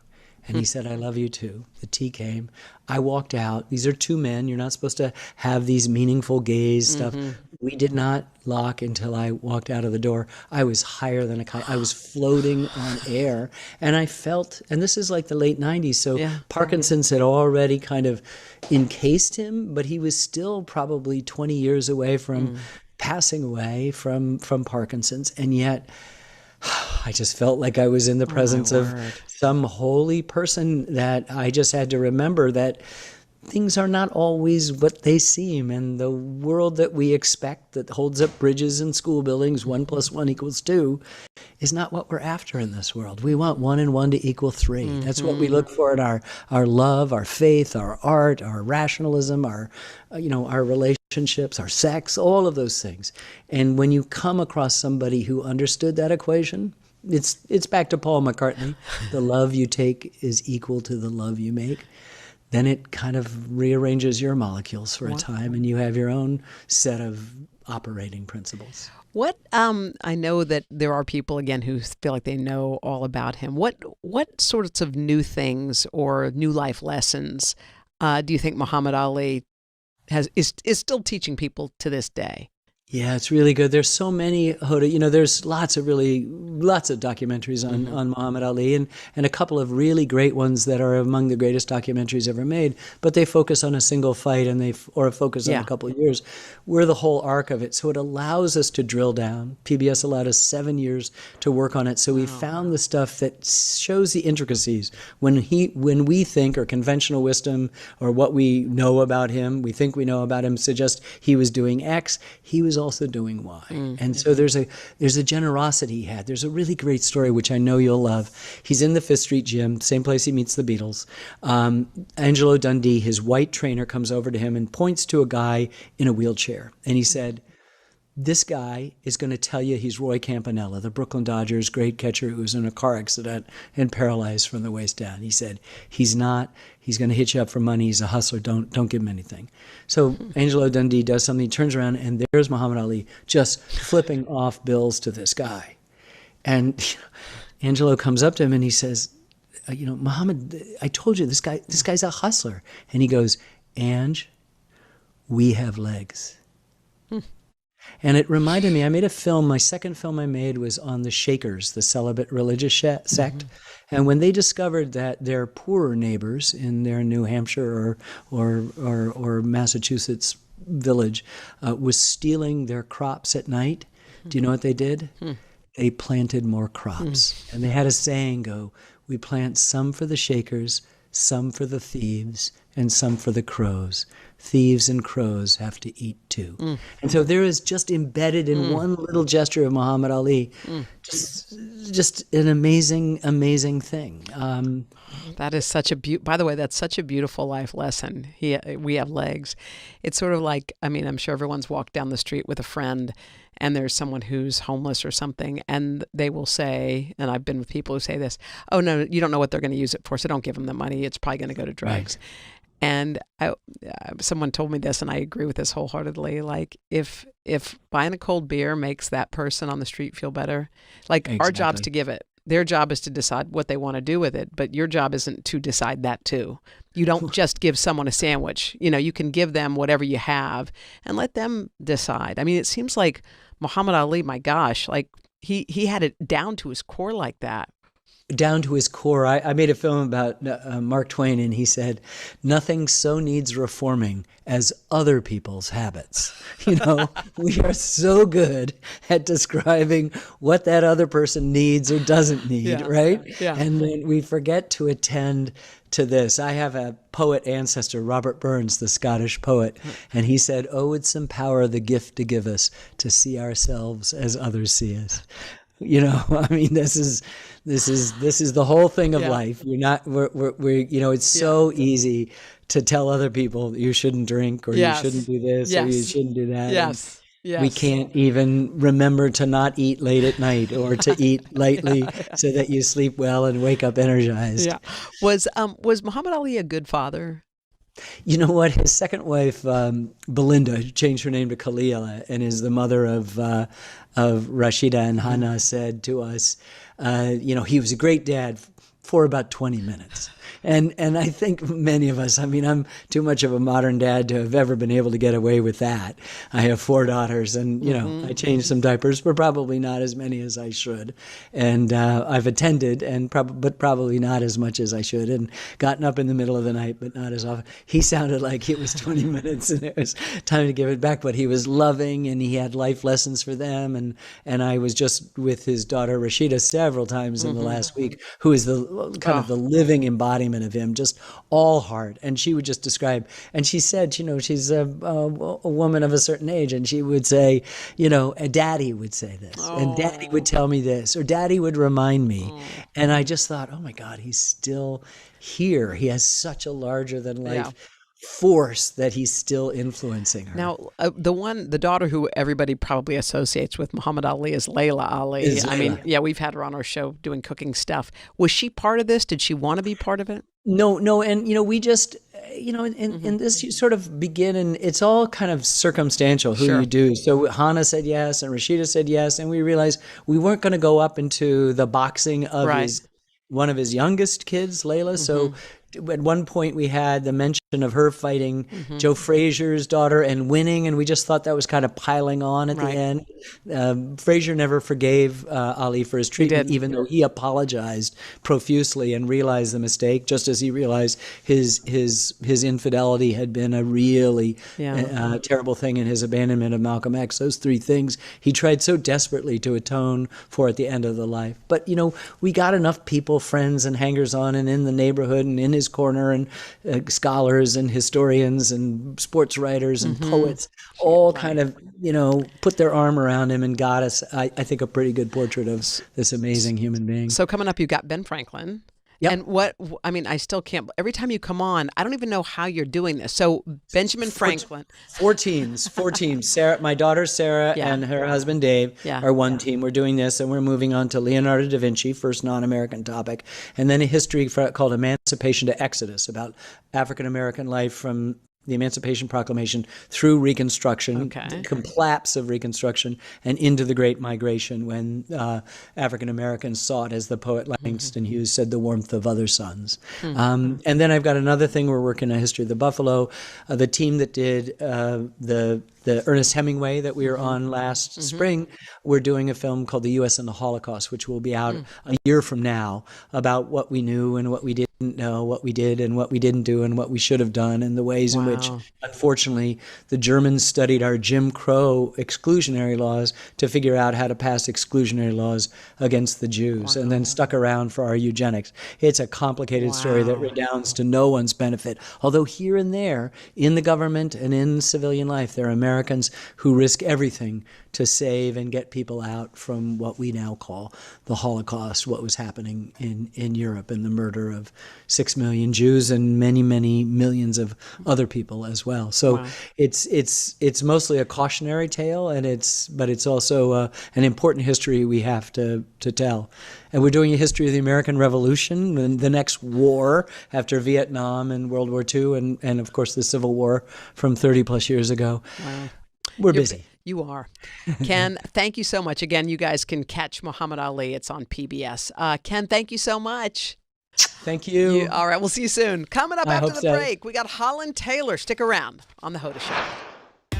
Grab your apron for a new podcast, Cooking Up a Storm with Al Roker. My forecast, yummy.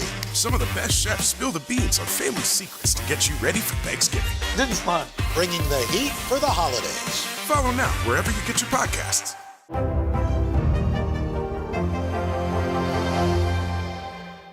Grab your apron for a new podcast, Cooking Up a Storm with Al Roker. My forecast, yummy. Some of the best chefs spill the beans on family secrets to get you ready for Thanksgiving. This is fun. Bringing the heat for the holidays. Follow now wherever you get your podcasts. Good morning, everybody. Welcome to Today. Let's go! International Day of the Girl. The strength and courage of these women is remarkable. What's your message to girls who want to make a difference? Believe in yourself. You can make it happen. Sometimes the news can be difficult and overwhelming for kids to understand. Will coronavirus come back next year? So to help make sense of it all, we've created a newscast just for them. Man, you know a lot. We hope your family will watch Nightly News Kids Edition. Good morning, everybody. Welcome to Today. Let's go. International Day of the Girl. The strength and courage of these women is remarkable. What's your message to girls who want to make a difference? Believe in yourself. You can make it happen.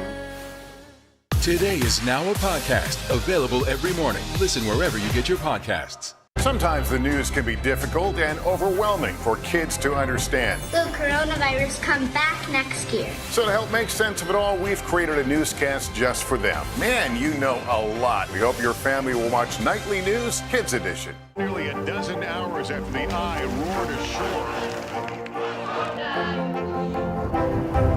There is some late-breaking news. All right, it is.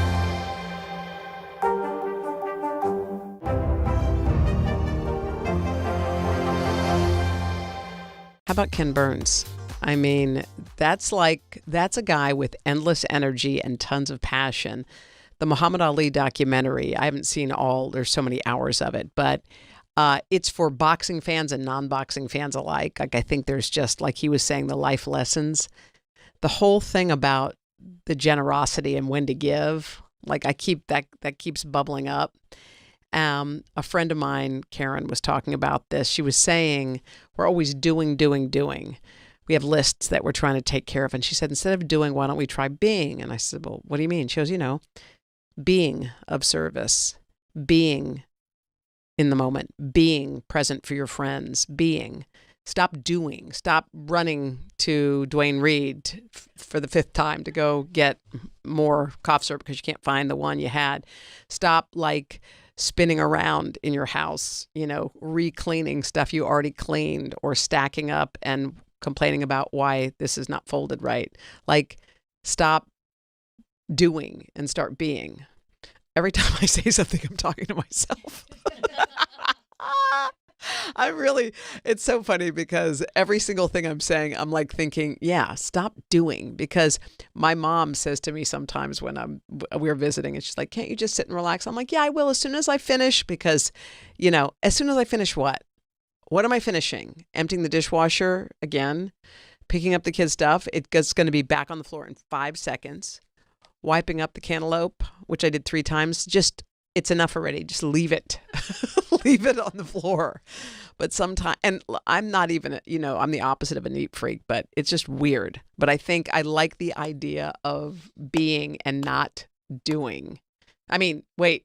Yeah, that's right. Being and not doing. So I'm going to try that. Let me tell you something.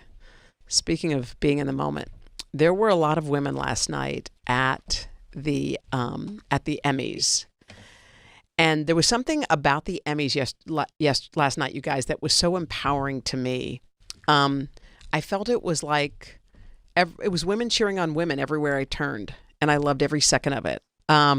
Debbie Allen got up on stage and gave a speech that made me want to run a marathon.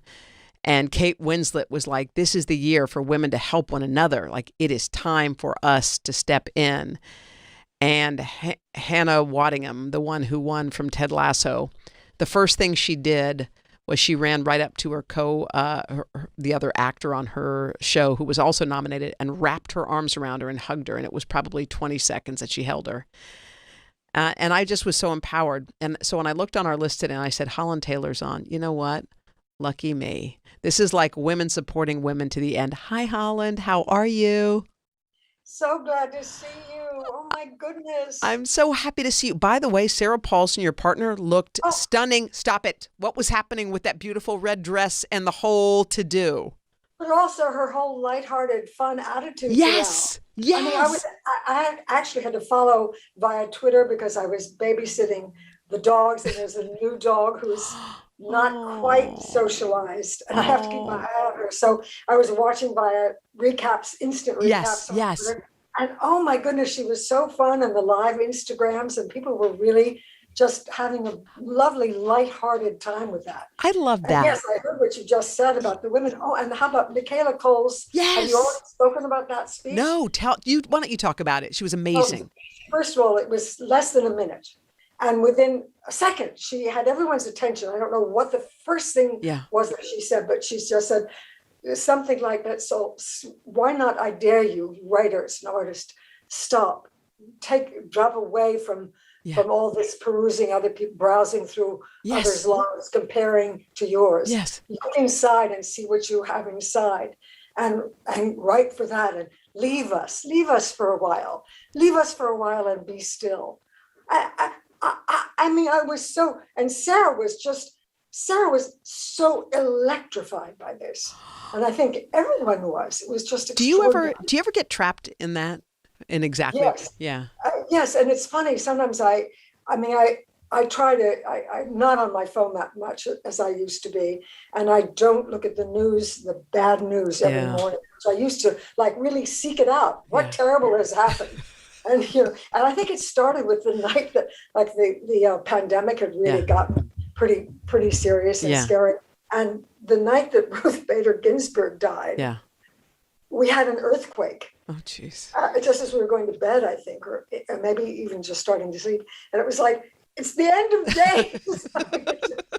It just, and I think that I got into this zone where I was just, and you know what happened in France? And so at some point I just thought, look, you're going to, without even trying, hear the important news of the day. Right. It's going to come at you. Read a nonfiction book of interest, watch a documentary about something, and so I did recalibrate a little bit. But it's interesting. I don't, I know people who just say, I'm leaving Twitter. Yeah. And I wonder about that. I'm not so much an Instagram person. I'm on Twitter more. How do you nourish? I mean, because you talk about reading a nonfiction book or reading something else, something out of the ordinary. But on a day-to-day basis, when you want to stay, because you're a happy person and you want to stay that way, what do you do day in and day out? I think I'm I think I have a good heart, and I care about the things that the angels care about, and so I feel okay with that. But life is challenging as you get older. There's a lot of difficult philosophical things that you cannot help but look at. So I struggle with mood quite a lot. Mm-hmm. And for me, I live in a place where I can walk out my door and go on quite a hilly hike, and I do that, and that helps. And I will tell you that it was weeks and weeks ago, I spent an afternoon reading a book I have about Louis XIV. And I remember almost minutes after getting into it, I thought, I just love this. It's so fascinating. And I just left everything behind and read about an extraordinary period and so far away from my life. And I think, to read actual histories or to go into another world, even a current world, that is very different from one's own, is very stilling and quieting and soothing and so interesting. Oh, I love it. Just yanked from pillar to post by events of the day and by very stunning and sobering events of the day. Sure.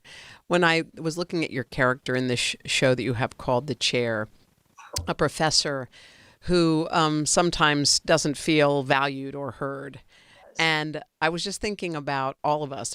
I've been talking to a lot of women lately, and we've all felt that feeling. It's like, can you hear me? Like you're in a meeting and you say something, and then a guy mimics what you said, and everyone's like, "You're brilliant." I'm like, "I said that first, dude." Yeah, yes, but it's extraordinary. But it People happens. Hear and don't hear. I actually think I do think that that's some sort of syndrome, and it's not so much malicious. It's not consciously malicious or bad in some way, but there's a thing of just listening and you hear what the woman says and it goes in and then you take it in another direction. I think people do that. I think this is just historically so commonly spoken of. How do I don't know quite how that happens. How do you deal with it when it happens to you, or does it still happen? Absolutely. Oh. Absolutely. And I'm also older, Hoda. That's a whole nother deal where they start telling you that you're cute. Oh, God. You know what? You want to just shut them up. I got to watch my language when on Sirius Radio here. No, you don't. So it's really enraging. There's a transition that happens, And you have to really hold firm to who you know you are. Do you speak up when someone speaks to you in a way that you don't love? Do you let it roll off your back and say, there's another, dodo who doesn't know? I think I do sometimes. If a person is an intelligent, reasonable person, there's no point in dealing with an idiot. Just walk on by. Walk on by. Mm-hmm. What do you love about your career now that you didn't love? Like, how do you feel about your career now as compared to what it was before? Well, it's actually, I was thinking about that earlier because I've had a blessed career in that I've worked a great deal. And I haven't had the traditional thing of long periods of not being able to get work. I've been really lucky in that regard. But I would say lately I've been getting roles that really acknowledge a variety in my work.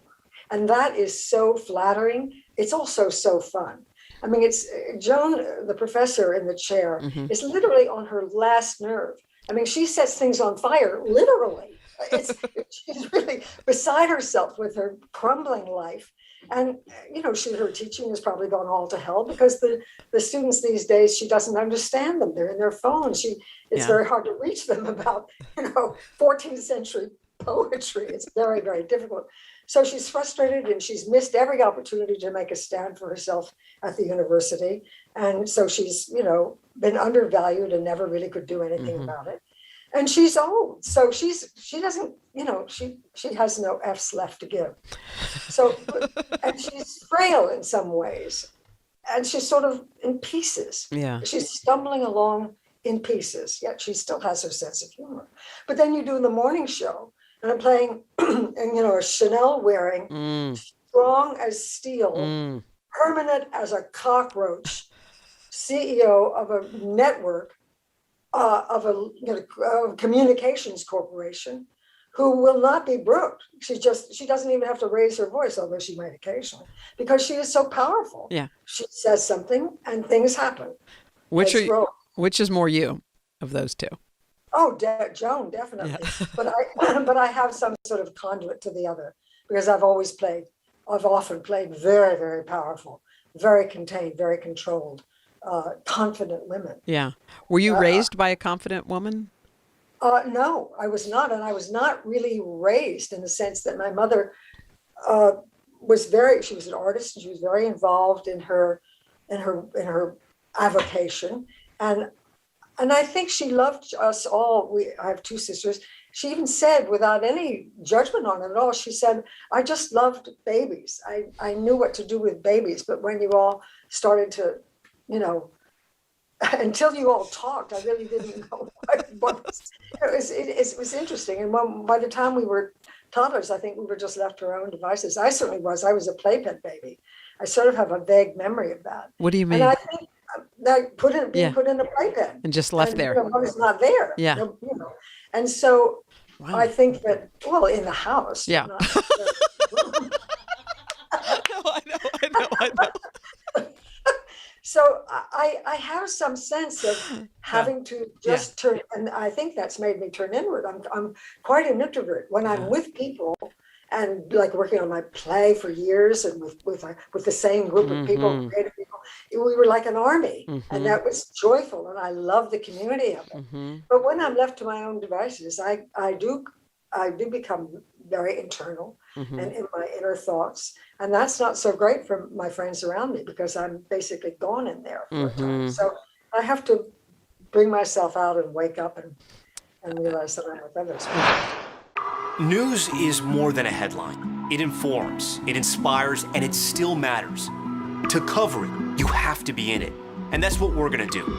Every night, we take you to the front lines of the story, where it's actually happening, with NBC News journalists on the ground from all over the world. We cover what you need to know and bring your newsfeed to life. In primetime and streaming live, it's your news playlist every night. Top Story with Tom Llamas, weeknights at 7 on NBC News Now. Sometimes the news can be difficult and overwhelming for kids to understand. Will coronavirus come back next year? So to help make sense of it all, we've created a newscast just for them. Man, you know a lot. We hope your family will watch Nightly News Kids Edition. People really don't know what's going to happen. Nearly a dozen hours after the eye roared ashore. good people and bad people, you know, right? Yeah, 5 seconds. 4, 3. There is some late-breaking news 4 hours into the Iowa caucuses. Private Banner, whoever she's All right, it just me too.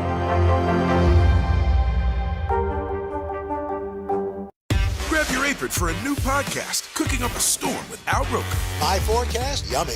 Some of the best chefs spill the beans on family secrets to get you ready for Thanksgiving. This is fun. Bringing the heat for the holidays. Follow now wherever you get your podcasts. People really don't know what's going to happen. Nearly a dozen hours after the eye roared ashore. More good people than bad people, you know, right? Yeah, 5 seconds. 4, 3. There is some late-breaking news 4 hours into the Iowa caucuses. Private Banner, whoever she's All right, it just me too. The stage is obviously one of your loves. Yes. And I know that's, I loved you on stage playing the governor of Texas. But what do you want to see yourself again on stage? Do you see that? Oh yes, soon? definitely. Absolutely. I mean, there's an energy and a stamina issue because it's extremely taxing. Broadway is 8 shows a week. If you're you really have no other life. You hear actors say that. Well, you truly have no other life. But somebody in the theater, it's a very regimented, disciplined life, which I kind of like because I know what's going to happen. Sure. And I'm also completely 100% in charge of what the audience sees and hears. Oh, that's good. I am the boss of the applesauce. Yeah. And it's also my natural habitat. Sure. I mean, I'm not saying I'm great at it. I'm saying I understand acting on stage. It's fun. I'm used to it. I was brought up in it, so I'm comfortable there.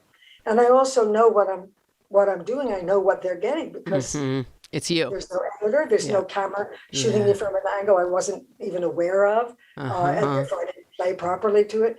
Kids who were brought up in film really know what they're doing. They know which camera's on. They know what the angle is. They know where the cutoff is.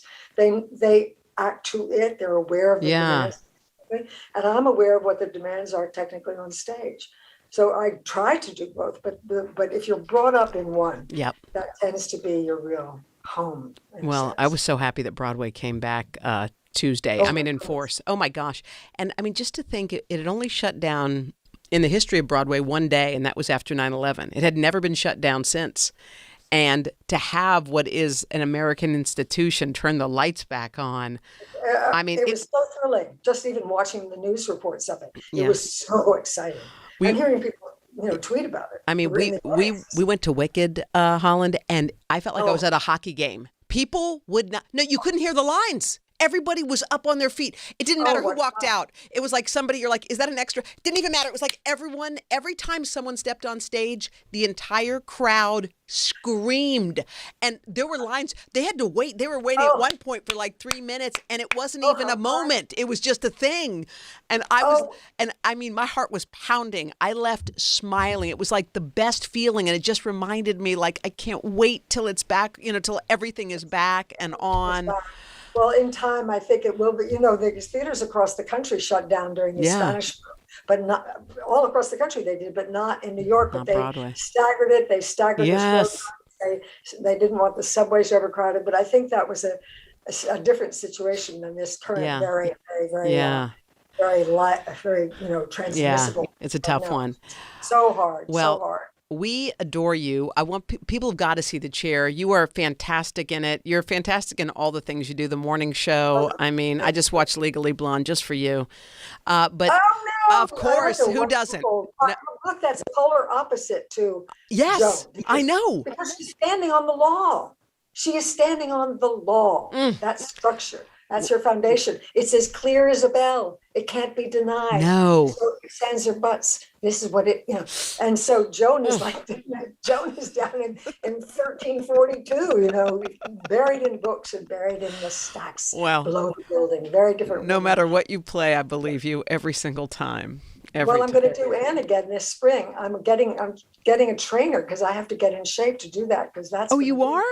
I'm doing it at the Pasadena Playhouse. Awesome. Okay. In Los Angeles. Well, Pasadena, more correctly. Yeah. Well, we're going to because I felt I should do it on the West Coast and before I croak, So by the way, we have a bunch of people in our studio, and everyone's cracking up. You can't hear them, but I can. You're keeping our audience in the palm of your hand.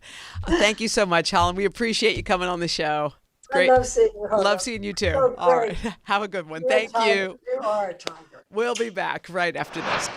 Nearly a dozen hours after the eye roared ashore. There is some late-breaking news. All right, Good morning, everybody. Welcome to Today. Let's go. International Day of the Girl. The strength and courage of these women is remarkable. What's your message to girls who want to make a difference? Believe in yourself. You can make it happen. The Meet the Press Chuck Toddcast, free wherever you get your podcasts. Make the most of your day with Today All Day. Get closer to all your friends at Today in a whole new way. Today in 30. We give you a mix of everything you love about our show in a mere 30 minutes. Shop today with Jill Martin. We're helping you shop like never before. The latest styles and biggest names. Today Food. Things are heating up in the Today All Day kitchen. Cooking essentials and recipe inspiration. Get ready. Are you ready? Oh, I'm so ready. Only on Today All Day. Nearly a dozen hours after the eye roared ashore. There is some late-breaking news. All right, Good morning, everybody. Welcome to Today. Let's go. International Day of the Girl. The strength and courage of these women is remarkable. What's your message to girls who want to make a difference? Believe in yourself. You can make it happen. To cover the news, you have to be in it. We'll take you to the front lines of the story, bringing your news feed to life. Streaming live every night. It's your news playlist. Top Story with Tom Llamas. Weeknights at 7 on NBC News Now. For breaking news in our changing world, download the NBC News app. The Meet the Press Chuck Toddcast, free wherever you get your podcasts. Holland Taylor, you guys remember that she was the law professor in Legally Blonde with Reese Witherspoon.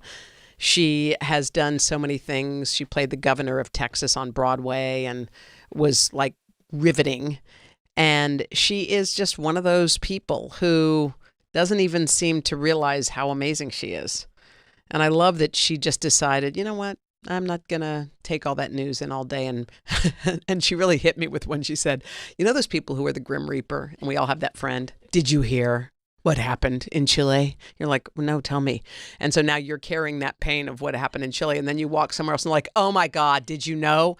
And all things you have zero control over, but you just carry with you. And you're by the time you're done with your day, everything is depressing you. So I think she's right. You have to cherry pick what you choose to put into your system, because like they say, if those people who are news junkies in quotes, they're probably really depressed most of the time.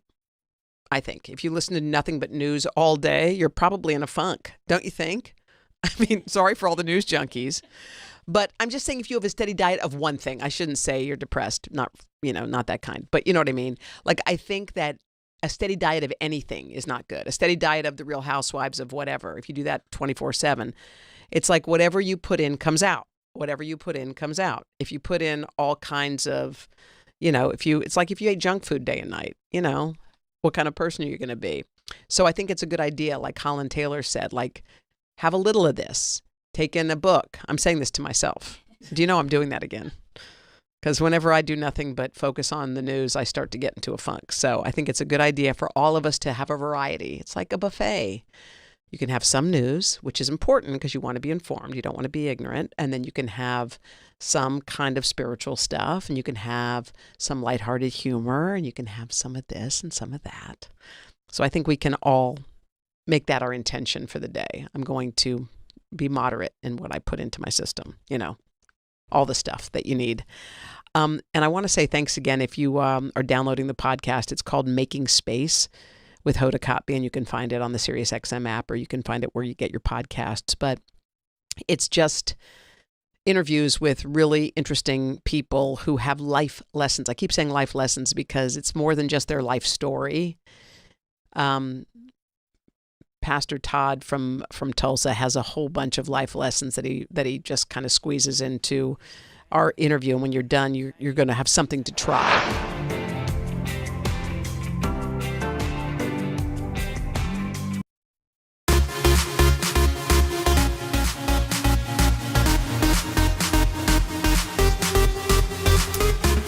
What is up, all my Today All Day friends? Welcome to Popstar Plus, where you're going to find all kinds of entertainment news and interviews. Today, we are getting you in the spirit of Halloween. We're going to share an interesting conversation with the voice actor behind everybody's favorite bossy sister, Lucy Van Pelt, in the beloved special, It's the Great Pumpkin, Charlie Brown. Plus, Full House star Jodie Sweetin stops by for a spooky version of our What I Watch series.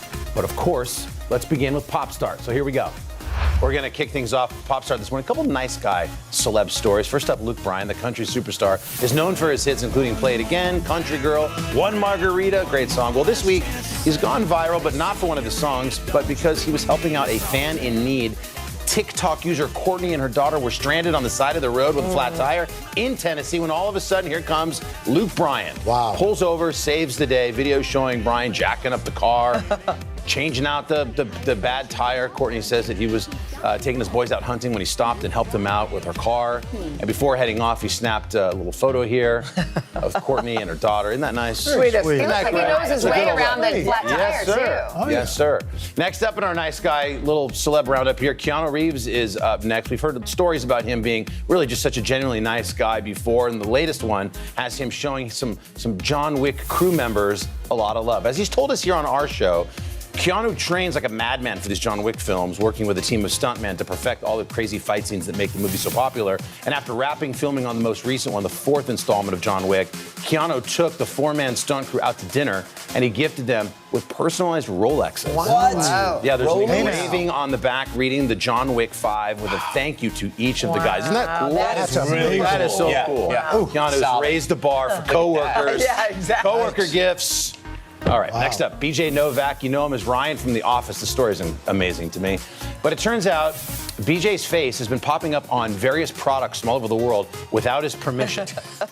Novak explaining that a photo of him was mistakenly added to the public domain years ago, so now it's just been used on a ton of different items. He's posted some of them on Instagram. There's a hair trimmer with his face right on the box. There's a poncho company that uses his face stuffed into a green poncho. A face company in Uruguay added some blue and white lines to his face. A cologne company in Sweden uses BJ Novak's face on Encounter. He looks like he smells good. That's a fragrance. Yeah. He's got range. So why hasn't BJ stopped this from happening? He says, quote, I'm too amused to do anything about it. I love him for that. Yeah. Next up, we celebrated a big milestone over on The Voice last night. It has been 21 seasons, hard to believe, in over 10 years. Wow. Last night, we marked our 500th episode. There was some cake, some sparklers. We had a really good time, and Entertainment Tonight took a look back into the archives for our 500th episode and found a video of me and Blake from before our first season ever premiered talking about the show. It has to do with talent first, you know. You get to get mentored by superstar artists. Oh.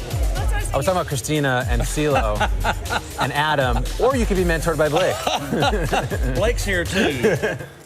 10 years. Whoa. You look the same. And a few pounds. You look the same. No, you're kind. You're kind, Mr. Yamas. You're kind. Finally, it's time to reveal. Here we go. The finalists in our Halloween horror show. We got our bracket lantern here. We started with 8 horror movies, and you all voted.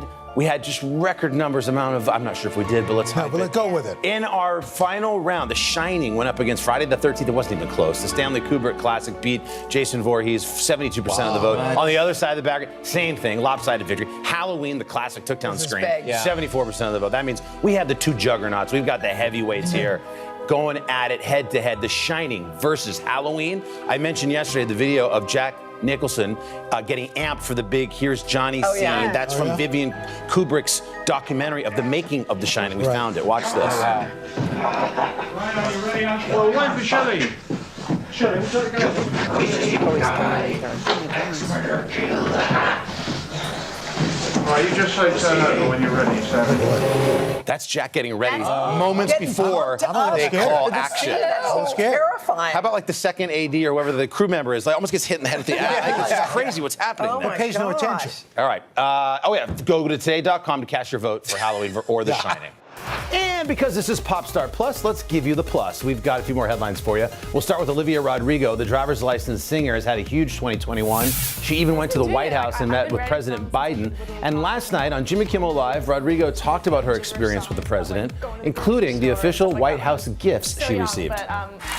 With the Ray-Bans, do you bring those or does he hand them out? He gave them to me, actually. He gave me a few gifts. He gave me those. He gave me some M&Ms, and he also gave me a shoehorn, which was strange.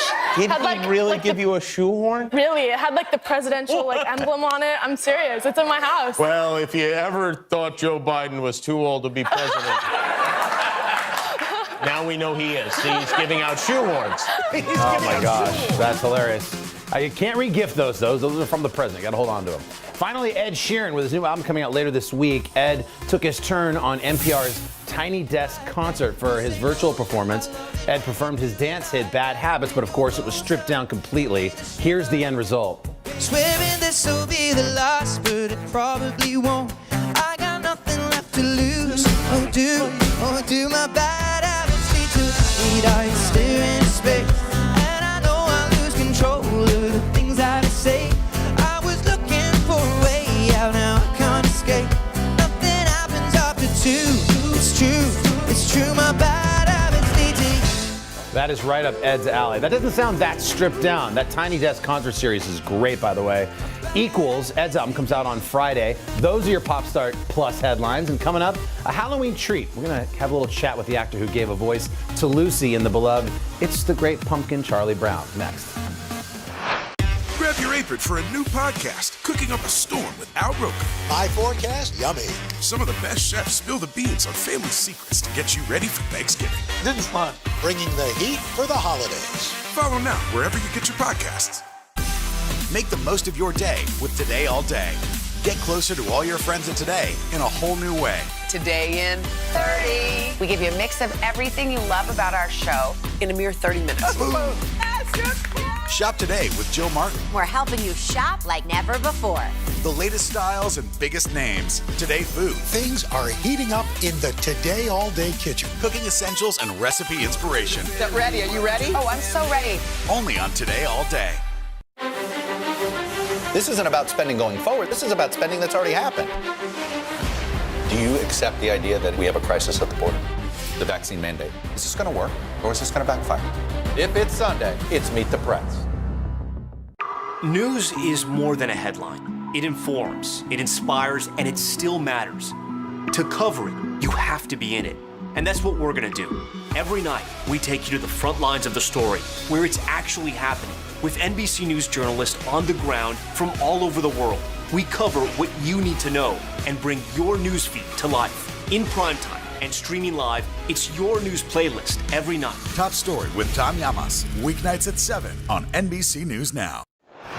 We're back, and you are with us on Popstar Plus, and we think you're really going to like this next segment. Sally Dreyer was just 8 years old when she was tapped as the voice of Lucy Van Pelt in It's the Great Pumpkin, Charlie Brown. She shared memories of recording that 1966 special and told us what Charles Schulz was really like. Voicing Lucy meant I could yell and get away with it. You blockhead, you're gonna miss all the fun just like last year. You blockhead!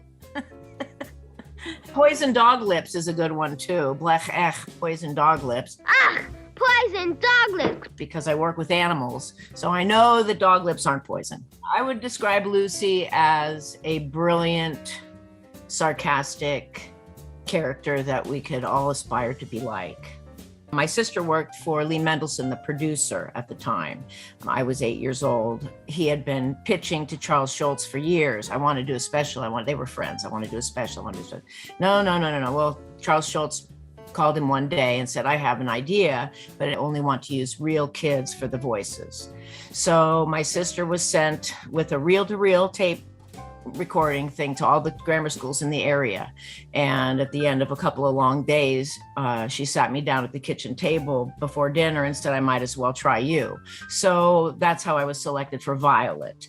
However, after that, Charles Schultz decided I had a particular quality of crabbiness in my voice, and I was elevated to the role of Lucy.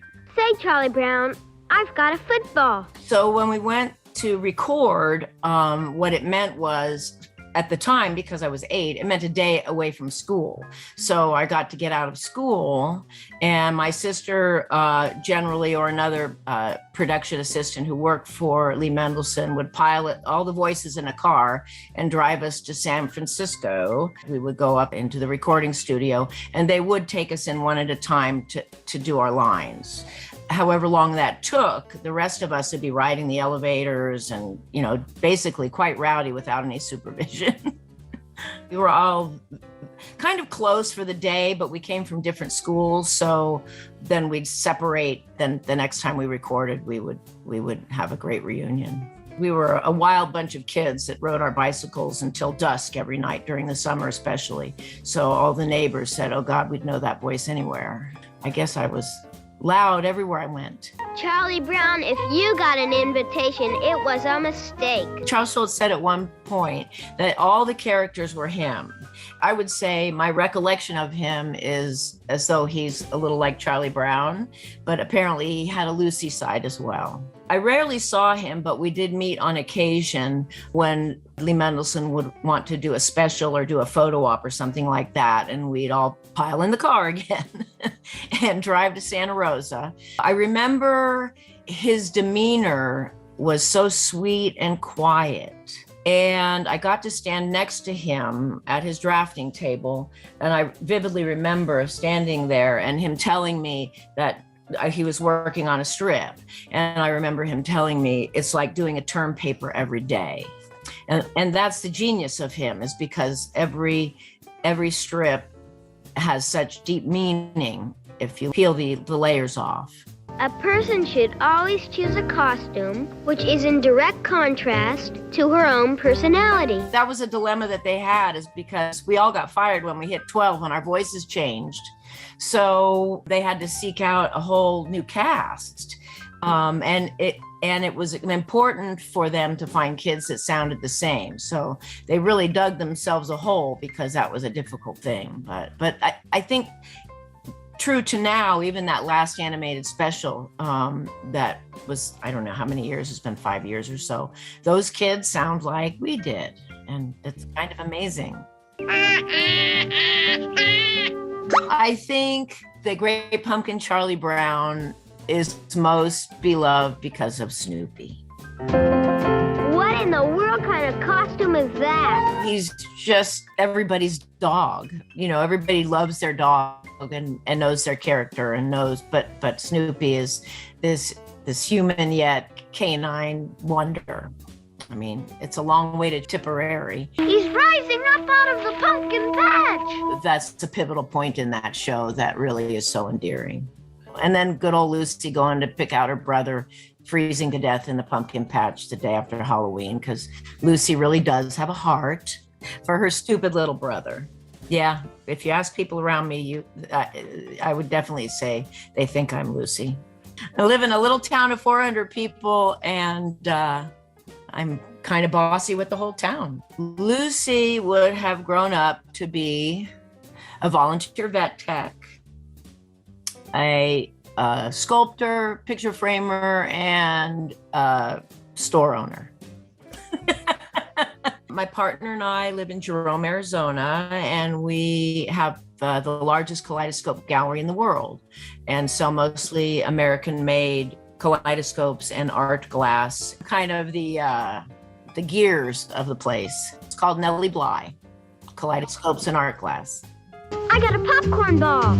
I got a fudge bar. I got a pack of gum. I got a rock. Being part of this phenomenon, I don't identify with it personally now, other than I played that role as a child. Who would have thunk that it would be so synonymous with the 60s and fond memories of the 60s for people my age?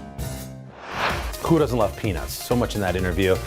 Never even knew half of it. So let's go ahead and continue our Halloween-themed Pop Star Plus today. We've got Full House star Jodie Sweetin and what she watches at this time of the year. Coming up. Nearly a dozen hours after the eye roared ashore. There is some late-breaking news. All right,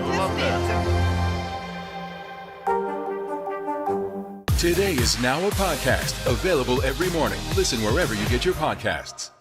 News is more than a headline. It informs, it inspires, and it still matters. To cover it, you have to be in it. And that's what we're gonna do.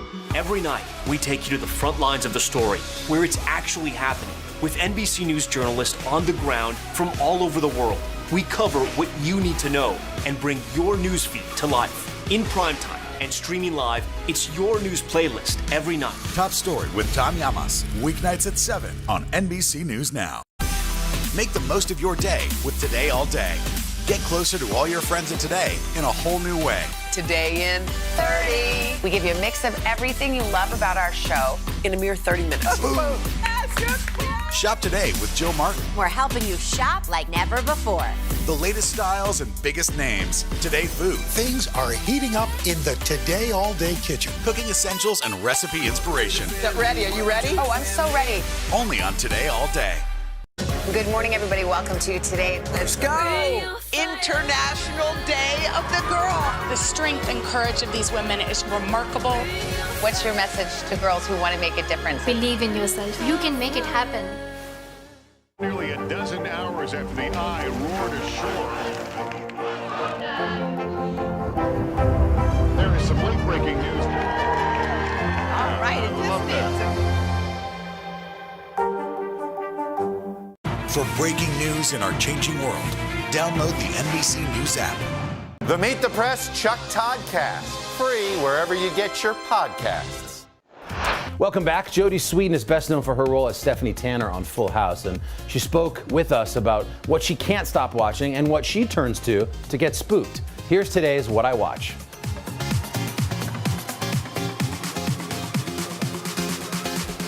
What I watch when I need a good cry? Oh, I can watch that scene from Neverending Story with Atreyu and Artak, the horse in the mud. Still to this day, every time. Or Dumbo. Dumbo really makes me cry with the mom, and she's like rocking him back and forth. I can't do it. That always makes me cry. What I watch on a night in with my girls is probably either Labyrinth, which is like a classic, or Nightmare Before Christmas, because my girls love Tim Burton. Maybe even Beetlejuice.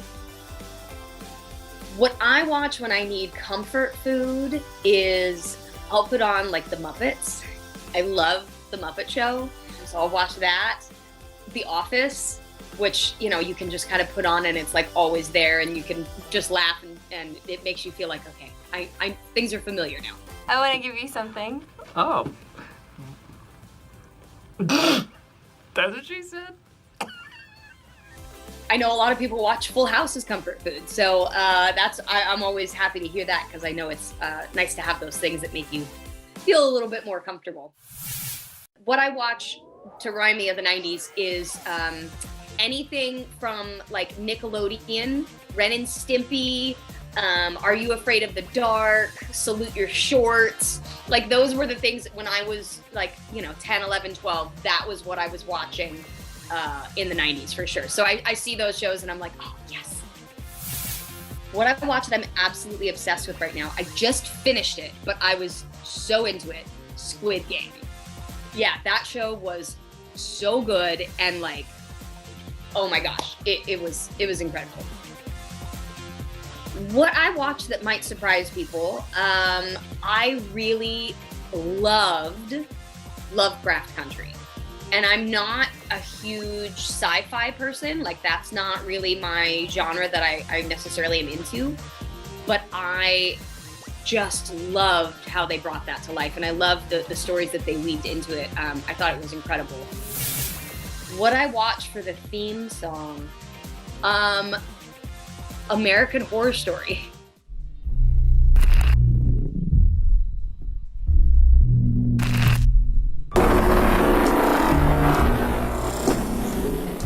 For some reason, I like that opening song and credit. There's something so creepy and like heavy and industrial about it. Like it feels very Nine Inch Nails, sort of like that kind of music. I don't know. Every time I hear it, I'm like, yes, I love it. Probably also because I love American Horror Story.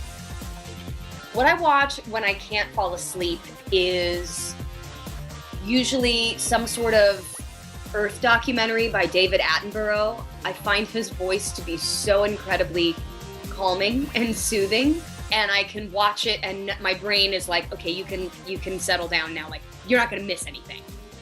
What I watch that inspires me, I just watched season 2 of Love on the Spectrum, and I don't know if anybody else has watched it, but the first season and the second season are really amazing, and they it just makes you believe in love and how wonderful it can be and how much we all need it. So that show for me is definitely one that I watch when I want to feel good about things. What I watch when I want to be spooked, I really like the Conjuring series. I find those to be pretty scary. I also like to go back to classics. What I watch when I like to get spooked, and The Exorcist, still to this day, is a pretty creepy movie. You see that? You see that sexy stuff on the wall there? Oh yeah, that's cute. That's real cute. Hey Meta, does it say where exactly? Oh! What was that? Get down here. Is that the smart thing to do? What I watched to prepare for Celebrity Exorcist was some Ghost Hunters and The Exorcist, of course, any Stephen King things. I made sure to really, buff up on all of my supernatural knowledge. It was such a cool experience to shoot it. I mean, I went in with a really open mind. I like science, I like answers, I like truth, but I also think that there are a lot of things that we maybe don't see or understand. So I try to come at it with an open mind.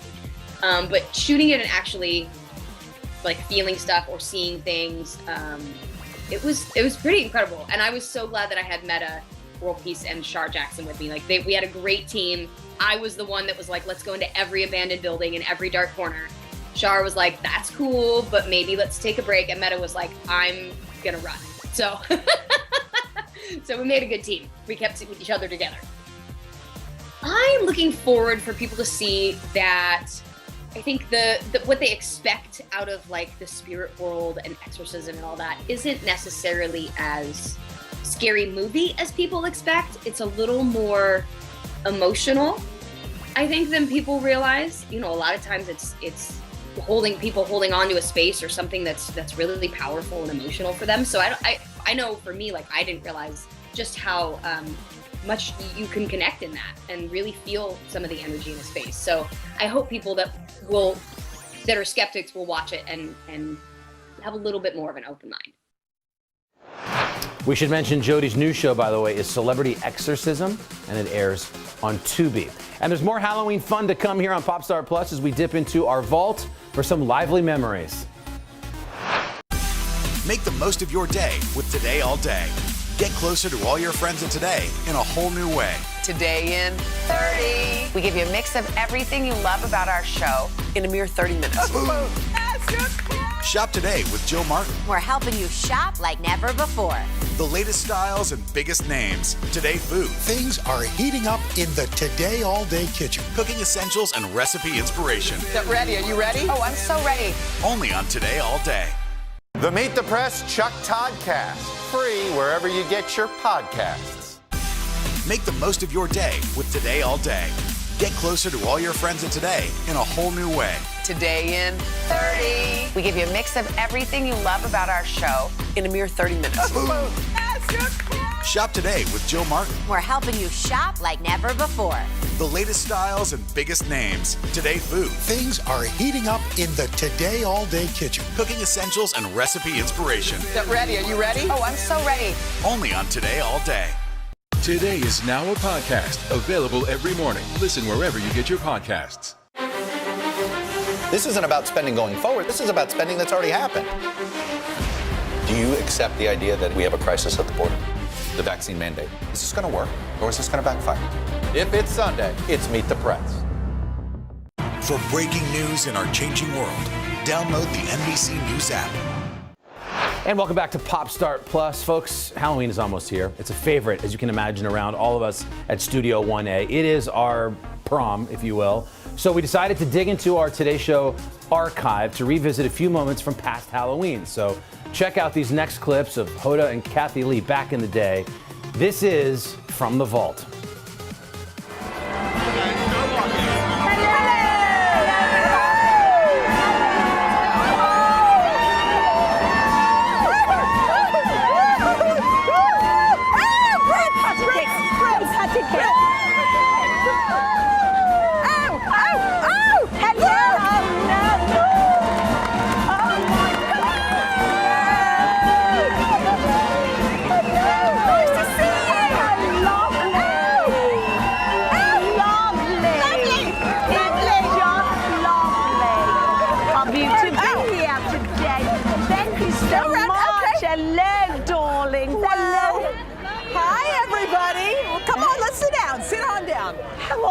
Today, you know I'm exhausted. I think you need a little spot of tea. Tea. Hello, darling. Here we go. Yes. Don't you love a little tea in the morning? Okay. Cheers, everybody. Cheers. How are you? So good to see you. Cheers. All right. So we had a nice reveal this morning, didn't we? What happened to your English accent? I'm like Madonna. It comes and it goes. Hold on. Well, I think you should stay in character for at least a moment. Okay, I'll try. So, we are Beatrice. And you are Eugenie. Eugenie or Eugenie? I like to say Eugenie. Well, when we arrived on the plaza, we noticed that there were two ringers who look just like us. I know, but they got their outfits from Loman's. Let's see them. I think. Yes, we love seeing you. But they got the teeth. Where did you get those teeth? Mum gave it to Mum. Yeah, she sent them over. Mum, special for today. Our Mum sends a load. Yes. She wasn't invited, you know, to the she wedding. wasn't. No. Come on, Betty. Come on, Wilma. Oh, turn this bear around. Whoa! Power steering. I like it. It's so modern. Yeah. Oh, yeah. I hope this isn't ruining my pedicure. Flintstones. Oh, we made it home. We did. Betty. We're home. Wait, are Fred and Barney here? I think I so. see them. They're in a lot of trouble too. Take over the chat. Thursday. Cut the music. Okay, are we ready? Yes. Okay. Da-da-da-da-da-da. Here we come on the run with our burger on the bun and a dab of coleslaw on the side. Oh, your taste we will tickle with a cold dill pickle. And all of our potatoes are french fried, fried. Our burgers can't be beat, cause we grind our own meat. Grind. Fred Flintstone and Barney Rubble, you're to blame for all our trouble. And if you think we're gonna forget, you're out of your mind. Woo! Barney, I told you we should have rehearsed. Out of there. Get out of her seat. You boys are in trouble. Have a good show. He always makes up with her like that. Fred, what are you going to give me? I'm going to take your burgers from you. Bye, Big Blake. See you back home. Hello, Wilma. Hello, Betty. Wilma. You know what? This is getting old. We've been doing this since 4 o'clock this morning. All right, let's see how well we did in terms of our looks. Okay, this is us. You're seeing us. Yeah. Now, by the way, it's Halloween. If you it didn't know, certainly it's is. October 31st. Let's see how much we look like them. Okay. We're going to split screen it and see. Everybody's been telling me I still look like Lucy. Lucille Ball. I know. No matter what I do, I look like Lucy. You do. All right, we're going to split screen? Yeah. Okay, there's you. Yeah, Lucy. Yeah. No, it's good. No, it's good. Yeah, okay. Okay, Betty. Ready? I'm ready.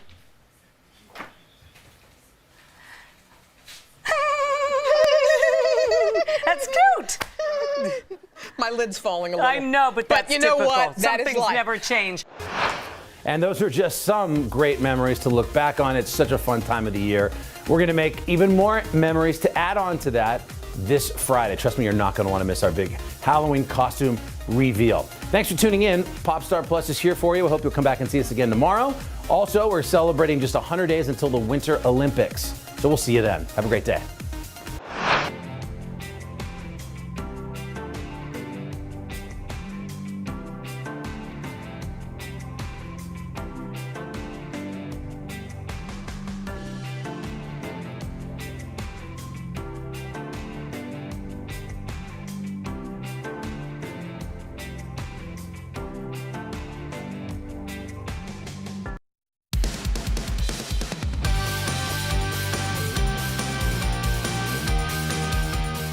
Hey, Today All Day, we've got a great show for you on this Wednesday morning, including the legendary Olivia Newton-John. But let's kick it off with pop star. Ariana Grande is a woman of many talents, and on last night's episodes of The Voice, she nailed a celeb impression that you won't forget. Check it out. All right, guys, up on Popstar first, we'll start with Nicole Kidman. The Oscar-winning actress has transformed into Lucille Ball in the first teaser we're getting for the upcoming biopic, Being the Ricardos. The preview shows Kidman stepping into the shoes and on the grapes of the beloved TV icon. It also gives fans a peek at Javier Bardem taking on the role of Desi Arnaz. Here is a look. Roll sound. Let's do our show. I get paid a fortune to do exactly what I love doing. They got their money's work. Pictures up. I work side by side with my husband, who is genuinely impressed by me. And all I have to do to keep it is kill for 36 weeks in a row. All right, let's go. And then do it again the next year. You know, I did this show so Desi and I could be together. Ladies and gentlemen, enjoy the show. And action. I had no idea it was going to be a hit. Wow. You see what happened there? You see what you all just did? What'd you say? We didn't Where see it was like, where is she? Where's We're all like, she? there's her voice. Yeah. Nicole Kidman. That's the thing. People That's are the like, tease. That's the teaser. But why not show her? Because that was her in the moment in the grapes. But and J.K. Simmons as Fred Yes. Mertz. Oh, is that who's playing Fred That's Mertz? J.K. Simmons. Oh, Fred Mertz? That's right. Aaron here for Sorkin, it. writer, director of it. But people are wondering, like, I'm where, in. they want to see her. I'm We're in. all like, Brilliant. I'm in. Being the Ricardos is set to hit theaters on December 10th and will be streaming on Amazon Prime Video later that month. Next up, Beyonce and Jay-Z. The couple's been featured in the latest campaigns for Tiffany & Company. Beyonce recently becoming only the fourth person to ever wear the jeweler's famous yellow diamond. And in a new spot for the brand, Bey and Jay recreate another iconic moment from Audrey Hepburn from the classic Breakfast at Tiffany's with a little help from Blue Ivy. Take a look. Monty, can you pull over, please? This is so sweet. Shall we have pizza? I think we need pizza.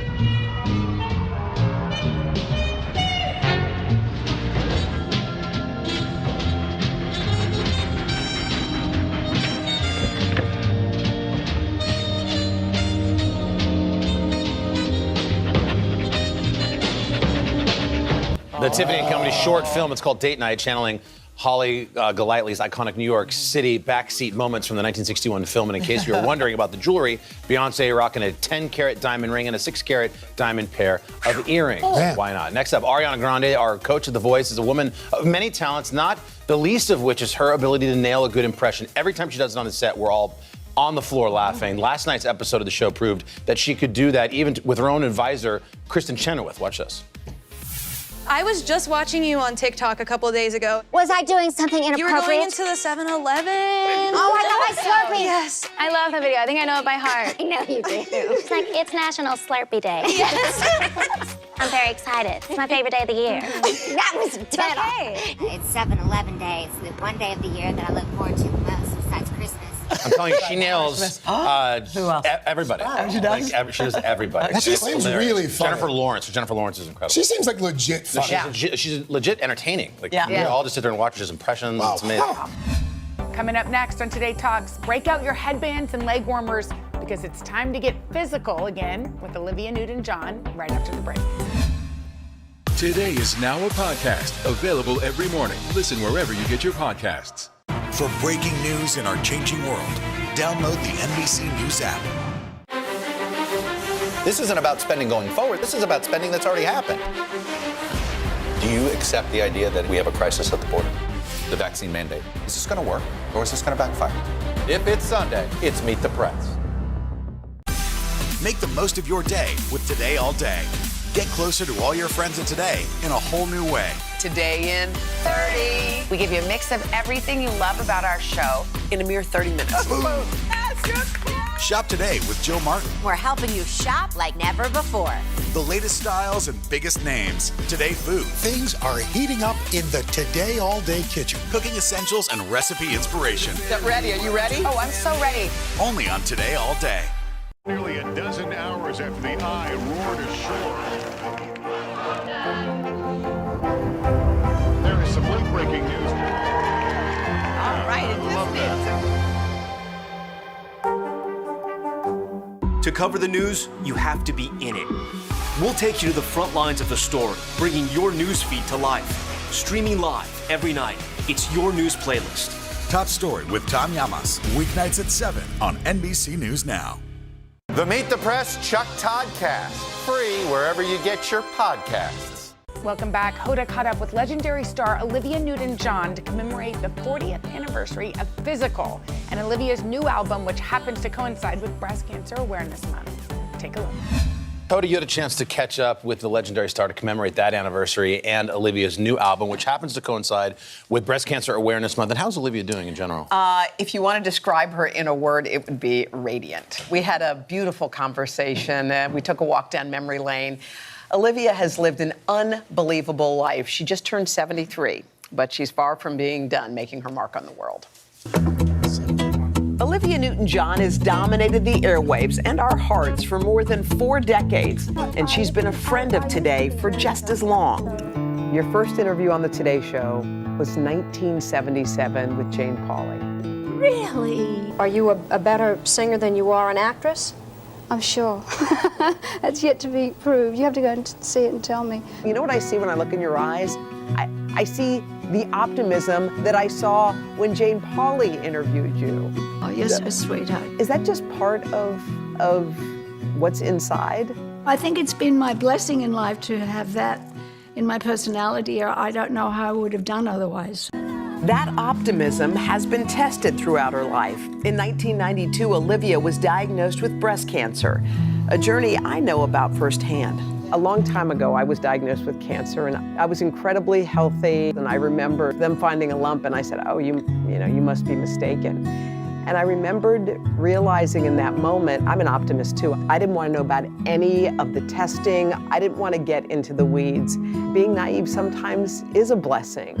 I agree with you, and I'm really sorry you went through that. I didn't know that about you. So are you well now? Are you feeling good? Yes, I am feeling good. By the way, I'm just going to pause for a second. Oh, another wonderful thing about you is what you just did there. Thank you. Oh, of course. Thank you for asking. We're sisters. You know, anyone that has gone on this journey with cancer, it's unknown destinations and surprises and turns. Olivia's journey has many turns. After tumor recurrences, she now calls herself a thriver as she lives with stage 4 metastatic breast cancer nearly 30 years after her first diagnosis. How do you feel? Right now, I'm feeling pretty good. I have my days and I have my pains, but the cannabis that my husband grows for me has been such a huge part of my healing, and so I'm a very lucky person. After Olivia shot to fame in 1978 for her role as Sandy in Grease, she embarked on a wildly successful career in films like Xanadu and music, selling more than 100 million albums. But to this day, one of her biggest hits of all time remains the famed 1980s anthem, Physical. Let's get physical, physical. The idea that it has been 40 years since the song Physical came out, did that freak you out? It does. It's like amazing. How is this possible that I'm still talking about a song that I recorded 40 years ago and people still like it? The song was a major departure from her good girl image. The lyrics raised eyebrows. There's nothing left to talk about, lessons horizontally. Physical was banned by many radio stations and even the entire country of South Africa. Today, the lyrics are like a lullaby, don't you reckon? But I mean, in those days, in James? Oh, honey, I got some lyrics for you that are on top 40 right now. And I remember listening to it and think that's a really great song, and didn't really tune into what it was about. And then when I recorded it, I started to panic a little bit. And I called my manager. I said, I think I've gone too far with the song. It's just too much. He said, well, it's too late, love. It's taken off everywhere. Very often the things that you're most afraid of are the things you really need to just go for it, you know? Because it was one of my most successful records, and I never would have dreamt that could have happened. Her solution to tone down the racy tune, the now iconic music video that caused a sensation. So we need to create something funny, and it needs to be about exercise. Because it's about exercise, they're not going to have any other thoughts. Since then, her music and the pace of her life have slowed down. One thing that's remained constant, her passion for singing. For me, singing is it's my soul. And I don't miss the touring, but I do love to sing, and I like to write songs. And so I don't know yet what I'm going to do, but at the moment I'm just enjoying being, because we are human beings. Coming up on Hoda and Jenna, it's Trends Day Wednesday, and Justin Sylvester's here with the first look at Nicole Kidman as Lucille Ball. After this. Grab your apron for a new podcast, Cooking Up a Storm with Al Roker. My forecast, yummy. Some of the best chefs spill the beans on family secrets to get you ready for Thanksgiving. This is fun. Bringing the heat for the holidays. Follow now wherever you get your podcasts. Sometimes the news can be difficult and overwhelming for kids to understand. Will coronavirus come back next year? So to help make sense of it all, we've created a newscast just for them. Man, you know a lot. We hope your family will watch Nightly News Kids Edition. People really don't know what's going to happen. Nearly a dozen hours after the eye roared ashore. More good people than bad people, I know, right? 5 seconds. 4, 3. There is some late-breaking news 4 hours into the Iowa caucuses. Private hand delivering. All right, it just did too. Good morning, everybody. Welcome to Today. Let's go. We're going to kick off the Pink Power and Breast Cancer Awareness Month. What's the best thing about being this age? You have nothing to prove, because you already proved it. What does it feel like to be in a city that you love so much? I am humbly proud that I stuck up for my town. We all have the honor of helping reopen the doors. Broadway is back!